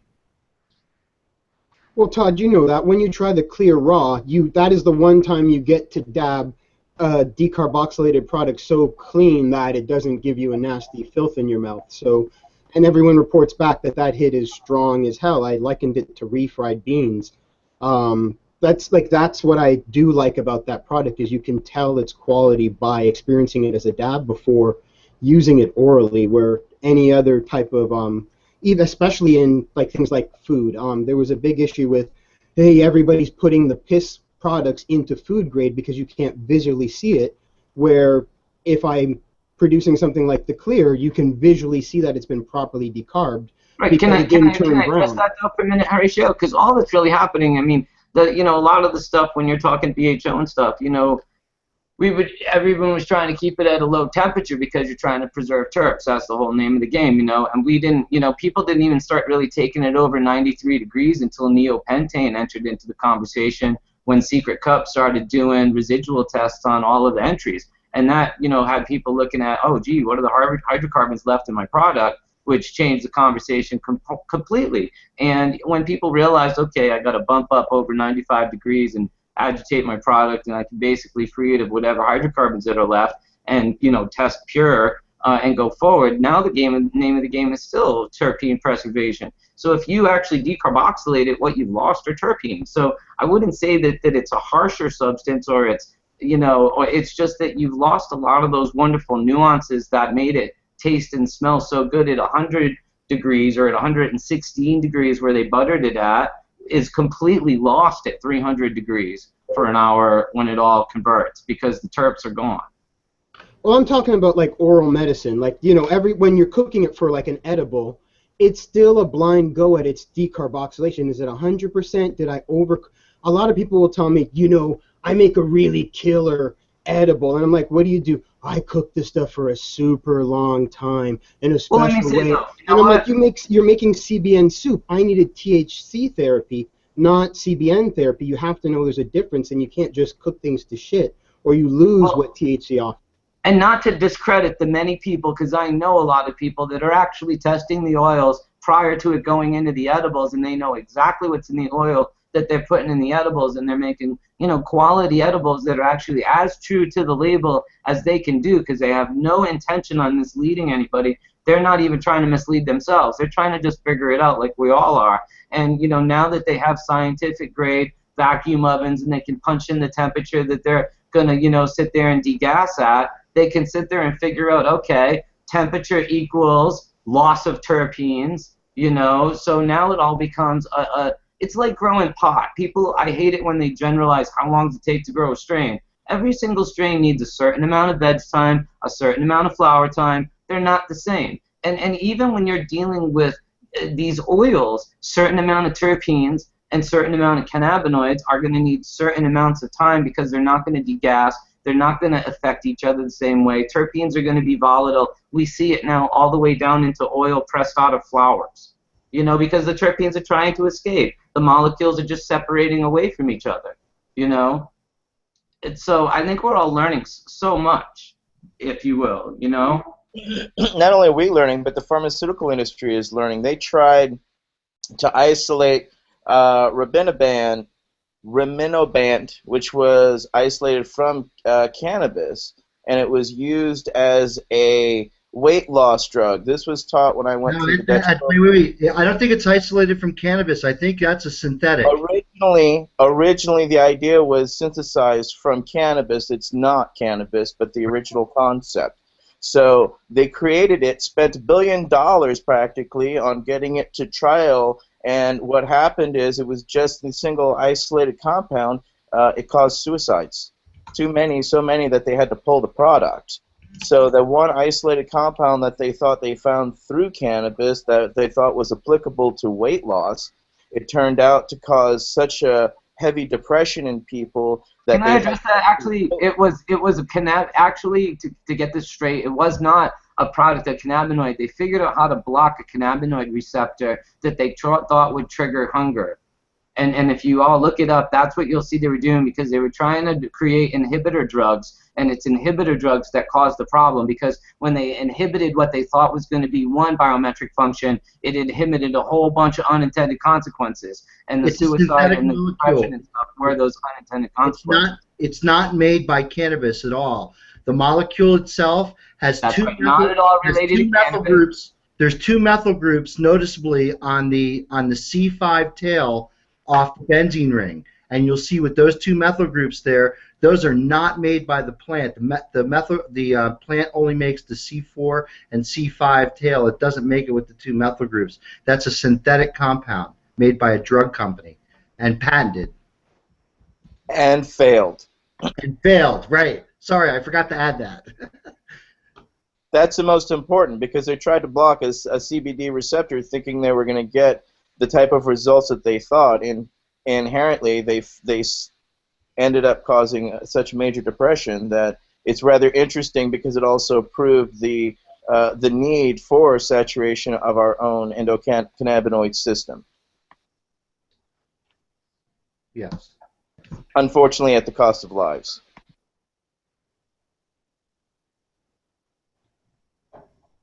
It's called a cannabinoid receptor antagonist. That's right. Yeah. Yep.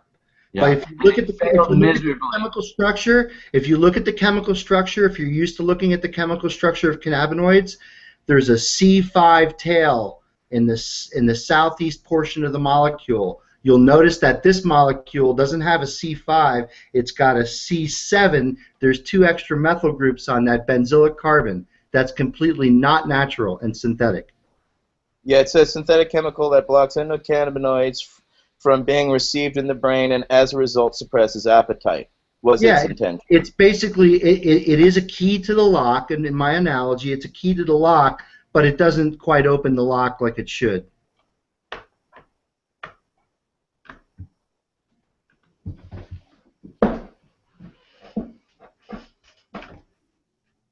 So always light conversation. Yeah, today's been a pretty heavy hash church, going strong for 4.5 hours. Like, boom. I just love when I hear hash makers talk so much chemistry. I mean, you guys are talking about molecules and... Well, do you want to know something right there, Mark? So fucking cool to know that this community is so hungry for the chemistry knowledge. It thrills me. It recharges my battery every week to sit here in this room. Well, you know what? I would like to say, because I have old friends in Europe that are hash heads, and I love hash. You know, and I hate to say it in a way now, and I joke that what hashish means to me is contaminants, not in a mean way. Plant material from cannabis, I don't have anything against, but when you start talking about non-granular trichromes and like pieces of plant material and what have you being mixed in with it, that's what we think of as hash. But now that we're seeing these pure slabs of cannabinoids and terpenes, people are starting to look at it and go, hey, wow, I'm just seeing sugar and spice and everything nice and nothing else. You know, you got people holding up slabs that are nothing more than, you know, THC, CB, whatever, and terpenes, and it's really something we couldn't achieve before. And I think because of the literal transparency of the shatter, we're starting to look through it and start to see it for what it really is, instead of just saying hashish, you know, which is cool. I love hashish, don't get me wrong, but we're now starting to look at it and in a more analytical way, just because we're forced to. Because now what's sitting on the table is a puddle of almost pure THC, and that's really remarkable. I don't think anyone in the early 90s would have thought, you know, dude, shatter's around the corner. You know what I mean? Yeah, well, I mean, again, I've made this analogy a few times. We talked about it earlier with the industry, is that, you know, vineyards don't sell grapes, although they rely on grapes, and certainly the genetics of the grape provides all of the flavor in the wine. Vineyards sell wine. And so really the refined model, I think, these days in the cannabis industry is turn that entire grow into oil. Get the concentrate off the plant. You know, it's great smoking flower. I'm not against smoking flower at all. All I'm saying is the value is in that oil. And the oil, again, I think like things like Tony, what he's doing and formulating and looking at different ratios and trying to get a feedback loop of essentially clinical efficacy outside the clinic, I think is what's going to convince the Lester Grinspoons of the world, the medical doctors and the rest of the medical community, that this is a legitimate way to treat certain medical conditions and should be the first alternative before giving pharmaceuticals like the one we were just talking about, synthetic drugs that bypass the endocannabinoid system in a non-natural way, which is what the pharmaceutical industry and the medical establishment is mired in right now.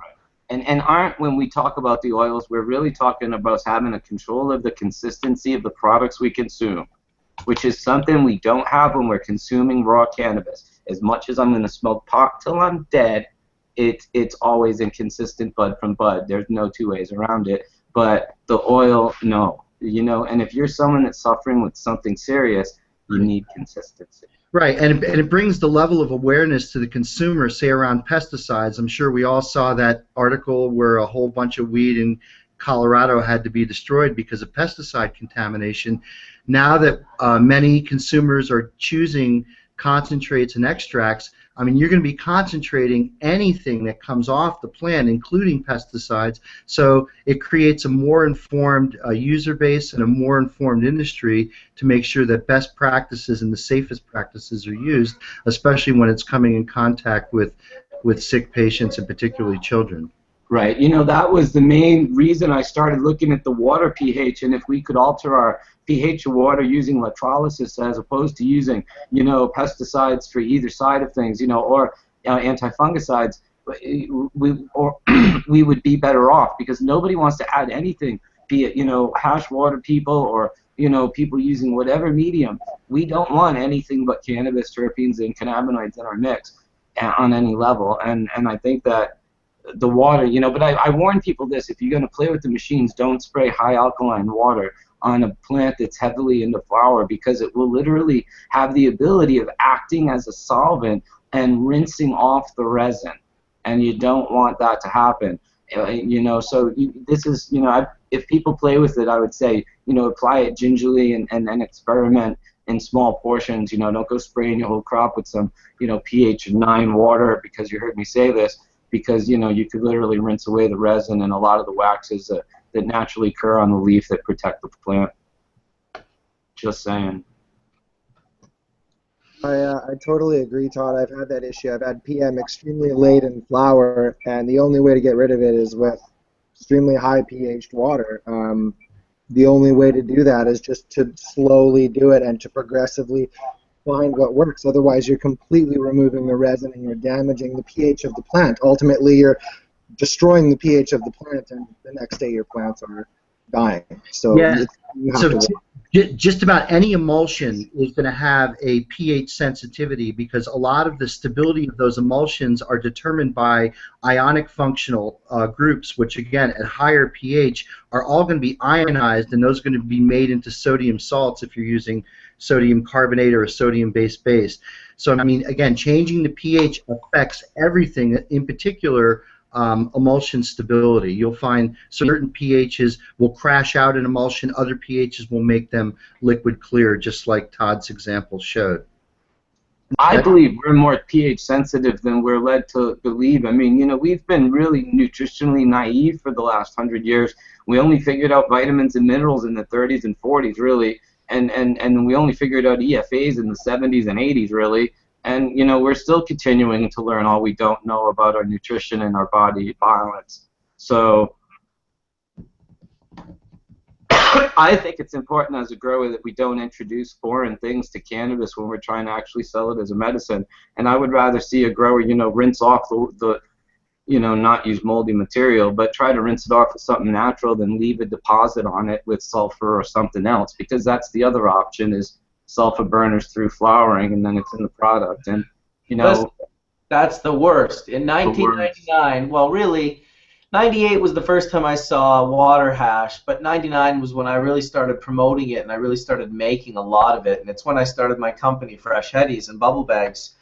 And the amount of hash that I started making back then, I'll never forget it. It was early on, and suddenly, I got this beautiful material, and I went to run it, and the hash smelled like someone lit a pack of matches just by a small hit of it. So what I eventually learned how to do was to test the material by just grabbing a handful of it, and a little pinch full, and lighting it with a lighter, not a match, and then closing my eyes and smelling the smoke that came off the material. And 9 out of 10 times nowadays I can smell that. It used to be called Defender back in the 90s, but it could have many other names. It's a sulfur type burning product, and it's definitely bad news. It seems to bond or breach the glandular trichome head, and I never managed to get any macro photos of this, but I would really like to look into it, because no matter what, you didn't seem to be able to wash this shit away. It transferred in water, sift, obviously. Oil guys couldn't deal with it. And it concentrated the nasty smell on material that many back then could not discover. They couldn't tell that it was even there on plant matter. And when I discovered it, I went to the Compassion Club, and I actually helped them start testing for this simple way to keep this product out of the, this was going back many, many years, 15, 16 years, to keep that product out, because people would spray these sulfur burners and this Defender product onto their plants deep into flower just to hide powdery mildew, which is still there. It's systemic. It's inside the plant, so it's not in the plant. It's it was a bummer. It was horrible. I threw away many a nice patties of hash. Yeah, there's a product that the wine industry has used for centuries, dating back to several hundred years ago in France. It's called the Bordeaux mixture, which is a mixture of copper sulfate and I think There's a base in there. I think it's lime.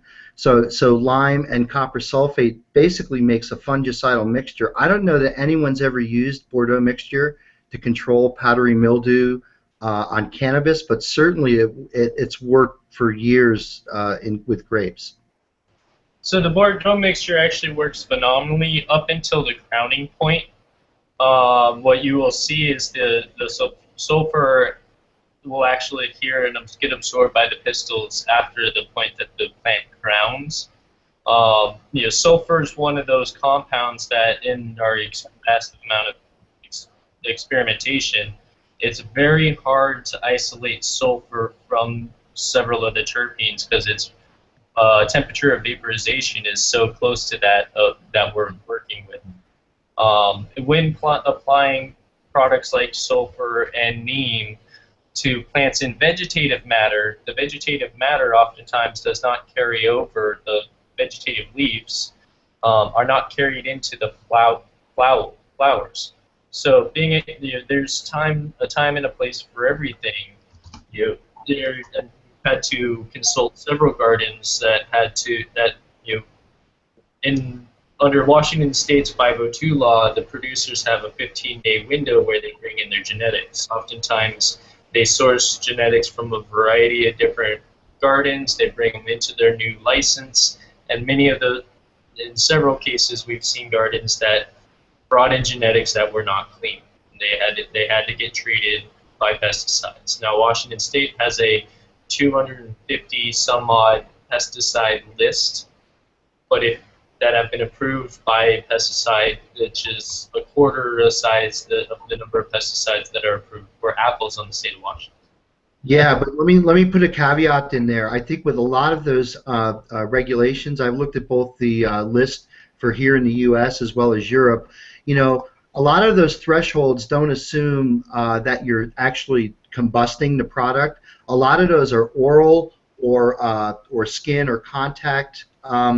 What they look for is any effect at any level, and they try to assess how many orders of magnitude you need to be away from where they observe some negative effect in some animal test to what they allow to be on products that come in contact with humans. So certainly you're absolutely right. In fact, what makes an agrochemical today, a fungicide, insecticide, herbicide, is not a compound or a chemical that kills weeds or fungus or insects. What makes a chemical today, like Roundup, unfortunately, is one that they have a safety profile to that shows by the time that produce gets to the market that there is there's no harm or effect.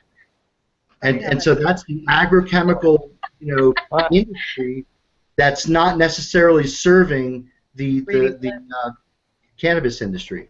Yeah, and just because the state may have studied it and be able to say, okay, we do not see a reason for these specific chemicals to have a specific undesirable effect on the body's biochemistry, it does not mean that they don't have negative effects on the flavors and subsequent side effects and side reactions that occur in the consumption. That's absolutely, yes. One of the big reasons why we try and promote both all-natural cultivation, probiotic cultivation, and whatever you want to call it, because the feds won't let us call it organic. We want to be. If you look at the chemical structure of a lot of the new low-use rate insecticides, the neonics, or any of these, they're rich with nitrogen, and these heterocycles, when they burn, like if they're being burned because they're on the herb or in a hash, they make very noxious compounds that you don't want to be inhaling deep into your lungs. So certainly to know that that flour and concentrates are being tested for pesticide residue, I think is an extremely important product stewardship for the industry to tackle and to be out in front of the curve on. Absolutely. And we're trying. Everyone's trying in their prospective states as much as these laboratories will work with us. Dude, how about that for a 5-hour-long hash church? I'm going to have another dab, and in fact, I'm going to finish it off with a dab of Horatio's distillate. Hey, I want to give a shout out to that Marine in Oklahoma. I got the charges dropped against him, Christopher Lewandowski. So we should burn one to his freedom. Yes, absolutely. And you know what? Simultaneously, there was a girl who wrote into me. Her name was Rachel Lee, and it was about her boyfriend, Zach, and it's his 19th birthday today, and he's like loves Hash Church and watches every episode, and he's usually in the chat room chatting away under the name Taylor Sift. And I just wanted to shout out a happy birthday to him today. So that was from your girl, Rachel, giving you the Hash Church shout out. Zach, a.k.a. Taylor Sift. Great, hilarious name, by the way. And, Gotta love that name. so to both of them, birthday boy and the guy, what was his name again, Etienne? Chris, with a K, Lewandowski, Lewandowski. He's a Marine, a fellow veteran, combat veteran, and he uses it for PTSD, and hopefully this will be the end of his trials and tribulations. He can go on being a free man. Yep, absolutely. Here's to you, buddy.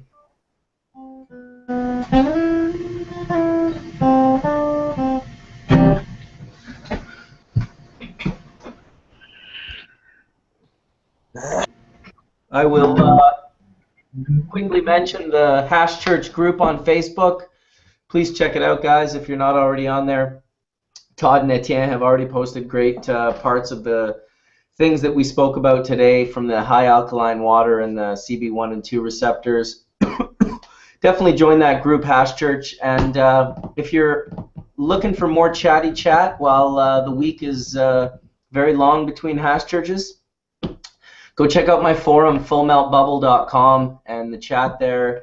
Usually there's a guy in there by the name of Rastafari and another guy by the name of Irie Icewax, and they're pretty chill, holding it down. You can go down there and chat away, ask some questions. But really, for anything Hash Church related, like things you want to hear about in the next upcoming week, post that stuff in the Hash Church group. It is closed, so when you post in there, it doesn't show up on your Facebook page. And thank you, everyone, for coming in. Wow, what a great Hash Church. Todd, always a pleasure to have you in Hash Church going off on your fucking awesome rants that everyone, like, even as it's happening, like, people in chat, they're like, oh, here we go. All right, Todd, knock it out of the park. Todd for president. Yeah, Todd. Like, it's fucking awesome, dude, and I do appreciate it, and bringing in wonderful guests like Lester and, Trichome Technologies, Kay, and Frenchy Cannoli, and all the great people. I mean, geez, you brought Etienne to us. What do you think about bringing Mel Frank on? I think that anyone that you think you want to bring on, I support. Obviously, Mel Frank, that's just ridiculous. I mean, he's Mel Frank. He was with us at Chalice. That event was fantastic, by the way. Really, attention to detail was really obvious, and, huge shout out to Dougie for trying so hard and pulling it off. He really, there's places to sit, there was things to drink, there was food everywhere. It was all the things that a lot of the events are not. And it really, catering to your audience was nice. It reminded me of the secret sessions that are going on that you might do, where they're giving away water and they're giving away food and they're giving away samples. And it reminds me of early Amsterdam, where people were, being more generous and sharing and the inspiration with others, and I hope that theme is picked up on. Absolutely. Well, I appreciate your time that you spend here with us, as well as Mark Scialdone laying it down for us, playing us music, giving us chemistry, being an all-around inspiration. And I got to thank Horatio, because he turned me on to you and to get you in here and invite you in here. Appreciate you as well, Horatio. Etienne, D420K. We had Ramon in here today. He's been listening, paying good attention. Hope everything is good, Ramon. Bro, yourself? Yeah, man. Very, very good. Very good. You've been extracting and continuing to raise the bar on a regular basis, I hope? Always try, bro. Always try.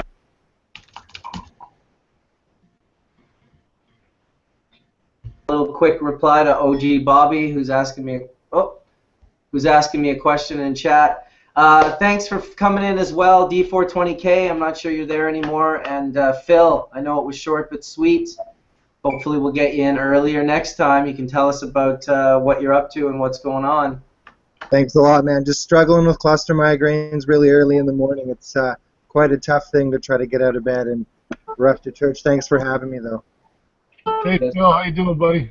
Good. How are you, bro? How's it going? Good. All right, well, awesome Hash Church, guys. 5 solid hours of impeccableness. I appreciate all of you for coming in and sharing your time. And thank you, Dr. Lester Grinspoon, for coming in literally and blowing everyone away with your presence. It was awesome.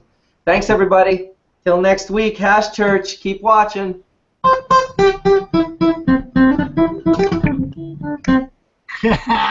Awesome, man.